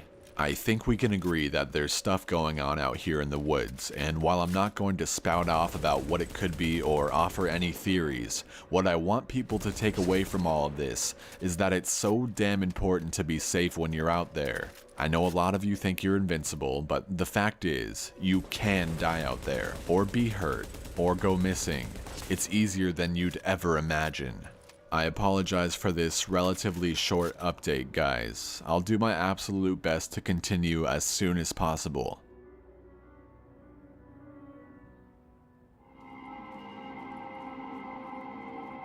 One of the topics that I get asked about a lot, here and in real life, involve things like the Rake, the Wendigo, and other legends. I can't honestly say that I know a lot about any of them, but based on some light reading I did, I can say that I've heard stories that seem to be loosely related to them.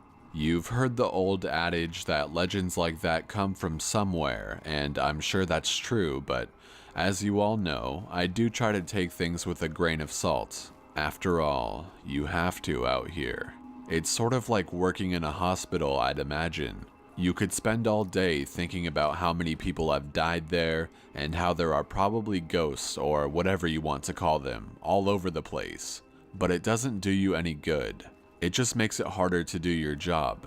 I think a lot of us feel that way, and that's why we try to go about our work like everything is fine. Once you get paranoid, there's not really any going back, and a lot of cadets quit because of it. My park especially seems to have a high turnover rate because the cadets graduate and get so freaked out about everything and they can't seem to let it go. You have to learn to internalize things and shut off. I've talked to KD a bit about her experience because I wanted to know what she thought about the Wendigo. She didn't really have anything in particular to say about it, aside from that she didn't want to think about it that much. But she told me a friend of hers had something similar happen. I contacted this person, H, over Skype, and they agreed to talk to me a bit. They're aware of my work here, and they're fine with me posting the story exactly as they wrote it. So, here goes. I grew up in Central Oregon, and there's a reservation called Warm Springs about 2 or so hours from where I lived. I only mention that because a lot of people in my area have friends there, and a lot of the land in that area belongs to that tribe. When I was a kid, we used to go camping up there, not on the res of course, but in that area, and I met a lot of kids who grew up there. I got to know one kid really well. His name was Nolan, and we ended up hanging out a lot when our families were in the area. Our folks got to know each other, so we'd all get in touch and camp out around the same time. We'd camp for about 2 weeks, so we were out there for a long time. I then asked him if he camped in an RV. Yeah, my dad had one. So I guess it wasn't really camping, but we'd take our tents and stuff and set them up out away from the camp most nights. I didn't like sleeping in there because I like being outside. We then talked on Skype a bit about camping. So anyway, sorry. One year, Nolan and I were out there. I think we must have been like 12 or so. We wanted to go out and camp near the river because we wanted to try night fishing. I think we must have been about 1/3 of a mile from the main camp. Far enough away that we couldn't hear or see anyone else. I remember that specifically. We were messing around most of the day. I don't really remember much of it, but we ended up building a fire at some point, and I was really impressed because he had this flint or something that he used to start it. I'd never seen anyone do that before, so I thought it was pretty cool. I got him to teach me how to do it, and we lit some stuff on fire, which, looking back, was really stupid because it was the middle of fucking summer, and if I remember right, the fire warning was either at yellow or orange. But thankfully, we didn't start anything major, and when it got dark, we sat around and talked about whatever it is 12-year-olds talk about. I don't really remember. What I do remember is that at some point, he looked over my shoulder at the river and asked me if I could see something. The way our camp was set up, we were about 10 feet from the river, and we were at the widest point, so it was probably about 20 feet to the other bank. It gets hot up there in the summer, but the water is still cold, which is important. I look over my shoulder, and I could see something wading into the river on the other side. From where we were, it looked like a deer, but we couldn't really tell because of the fire. I got up to look closer and I saw a pair of antlers, so I figured it was a buck. But I thought it was weird that it was wading into the water and it was definitely heading for us. I asked Nolan what he thought we should do. He's looking at the fire with this weird expression and he tells me to sit down and shut up. So I do, because I'd never seen him act that way before. He's whispering at me to ignore it and to just keep talking like we were, but I couldn't think of anything to say. He was saying something about an episode of some show, but I could hear the deer coming through the water, so I wasn't really paying any attention. And I kept trying to see over his shoulder, but every time I did, he'd sort of hit me on the arm and make me look at him. I wasn't really scared. I remember I was just sort of confused. But then I hear the deer come out of the water, and I could kind of make out what it looked like. And I realized it wasn't a deer because whatever it was walking on 2 legs. I started to get up. I was super freaked out, but Nolan just yanked me back down and talked louder about this television show. And I could tell he was just as scared as I was, probably even more. He leaned in and poked the fire with a stick, and he whispered that whatever I do, I can't speak to it. I could see it come closer, and it stood right behind Nolan's back. I was about ready to pee my pants, and I think I'd probably have run if I'd been alone, but I didn't want to leave Nolan, so I kept sitting really still and sneaking glances at it. It wasn't that tall, but the way it carried itself was just wrong. Like its center of balance was really screwed up or something. I can't really describe it, but it was kind of like it kept shifting too far forward. It just stood there, behind Nolan, for a really long time, and eventually, Nolan ran out of things to say and we just kind of sat there for a second. The fire was making noise, but I thought I could hear this thing talking in a really low voice. I couldn't hear what it was saying, and I leaned forward a tiny little bit. And I actually did pee my pants when it leaned forward too. I couldn't see its face, but I saw its eyes. They were cloudy and milky, and if you want to know what they looked like, find that scene from Lord of the Rings where Frodo falls in that lake and all the dead people are floating towards him. That's what its eyes looked like. So all I saw were these 2 white eyes floating above Nolan's head, and the really vague shape of the antlers coming out of its head. I don't know what my face looked like, but at exactly the same time, Nolan and I fucking booked it out of there. And we ran non-stop until we got back to the main camp.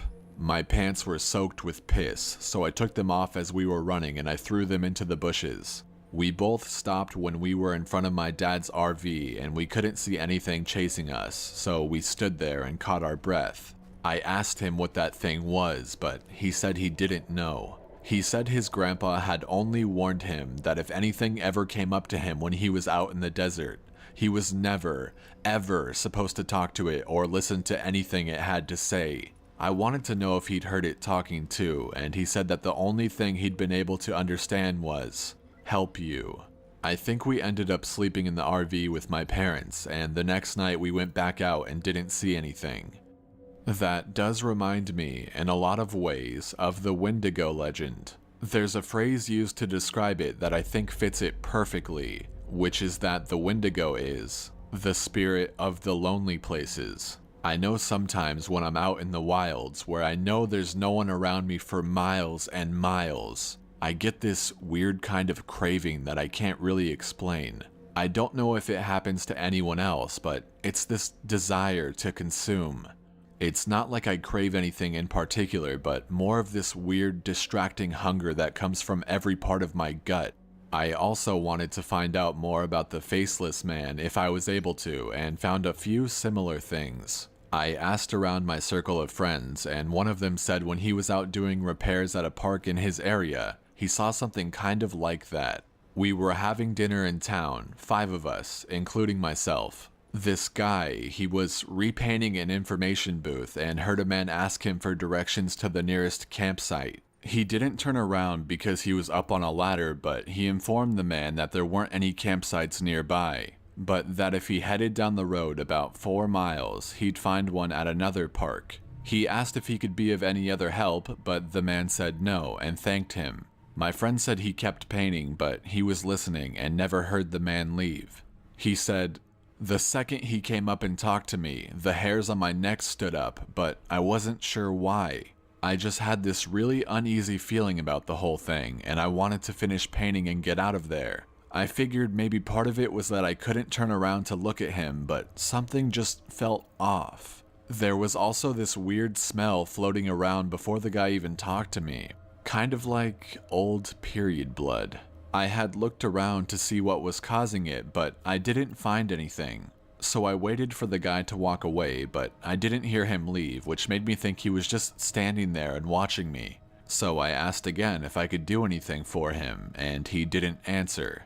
I knew he was there though, because I hadn't heard him leave. So I did this awkward turn on the ladder to look down and see what he was doing. Now, I admit, it could have just been my brain fucking up, but I swear to you, Russ, for a split second when I turned around, that fucker didn't have a face, like, he had no face. It was almost concaved and totally smooth. I just about had a fucking heart attack because I couldn't even wrap my brain around what I was seeing.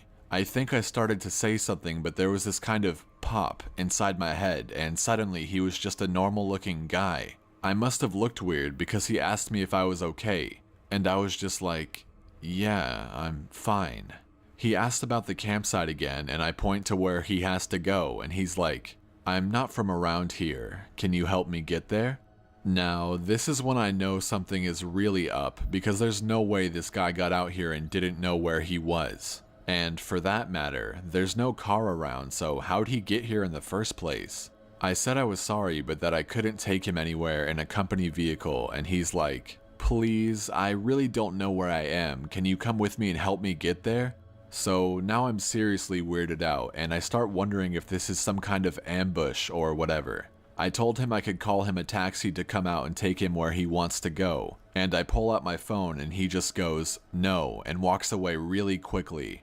But he doesn't walk out of the park. He walks back into the fucking trees, and I got right in my truck and start to get out of there. Fuck the paint or whatever. I looked in my mirror to see where he was as I was leaving, and he was standing right at that tree line again. I don't know how he got there so fast, but this time I know that fucker didn't have a face. He was just watching me leave, and right before I turned the corner, he took a big step into the trees and kind of dissolved, I guess. Maybe it was just dark so he blended in, but it felt more like he just melted away. Interestingly, right after this guy finished his story, someone else piped up with another one, but with a slightly different twist. He started speaking.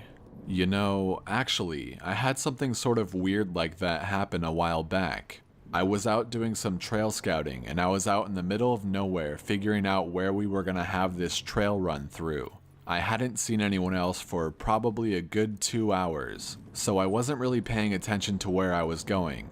I was just looking at the ground for the most part.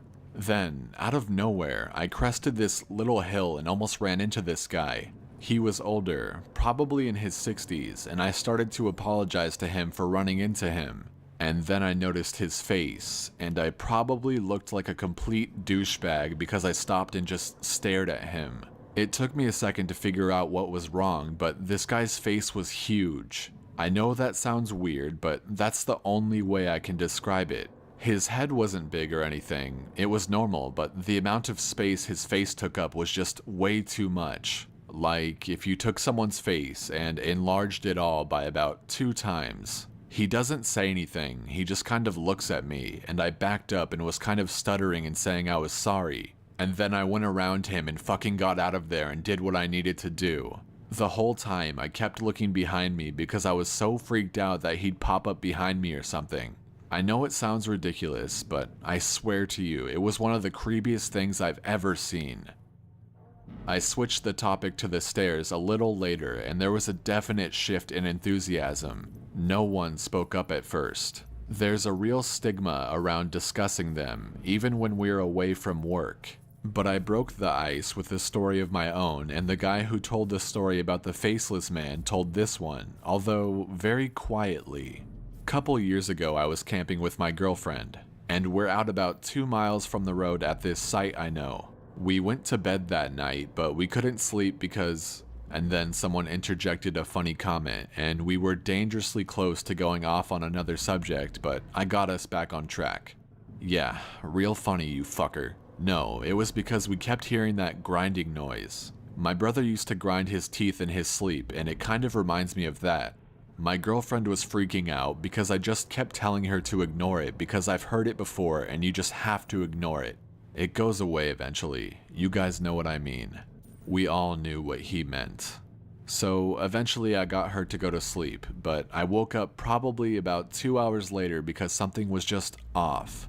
I rolled over and she wasn't there, and I kind of freaked out because he thought for a second and then he took a very long drink.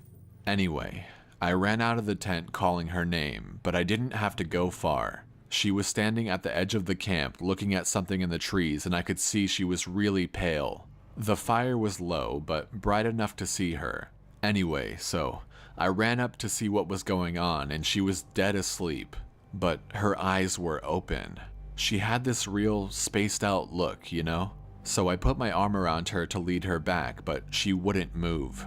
She just said really quietly something like, "I have to go now, Eddie. I have to go.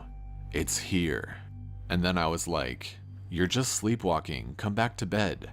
But she wouldn't budge. She just kept standing there and saying that she had to go. And I looked where she was looking, and there was a fucking staircase right there about 15 yards away. Gray one, concrete. And she started to walk toward it, but I yanked her back and that woke her up. She looked at me like I was fucking out of my mind, and she asked me what the fuck she was doing out of the tent. I didn't tell her anything, I just told her she was sleepwalking. The grinding was gone, so she just went back to the tent with me and fell asleep again. I don't know, I don't like thinking about it, you know? We all knew. You guys remember that kid with... I can't remember what it was, some kind of brain fuck up? Not Downs, but something like it. Someone else brought up. Well, I got to read the report he gave when they found him a week after he went missing, and it was fucked up beyond belief. I mean, you have to take it with a grain of salt, because who knows what that kid actually thinks is real, but some of this stuff I don't think he could have made up.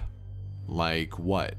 Well, first of all, he talked about the stairs. He said he'd been watching his dad build a fire, and the stairs came up to him, and he had to go up them or something bad would happen. The cops couldn't really understand what he was talking about after that, but he just kept saying, like the campfire, over and over. And he kept mentioning sounds, but he couldn't say what sounds, just that it was loud and he covered his ears so he couldn't hear them.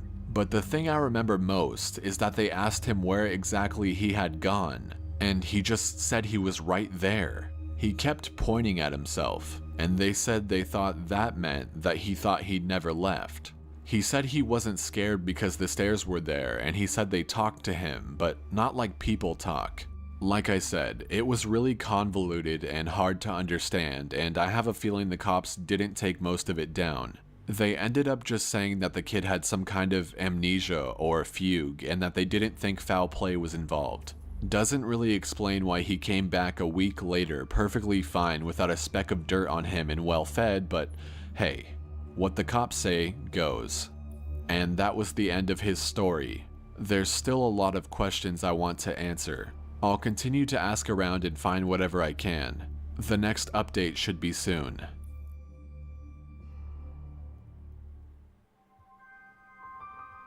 This will be my final update for now. Things have deteriorated here to a degree that I didn't foresee. I didn't know how much writing about the things that are happening here would affect every single part of my life. And maybe that was stupid of me.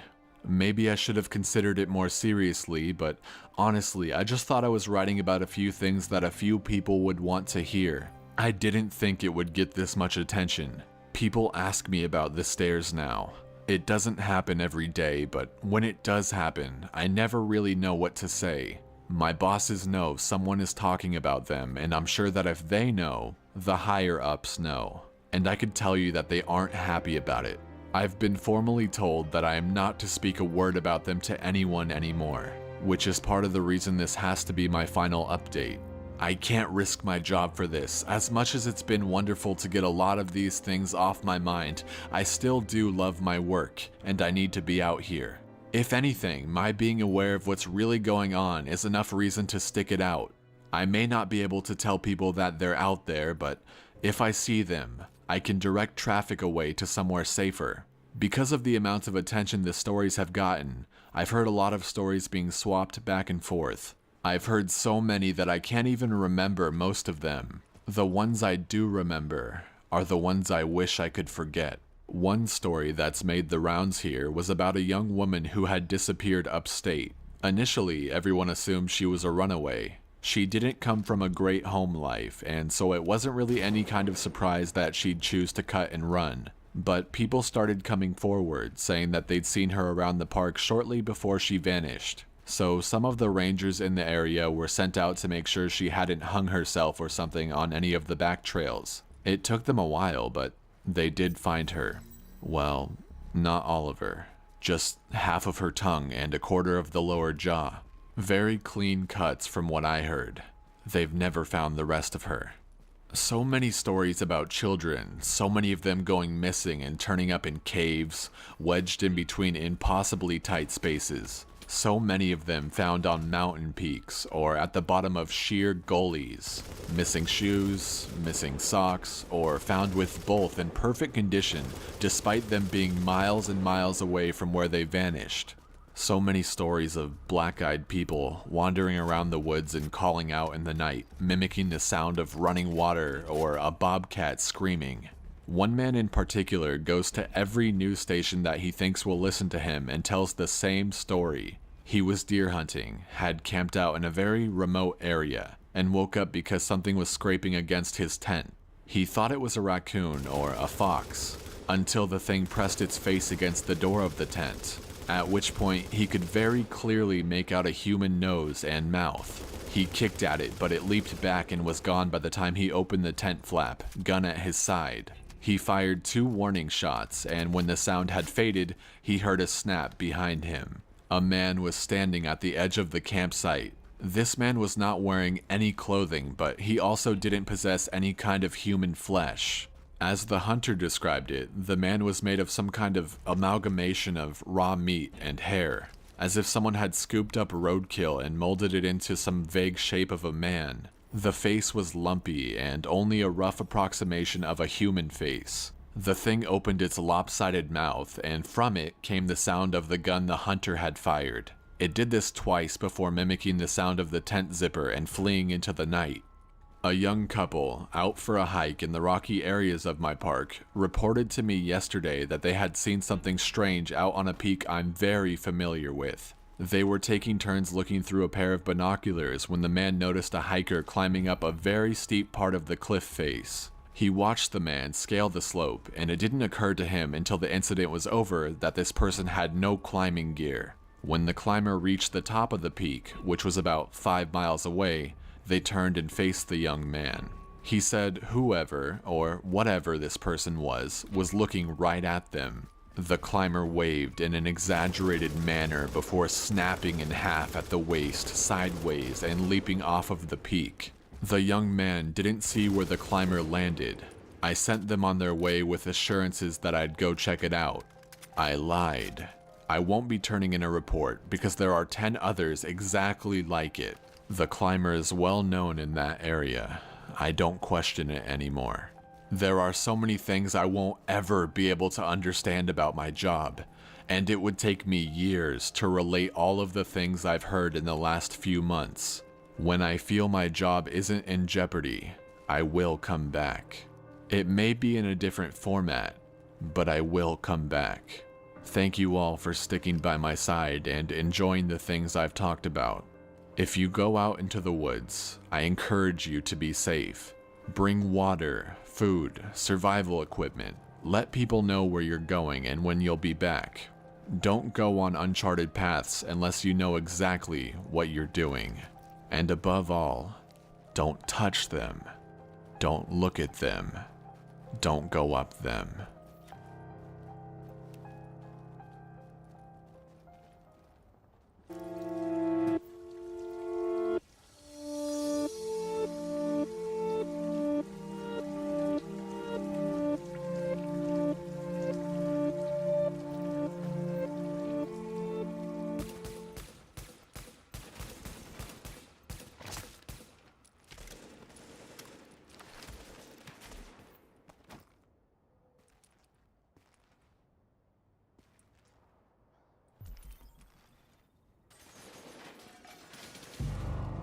My name is Corey, and I've spent a lot, and I mean a lot of time camping, hiking, and hunting. I've seen all kinds of predators, and I've been in some sticky situations. Everything from a tornado heading my way to being tailed by some bears, so I don't exactly frighten easily. This past July, I was out camping near my family's farm in western Iowa, along with my girlfriend Alexa, my best friend Jason, and his new girlfriend, Samantha. Samantha actually had never been camping before, let alone more than a mile off the trail in the middle of a forest. She was understandably nervous, but we were watching out for her. We do have to watch out for prairie rattlers, poison ivy, and even mountain lions in this part of the state. We made camp in a clearing on top of a small hill with a few trees, but we were deep in the woods to be sure.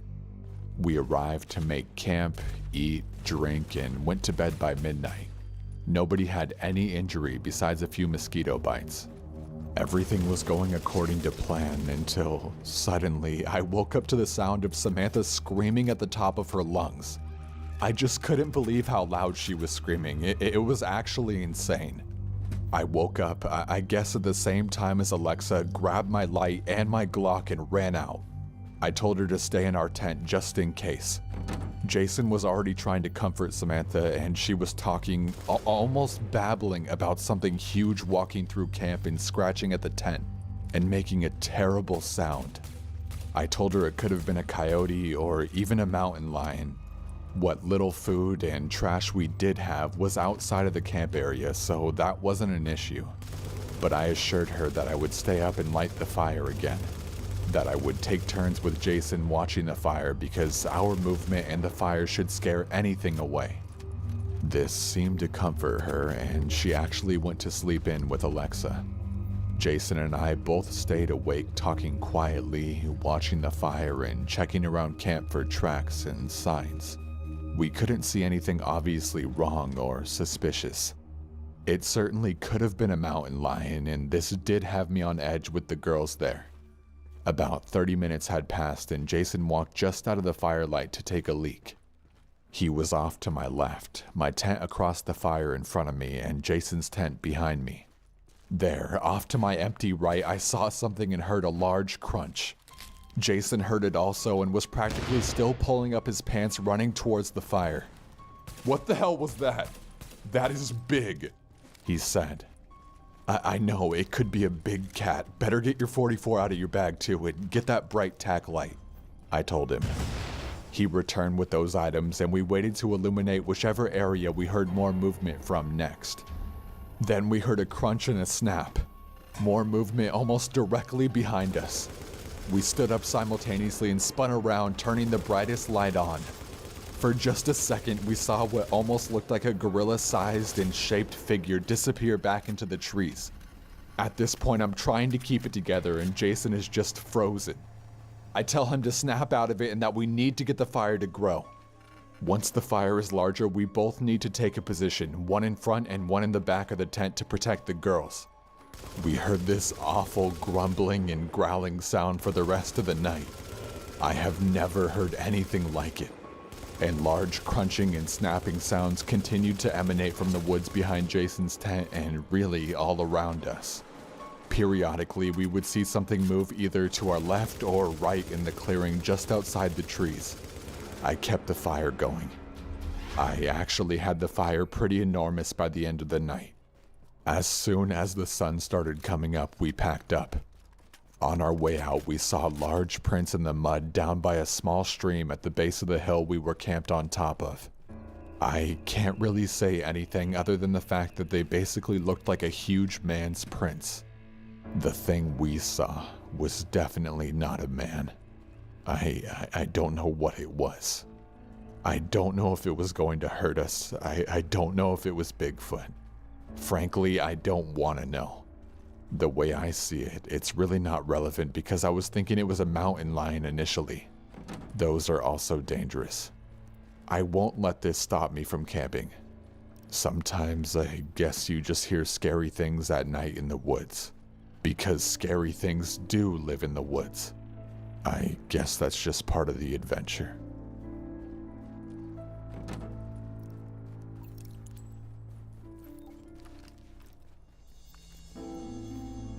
I'm a 27-year-old male, and I've lived in the same town pretty much since I could form memories.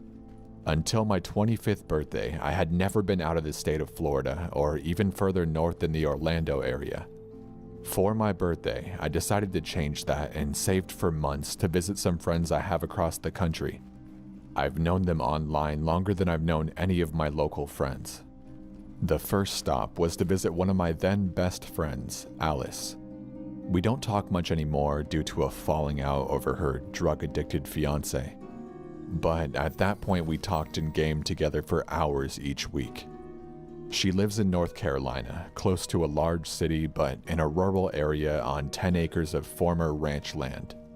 Her and her fiancé lived in a large trailer in the middle of the property. To the north and east were a few acres of forest, to the west was what used to be farmland, and to the south was a long driveway, some landscaping, and the street.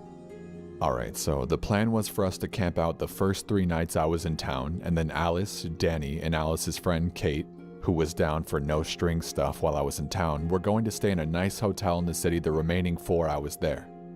Danny had prepared for my stay by digging out a massive fire pit and collecting tons of firewood. We dropped by the store and stocked up on beer, camp foods, and bug repellent. With a little side stop to a dealer friend of Kate's that hooked us up with medical-grade pot from out of state. This was a whole new experience to me, being city-born and raised with no previous camp experience, so I was really excited. Even though we were only about 500 feet from their trailer, I felt like I was in the great outdoors.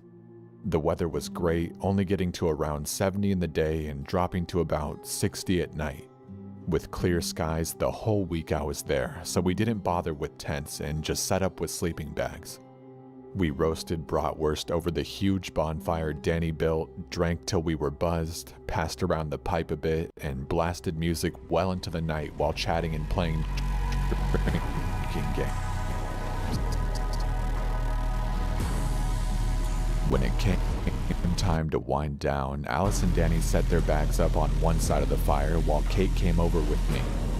We were both too drunk, baked, and too tired to do much of anything, so we just ended up snuggling until we fell asleep.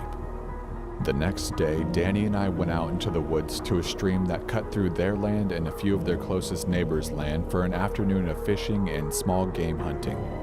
We ran into one of the neighbors who was out looking for his dog.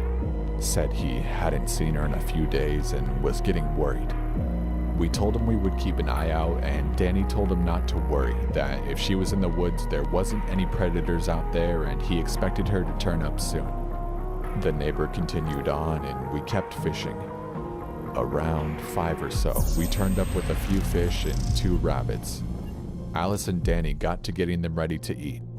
The rabbit was going to be stew meat, and we were just going to cook the fish right over the fire. The night went much the same as the first, drinking, music, games, and hanging out. Not too late, Alice and Danny said they were going inside for a bit, leaving Kate and I to have some privacy. Just gotta say, sex outdoors by a roaring bonfire under a bright, starry sky for someone used to the apartment life was amazing. Almost worth what happened later.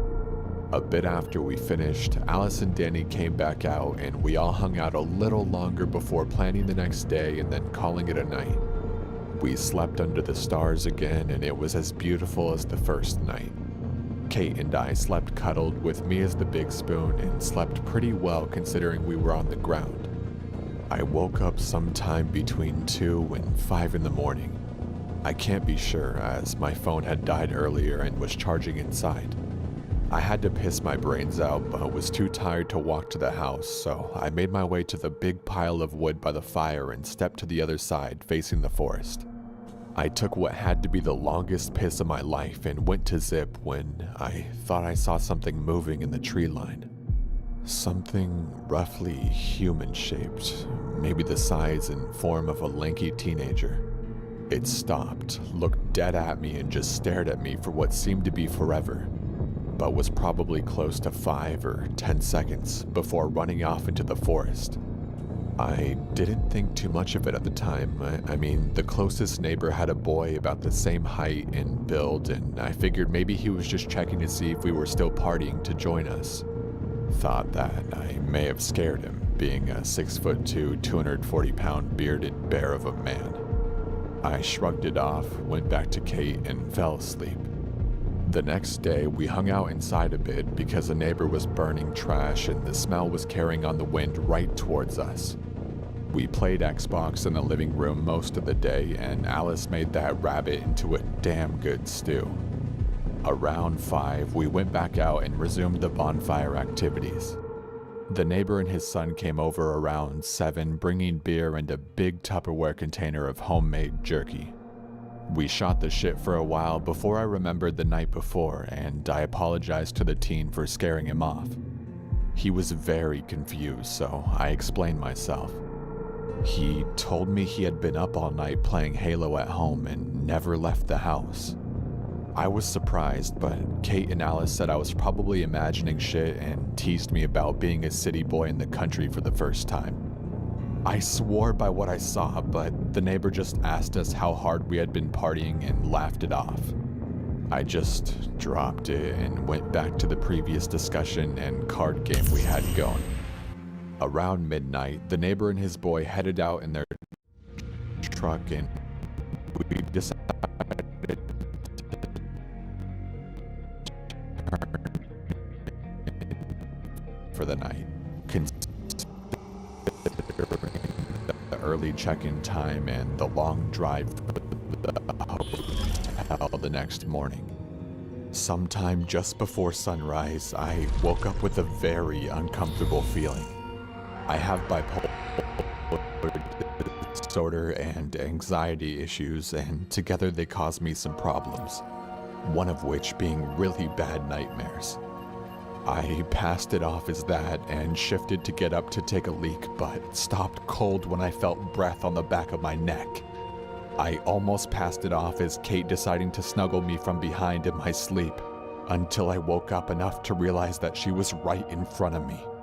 She was looking right at me, scared out of her mind, crying.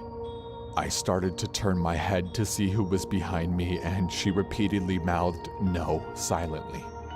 The breathing got heavier and raspier, and I felt weight shift behind me. Kate's eyes followed the movement and froze as it stopped. It felt like forever, whatever was behind me just there and us as still as death. Then Alice's phone went off. A text message. A "I'm too fucking tired" grunt came from her direction, followed by her snores. At the same time, whatever was behind me pushed off the ground hard and went into a full run to the tree line and then into the forest. Kate and I laid there until the sun came up, and she refused to speak a word until then. When she finally spoke, she said that she woke up to take a piss just before I woke and noticed something crouched over us. Shadow. She turned over thinking it was Danny or Alice trying to get one of our lighters, and saw a sickly gray-looking figure that looked like the personification of cancer grin at her. It put its finger over its blistered lips and made a shush sound before grabbing at its crotch and laying down behind me. Fearing for what it might do if she said anything or I turned, she kept quiet and just cried and tried to warn me. We woke up Alice and Danny, who immediately went inside, called the cops, and came out with a shotgun, a rifle, and a pistol. We sat facing the forest with guns ready until an officer came out. He took our statement, but didn't seem to believe us. Maybe the beer cans all over? I don't know. We were shaken as all hell, and not too long after he left, we got our shit and got out of there. The rest of the day was spent in the hotel, just trying to get over the incident. I put on my big boy pants and manned up. I had saved a lot for this trip, and I was going to enjoy it. I was out of that area and safe with a gun at hand. The rest of the trip was fantastic. Great food, awesome sights, and a lot of fun outside of the city. I almost forgot about the whole incident and had put it totally out of my mind until I got to the next leg of my vacation. I had just unpacked in my hotel in Utah when I got a call from Alice. The neighbors with the missing dog had found it, dead, along with several other dead dogs, cats, and rodents. During his search of the woods, he came up on a part belonging to a property that hadn't been lived on in years. In this stretch of the woods, he found a crude shack he said reminded him of a hidden moonshine still or meth lab. Inside, he found dead animals, a bunch of old Playboys, an old mildew-stained and moist-looking mattress, a ton of tiny alcohol bottles, fluid-stained women's underwear, and what looked like crack pipes. He reported it to the police immediately, and they sent out a pretty large team to look into it. They caught a man trying to flee from the scene. Apparently crazy, on drugs, or both. When they detained him, he tried to molest the officers, spit at them, yelled unintelligible nonsense, and touched himself in the back of the cop car. The guy was almost exactly what Kate had seen. Dear psychotic, methed out madman, if I ever see you again, you better hope you get me before I get you. Fucking creep. Not quite the best, but not the worst. This story takes place down a road near the house I grew up in rural Canada. So my best friend and I grew up together, and we were neighbors from about 6 years old up until I was about 15. Her, my sister, and I would always go for walks down a road near our house when we were younger. She still actually lives at the same house she grew up in, but we moved a long time ago. So one day, while my sister and I were at her house, we decided to go for a walk for old time's sake. We went down the same road as we always did, and it was actually a lot of fun. We all love walking and hiking, so we really enjoyed this. It was Thanksgiving weekend, and the trees looked beautiful with all the fall colors. This particular road had a lot of hills and trees and is very scenic, especially in the fall. but is very isolated with almost no houses and close to nobody ever passing through. As we're walking along the road and we start nearing the bottom of the first huge hill, we see, in the ditch of the road, a freezer. Now, because of the isolated location, there is no guardrail despite there being a massive gully. We're instantly intrigued when we see it and begin nervously laughing and joking that there'll be a body in there. Obviously, we weren't going to leave without looking inside. This was our road after all. We knew this area like our own home. So we all approached this small freezer and noticed that laying beside it is a black garbage bag slightly torn open. We use a stick to tear the bag and peek inside to see a dirty child's booster seat and a single child's shoe. We thought it was strange, but people often dump unwanted garbage down the gullies in the area, so we move on and proceed to open the freezer.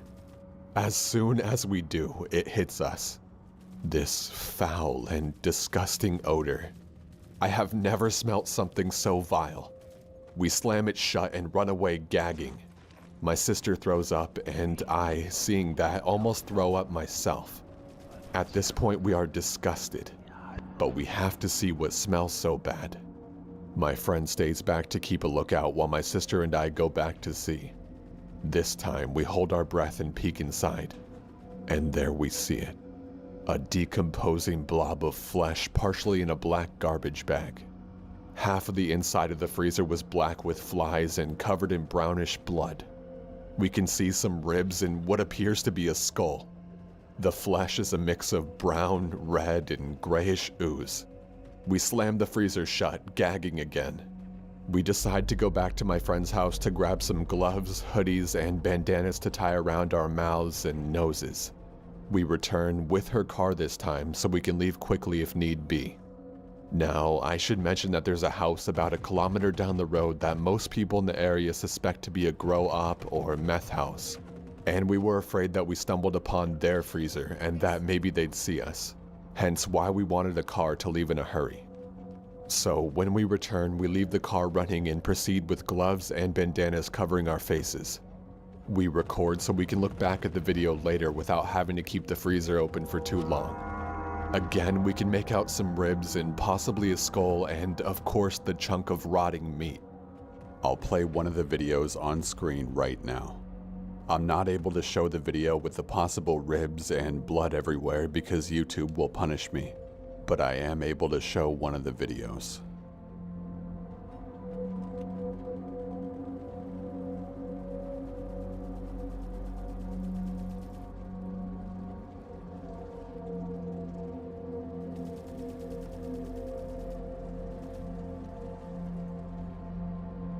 Suddenly, we hear a vehicle coming down the road and freak out. Not many vehicles drive by this isolated road, so we're instantly suspicious. We run toward our friend's car, but before we can make it, we see a van driving by slowly. As they drive by, we realize it's just a family cruising through, probably sightseeing or something. When they're out of sight, we check out the freezer several more times and finally find what appears to be a deer hoof. My sister gives up and says it's just a deer that someone put in their freezer, then either forgot about or their freezer broke. So they decided to dispose of it in the gully due to the smell and not wanting to clean it up. My friend and I aren't so sure. We're convinced someone may have killed someone. A child most likely because of the booster seat and shoe we found earlier. And maybe they threw a deer hoof in there to throw people off. I've heard of some serial killers doing this to evade suspicion, and everyone passes it off as a dead animal. Anyway, we phone the police and they tell us they'll send someone to come talk to us so that we can show them where we found it. We wait a couple hours and no one shows. We call the number the dispatcher gave us, which was a non-emergency number, and they tell us they'll send someone the next day. They probably didn't take us too seriously, and seeing as it was Thanksgiving, they probably didn't want to bother sending anyone out.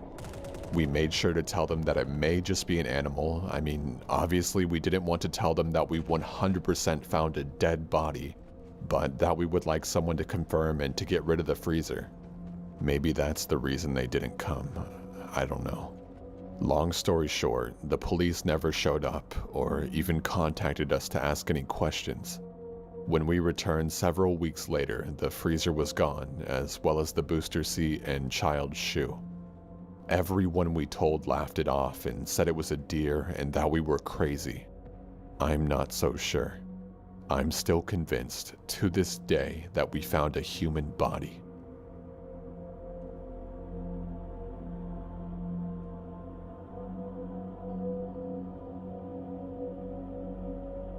I live in the only house down a country road. Everything else is pasture land and national forest for several miles. It's about 3 a.m. and my 3 large dogs go absolutely nuts barking, which sends my husband and I flying out of bed to check on our livestock, assuming that coyotes were in the yard. Before we can even get our shoes on, we hear muttering on our front porch. He grabs his rifle and whoever it is starts knocking on the door with no real urgency, but more like a casual visitor. I had my cell phone ready, already dialing the cops, and my husband slid up to the peephole.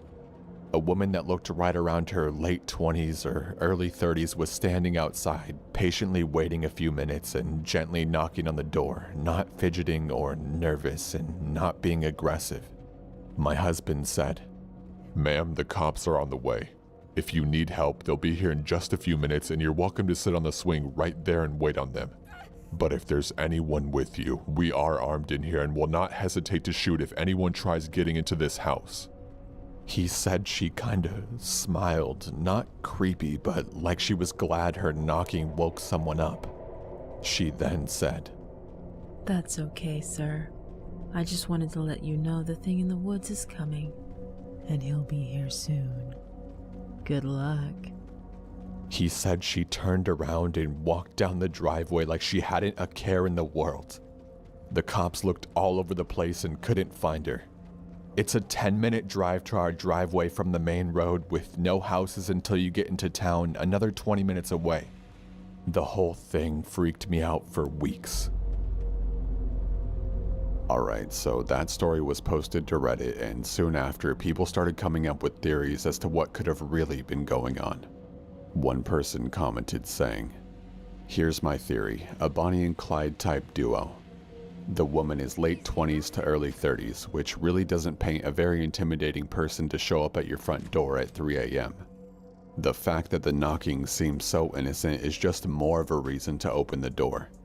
You think some poor woman needs help, but her boyfriend or partner is hiding away from the people ready to bust in the house the second the door is opened. When you say the cops are on the way, they're obviously not going to stay around. So a bit annoyed, she says something snarky about a thing in the woods to try and freak you out and then goes on her way. This was a really good theory that had a lot of people convinced. Things like this do happen more often than people think, and it is very dangerous and something you should be aware of. The original poster then went on to update the post later on with what was actually happening, saying, "Update. Tuesday, a surrounding house from nearby asked us if we had any more issues with late night visitors. We told him we hadn't, and he said a girl matching the description we gave them when we asked if anyone knew her knocked on their door over the weekend. He said it was the same. She very calmly knocked, but this time she said she needed help. He told her he'd get the cops and an ambulance for her, and he heard a male voice say, 'No fucking cops.' The girl started asking for water or a phone or to use the bathroom. Keep in mind this is at 1 or 2 a.m.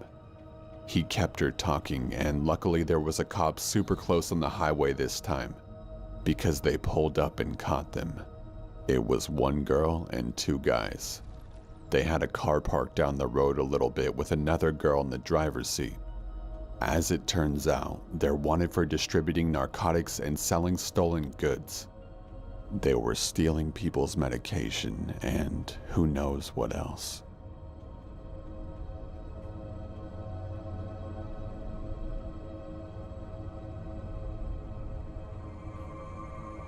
Here's something for you guys in the comment section to debate about.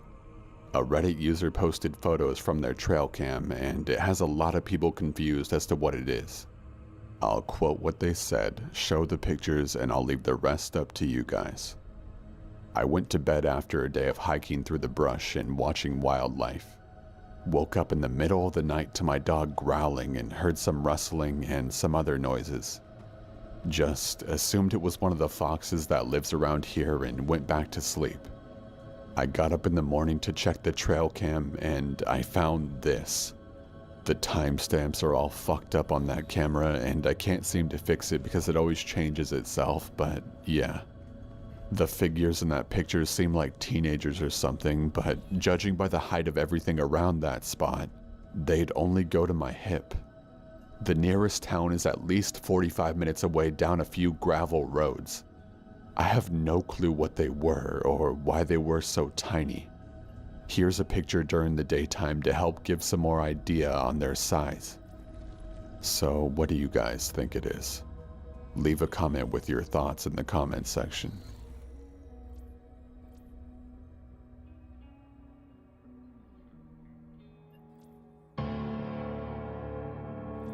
This happened back when I was 12, so it was 1986 to 1987 time frame. It was a hot summer night in June. My sister was friends with the two neighbor girls and they decided to camp out on our back patio. We lived in a small community that was basically a bunch of houses on a circle. We were about 5 minutes from downtown, but it was a small southern town. So kids camping out in the backyard was common and no one thought much about it. On this night, I decided I would pitch a tent and camp beside the patio. After a few hours, probably around 1 a.m., the girls asked if they can come in the tent because they thought they saw someone watching them from the side of the house. I just figured that they were scaredy cats and told them that they could if they would be quiet and go to sleep. I didn't think they had seen anyone, and if they did, it was just some of the neighborhood boys trying to scare them. But once they got in the tent, I could tell that they were legitimately frightened, and to be honest, that frightened me a bit. I was your typical southern boy. I had been hunting and camping my whole life. I had been in multiple fights and was taking karate at the time. Could I fight toe-to-toe with a man? No, definitely not. However, I wasn't easily scared and felt I could handle myself. The girls told me that they had heard something beside the house and had seen a man that they didn't recognize crouching down looking at them from the corner of the house. I zipped the tent shut and was unnerved, but realized we were just outside of our house. My father was in the house and my neighbor's house was only about 20 yards away. As I listened to them talk about the guy, I ran my fingers up and down the inside of the tent. Still not completely convinced that they had seen anything. It was then that I got one of the largest scares of my entire life. Someone on the outside of the tent put their fingers against mine. I was immediately frightened and then things got worse. Before I could process what had happened fully, someone started kicking my tent. The front of the tent collapsed and there was no way to unzip it and escape quickly. I told my sister and her friends to yell and to yell loud. From outside the tent, I heard a raspy voice reply calmly, "No one can help you." We didn't listen and started yelling for help. After what seemed like 30 minutes of yelling, but was probably only 30 seconds, I saw the neighbor's bedroom light come on through the tent. Then we started yelling his name and screaming for him to help. It was then that our back porch light came on and a voice said, "You kids are disturbing the peace. Please come out." When we came out, there was a short, chubby man smoking a cigarette leaned against our house. He had a badge on, but there was no police car. I remember seeing a small truck parked on the street between our and the neighbor's yard. About that time, my father opened the sliding glass door and we quickly went in. The guy turned and left before my father could see him. When I looked out the living room window, literally 15 seconds later, his truck was pulling off. I knew all of our local police officers, and that guy definitely wasn't one of them. Looking back, I believe that creepy, chubby bastard was just dressed like a cop. I believe he wasn't local and was just looking for kids. It was scary, but it could have been a lot worse. However, now the thing that bothers me looking back is that my tent wasn't visible from the road, and with the girls on the patio, you couldn't see them from the road. because there was a large bush and a wooden privacy fence on that side of the house. Someone had to have told him that we were out there. No one knew except her parents and my father. I decided to camp out there after my father went to bed, and no one knew I was out there. Meaning someone, either intentionally or unintentionally, told some type of demented person where 2 10-year-old and 1 12-year-old girls were camping. I hope it was unintentionally shared, but the whole thing was planned late and he specifically knew where to go. That feeling of his fingers touching mine from outside the tent will haunt me forever.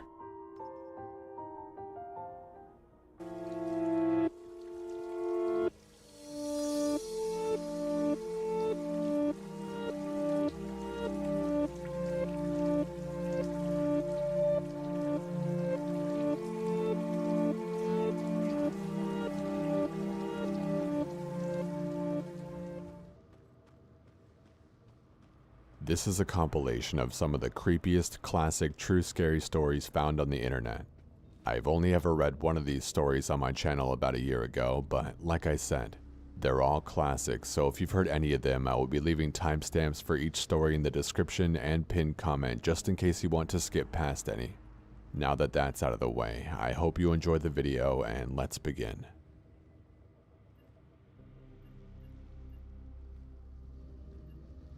I've always had an innate fear of the night. Not so much the dark, but the night itself.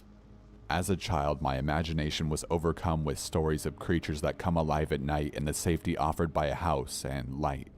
I never had anything to base this fear on, until a night when I decided to go with a buddy of mine to a baseball game and got stuck at a light at 2 a.m. after dropping him off at home. Of course, that night, the game went into extra innings, and so I didn't get a chance to drop my friend off back home until well after 1 a.m. Everything was fine on the way home until I hit a light right before the street that led to my house. It was a T-junction, and I was turning left. The light is one of those that you think is broken until it finally turns green right when you finally decide to just run it. So, of course, I pulled up right as the light turned red. I would have just run the light, seeing as no one was there and it was closing in on 2 a.m. on a school night. But earlier that week I had heard the phrase, "character is what you do when no one is looking," and for whatever reason, that was the night I decided to prove to myself that I was a man of character. Big mistake. I pulled to a stop at the light, feeling good about myself, bordering on self-righteous, when I happened to look out of my window to my left and noticed a lady sitting all alone on a bus bench. We made brief eye contact and I quickly looked away. It was too late. I could see movement out of my peripheral vision and knew she was coming my way. I looked out the window and noticed she was carrying a bag. I quickly checked that my doors were locked and that all my windows were up. I then moved my right foot above the accelerator just in case and braced myself for what was to come. I was hoping it would just be an awkward exchange and was praying for a quick light change before she reached me so I could just get out of there. But I knew there was a slim chance of that. She walked right up to my window, put down her bag, and began to tap on my window. I nervously looked up at her and she mentioned for me to put my window down. I had automatic windows, so I just imagined pushing too hard on the window button and that thing just coming all the way down. So I took a deep breath and lightly flicked it with my finger. The window moved microscopically down, but she didn't seem to notice or care. She then leaned in and began to talk. She said, "My boyfriend beat me up. I have a friend who lives down the street. Can you give me a ride?" I should stop and give you a brief physical description of the bag lady. She was small and skinny and kind of an indeterminate age. She was either in her mid-20s and had lived a hard 20-plus years on the street, or she was 60-something years old who had lived a moderately hard life on the street. All that to say, just by looking at her, there was no way to verify her story. She looked beat up by life, not just by a boyfriend. But there was something about her delivery. It was robotic and seemed practiced, like she was disconnected for the moment. That made my skin crawl. And after a brief, maybe about a second debate on whether I should do it, I told her that I had to get home and that I couldn't give her a ride. After my first refusal, she leaned in closer and said the same thing again. My boyfriend beat me up. I have a friend who lives down the street. Can you give me a ride? This time, I felt more confident when I declined to give her a ride and told her I had a curfew and had to get home. She leaned in a third time and began her statement again. My boyfriend beat me up. At this point, the light changed and I slowly lifted my foot off the brake and started slowly rolling forward and began muttering an apology. She didn't move. She just looked at the light, looked down at me, leaned in closer, and said 5 words that have haunted me ever since. You made the right decision. Then she picked up her bag and walked back towards the bench. I peeled out of the intersection and cried and screamed all the way home. I have no idea what she planned to do, or if there were more people waiting to jump in my car from the bushes had I moved to let her in. But that encounter has haunted me ever since, and has confirmed in my mind that nothing good happens after dark.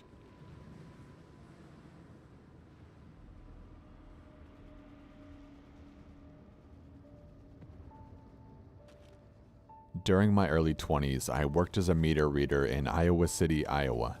A meter reader is the person who records how much electricity, gas, or water you've used each month. If your meters are on the inside and you want an accurate bill, a meter reader must enter your home whether you're there to let them in or not. Just to clarify, we only entered homes if consent was given when the customer first signed up for service. Customers also provided us with keys if necessary. Entering a home when the owner wasn't there is something that I never got used to. No matter how loudly I knocked, I never shook the uneasy feeling that I wasn't welcome. The inside of a home is the ultimate private space. A home's exterior is just the image of ourselves that we project to the rest of the world. But the further you venture inside, the closer you come to truly seeing what kind of person lives there. And if you want the raw, unfiltered truth, head for the basement. I really hate basements. I've seen walls that look like giant, static-filled TV screens, only until I realized it was roaches scurrying across a white background. Cobwebs so thick and dusty that it looked like the cotton candy machine exploded at the Spider County Fair. I've seen rats, snakes, feces, weapons, neglected children, abused pets, homeless squatters, massive hordes, bizarre sexual items, a makeshift meth lab, and even a coffin. There are usually rational explanations for all of these things. Well, maybe not the coffin, but there was one basement where what I found was beyond the grasp of logic, and that's what made it so terrifying. It was an old apartment house. From the outside, it looked like every other house on the block. I entered the back door and found myself at the top of a staircase. I ran my hand along the wall until it grazed a light switch. I flipped the switch, but no lights turned on. I wasn't carrying a flashlight. A typical route involved 5 or 6 hours of walking, so I carried as little as possible. Oftentimes, I used the light from my handheld screen, but it only illuminated whatever was about a foot in front of it. So, armed with the world's worst lantern, I made my way down into the darkness. Once at the bottom, I blindly shuffled across the room, one baby step at a time. With my arms outstretched and head down, I eventually reached the far side of the basement. I shined the dim light from my handheld along the wall and discovered 2 doors. Each door led into its own small room. I chose the door on the right and I found the meter in the far corner. As I entered the reads, I began hearing noises coming from the other room. Something was moving, and there was whimpering that grew louder the longer I listened. I eventually realized that it was a dog. It sounded weak and distressed. I tried to open the door, but it was locked. At this point, the dog was scratching the other side of the door. I felt helpless. I reported it when I got back to the office, but I couldn't shake the thought of that dog. It stuck with me over the next month until it was time to return. So there I was, 1 month later, back within that basement. At least this time I knew where the meters were located. I shuffled back to the little room on the right while keeping my ears open for any sounds coming from the other room. This time, I heard nothing. I read the meters and started making my way back, but I couldn't shake the memory of that dog. Was it still trapped inside that room? My curiosity got the best of me. I stood outside the door for a few moments, listening. Still nothing. That's when I made a huge mistake. I tried to open the door. I had no more than jiggled the doorknob when I first heard it. Screams. Blood-curdling screams unlike anything I'd ever heard. Sounds that I didn't think a human was even capable of producing. Short, piercing, high-pitched shrieks followed abruptly by a low, drawn-out guttural moan that ultimately formed into something that I can only describe as crying, but much louder. It was all over the place, like some sort of psychotic freeform jazz. I stumbled backwards, nearly losing my balance. I shouted something like, "Hello? Who's in there?" There was no response, just screams. "Are you okay? Do you need help?" Still no response, just screams.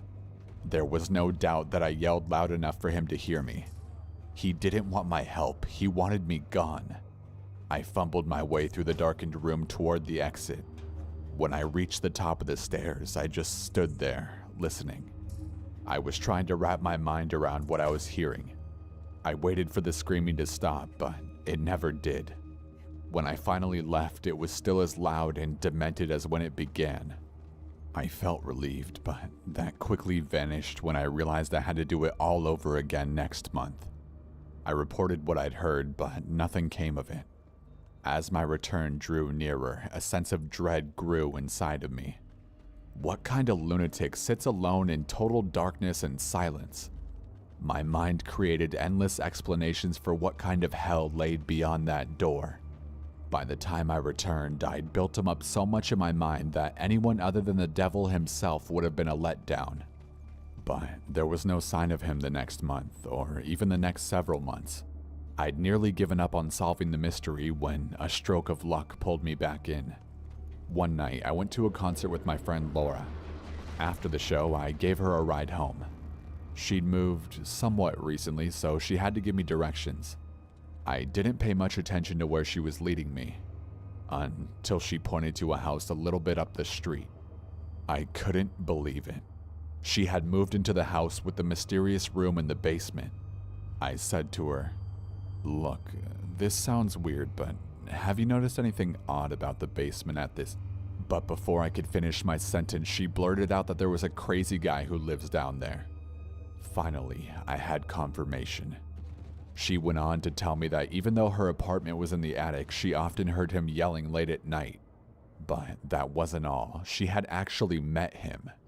One day, while walking to her car, she saw him standing in the lawn. He stood perfectly still with no expression on his face.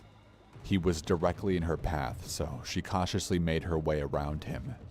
She noticed he was staring at her, so she offered a friendly hi as she passed. He had no reaction except for one unsettling exception. He stuck out his tongue, then quickly sucked it back into his mouth and resumed acting like a statue. Thoroughly creeped out, she got into her car and drove away. 2 or 3 months later, I finally met him myself. I entered the back door like I had done so many months before. This time, something was different. There was a light on in the basement. I peered down the staircase. At the bottom, a ragged-looking dog was staring back at me. It was the same dog I'd heard during my first visit. Then I noticed something else. Behind the dog, I could see a pair of bare feet. The ceiling blocked my view of the rest of whoever was standing there, but it didn't matter. I knew it was him. I should have left right then, but I didn't. I know this probably doesn't make any sense, but at this point my desire to finally get some answers outweighed my fear. I shakily called out, "Hey, I'm the meter reader," and started to make my descent. As I made my way down, more of him was revealed. He looked to be middle-aged, his head was shaved, and his eyes were wild. He was wearing pants, but no shirt. What I remember most was how lean and sinewy his body looked. It had a look of a body that was never at rest. I explained who I was and what I was doing there. To my surprise, not only did he talk to me, but he actually sounded somewhat normal. The volume and pitch of his voice was odd, but he said the same sorts of things that people typically said to meter readers. I even started to doubt whether or not he was the same man I'd heard screaming, but soon enough his behavior slowly removed all doubt. As I read the meters, he rapidly paced back and forth. He was constantly wringing his hands together and spastically cocking his head from side to side. The longer he talked, the more agitated he became. He began grimacing and little verbal tics started popping up in his speech. Every so often, he'd blurt out a loud noise in the middle of a sentence. He was trying to suppress these sounds, but he was losing the battle. I started to make my way to the exit, and he followed. His verbal outbursts grew louder and more frequent. I was petrified. When I reached the stairs, I drew our conversation to an end and said goodbye. As I turned to head up the staircase, he could no longer hold it in. Screams, the very same unforgettable screams that I'd heard coming from the locked room. I ran up the stairs as fast as my legs could carry me, flung the door open, and rushed back into the daylight. A month or two later, I had a couple friends, including Laura, over to my place. I was excited to tell her all about my encounter. But as I was relaying what happened, I could tell that something else was on her mind. When I finished telling my story, she told me something that she'd seen a couple weeks earlier. One day, she noticed lights flashing outside of her window. She looked outside just in time to see police officers placing the man from the basement in the back seat of a squad car. She later found out from another tenant that he had attacked someone with a knife. That was the last we ever saw of him. I don't know what became of the man in the basement. I'd like to think that he got the help that he needed, but maybe that's just because I'd rather not think about the alternative.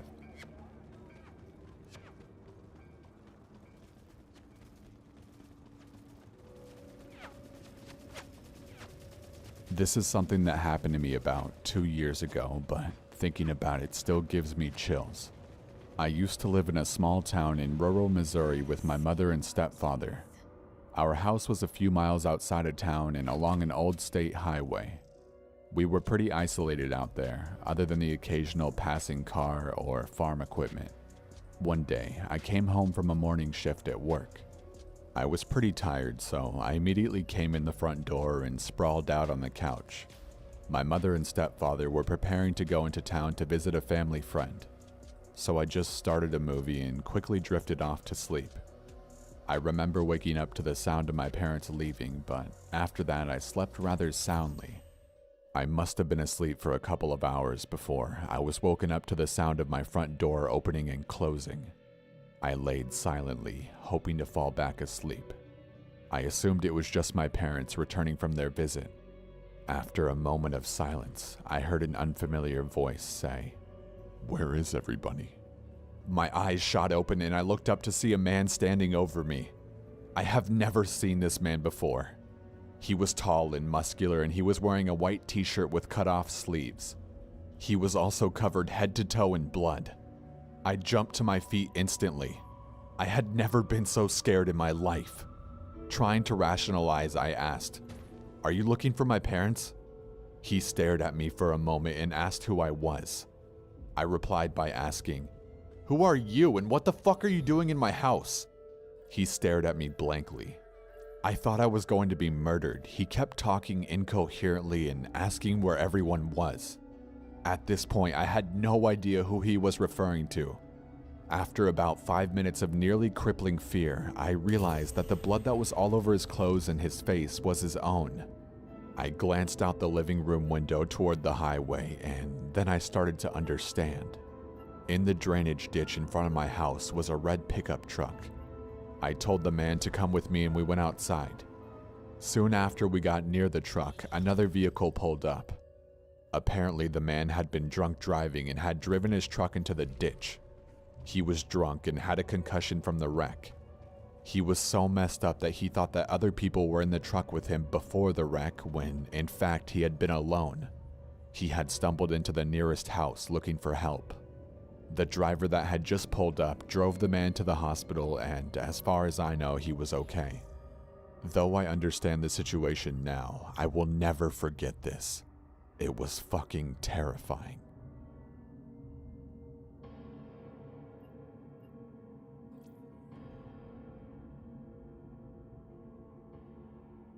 A week or so before my 10th birthday, I walked to the corner store with a $5 bill and picked up a jar of ragu for my mom. On my way home, a man I'd never seen before fell in step with me and began talking. "Hi," he said cheerfully. "My name is Dr. Ramsey. I'm a pediatrician. Do you know what a pediatrician is?" I walked along silently, not replying and fervently hoping he would take that as a sign that he should leave me alone. Subtleties were not his strong suit, though, because he kept right on chattering. "Are your parents looking for a pediatrician for you? Of course, you're almost a big girl now. You'll be needing another kind of doctor soon, won't you? That's okay, though. They can still bring you to me until then. What's your name? You have beautiful hair. I was just on my way to get some suckers for the candy jar in my office. Do you like suckers?" Thankfully, we were nearing my house, so I ran forward up the back steps and in through the kitchen door. I didn't know it then, but that was just the beginning of a very long, very scary ordeal. It didn't take long after that for Dr. Ramsey to begin showing up.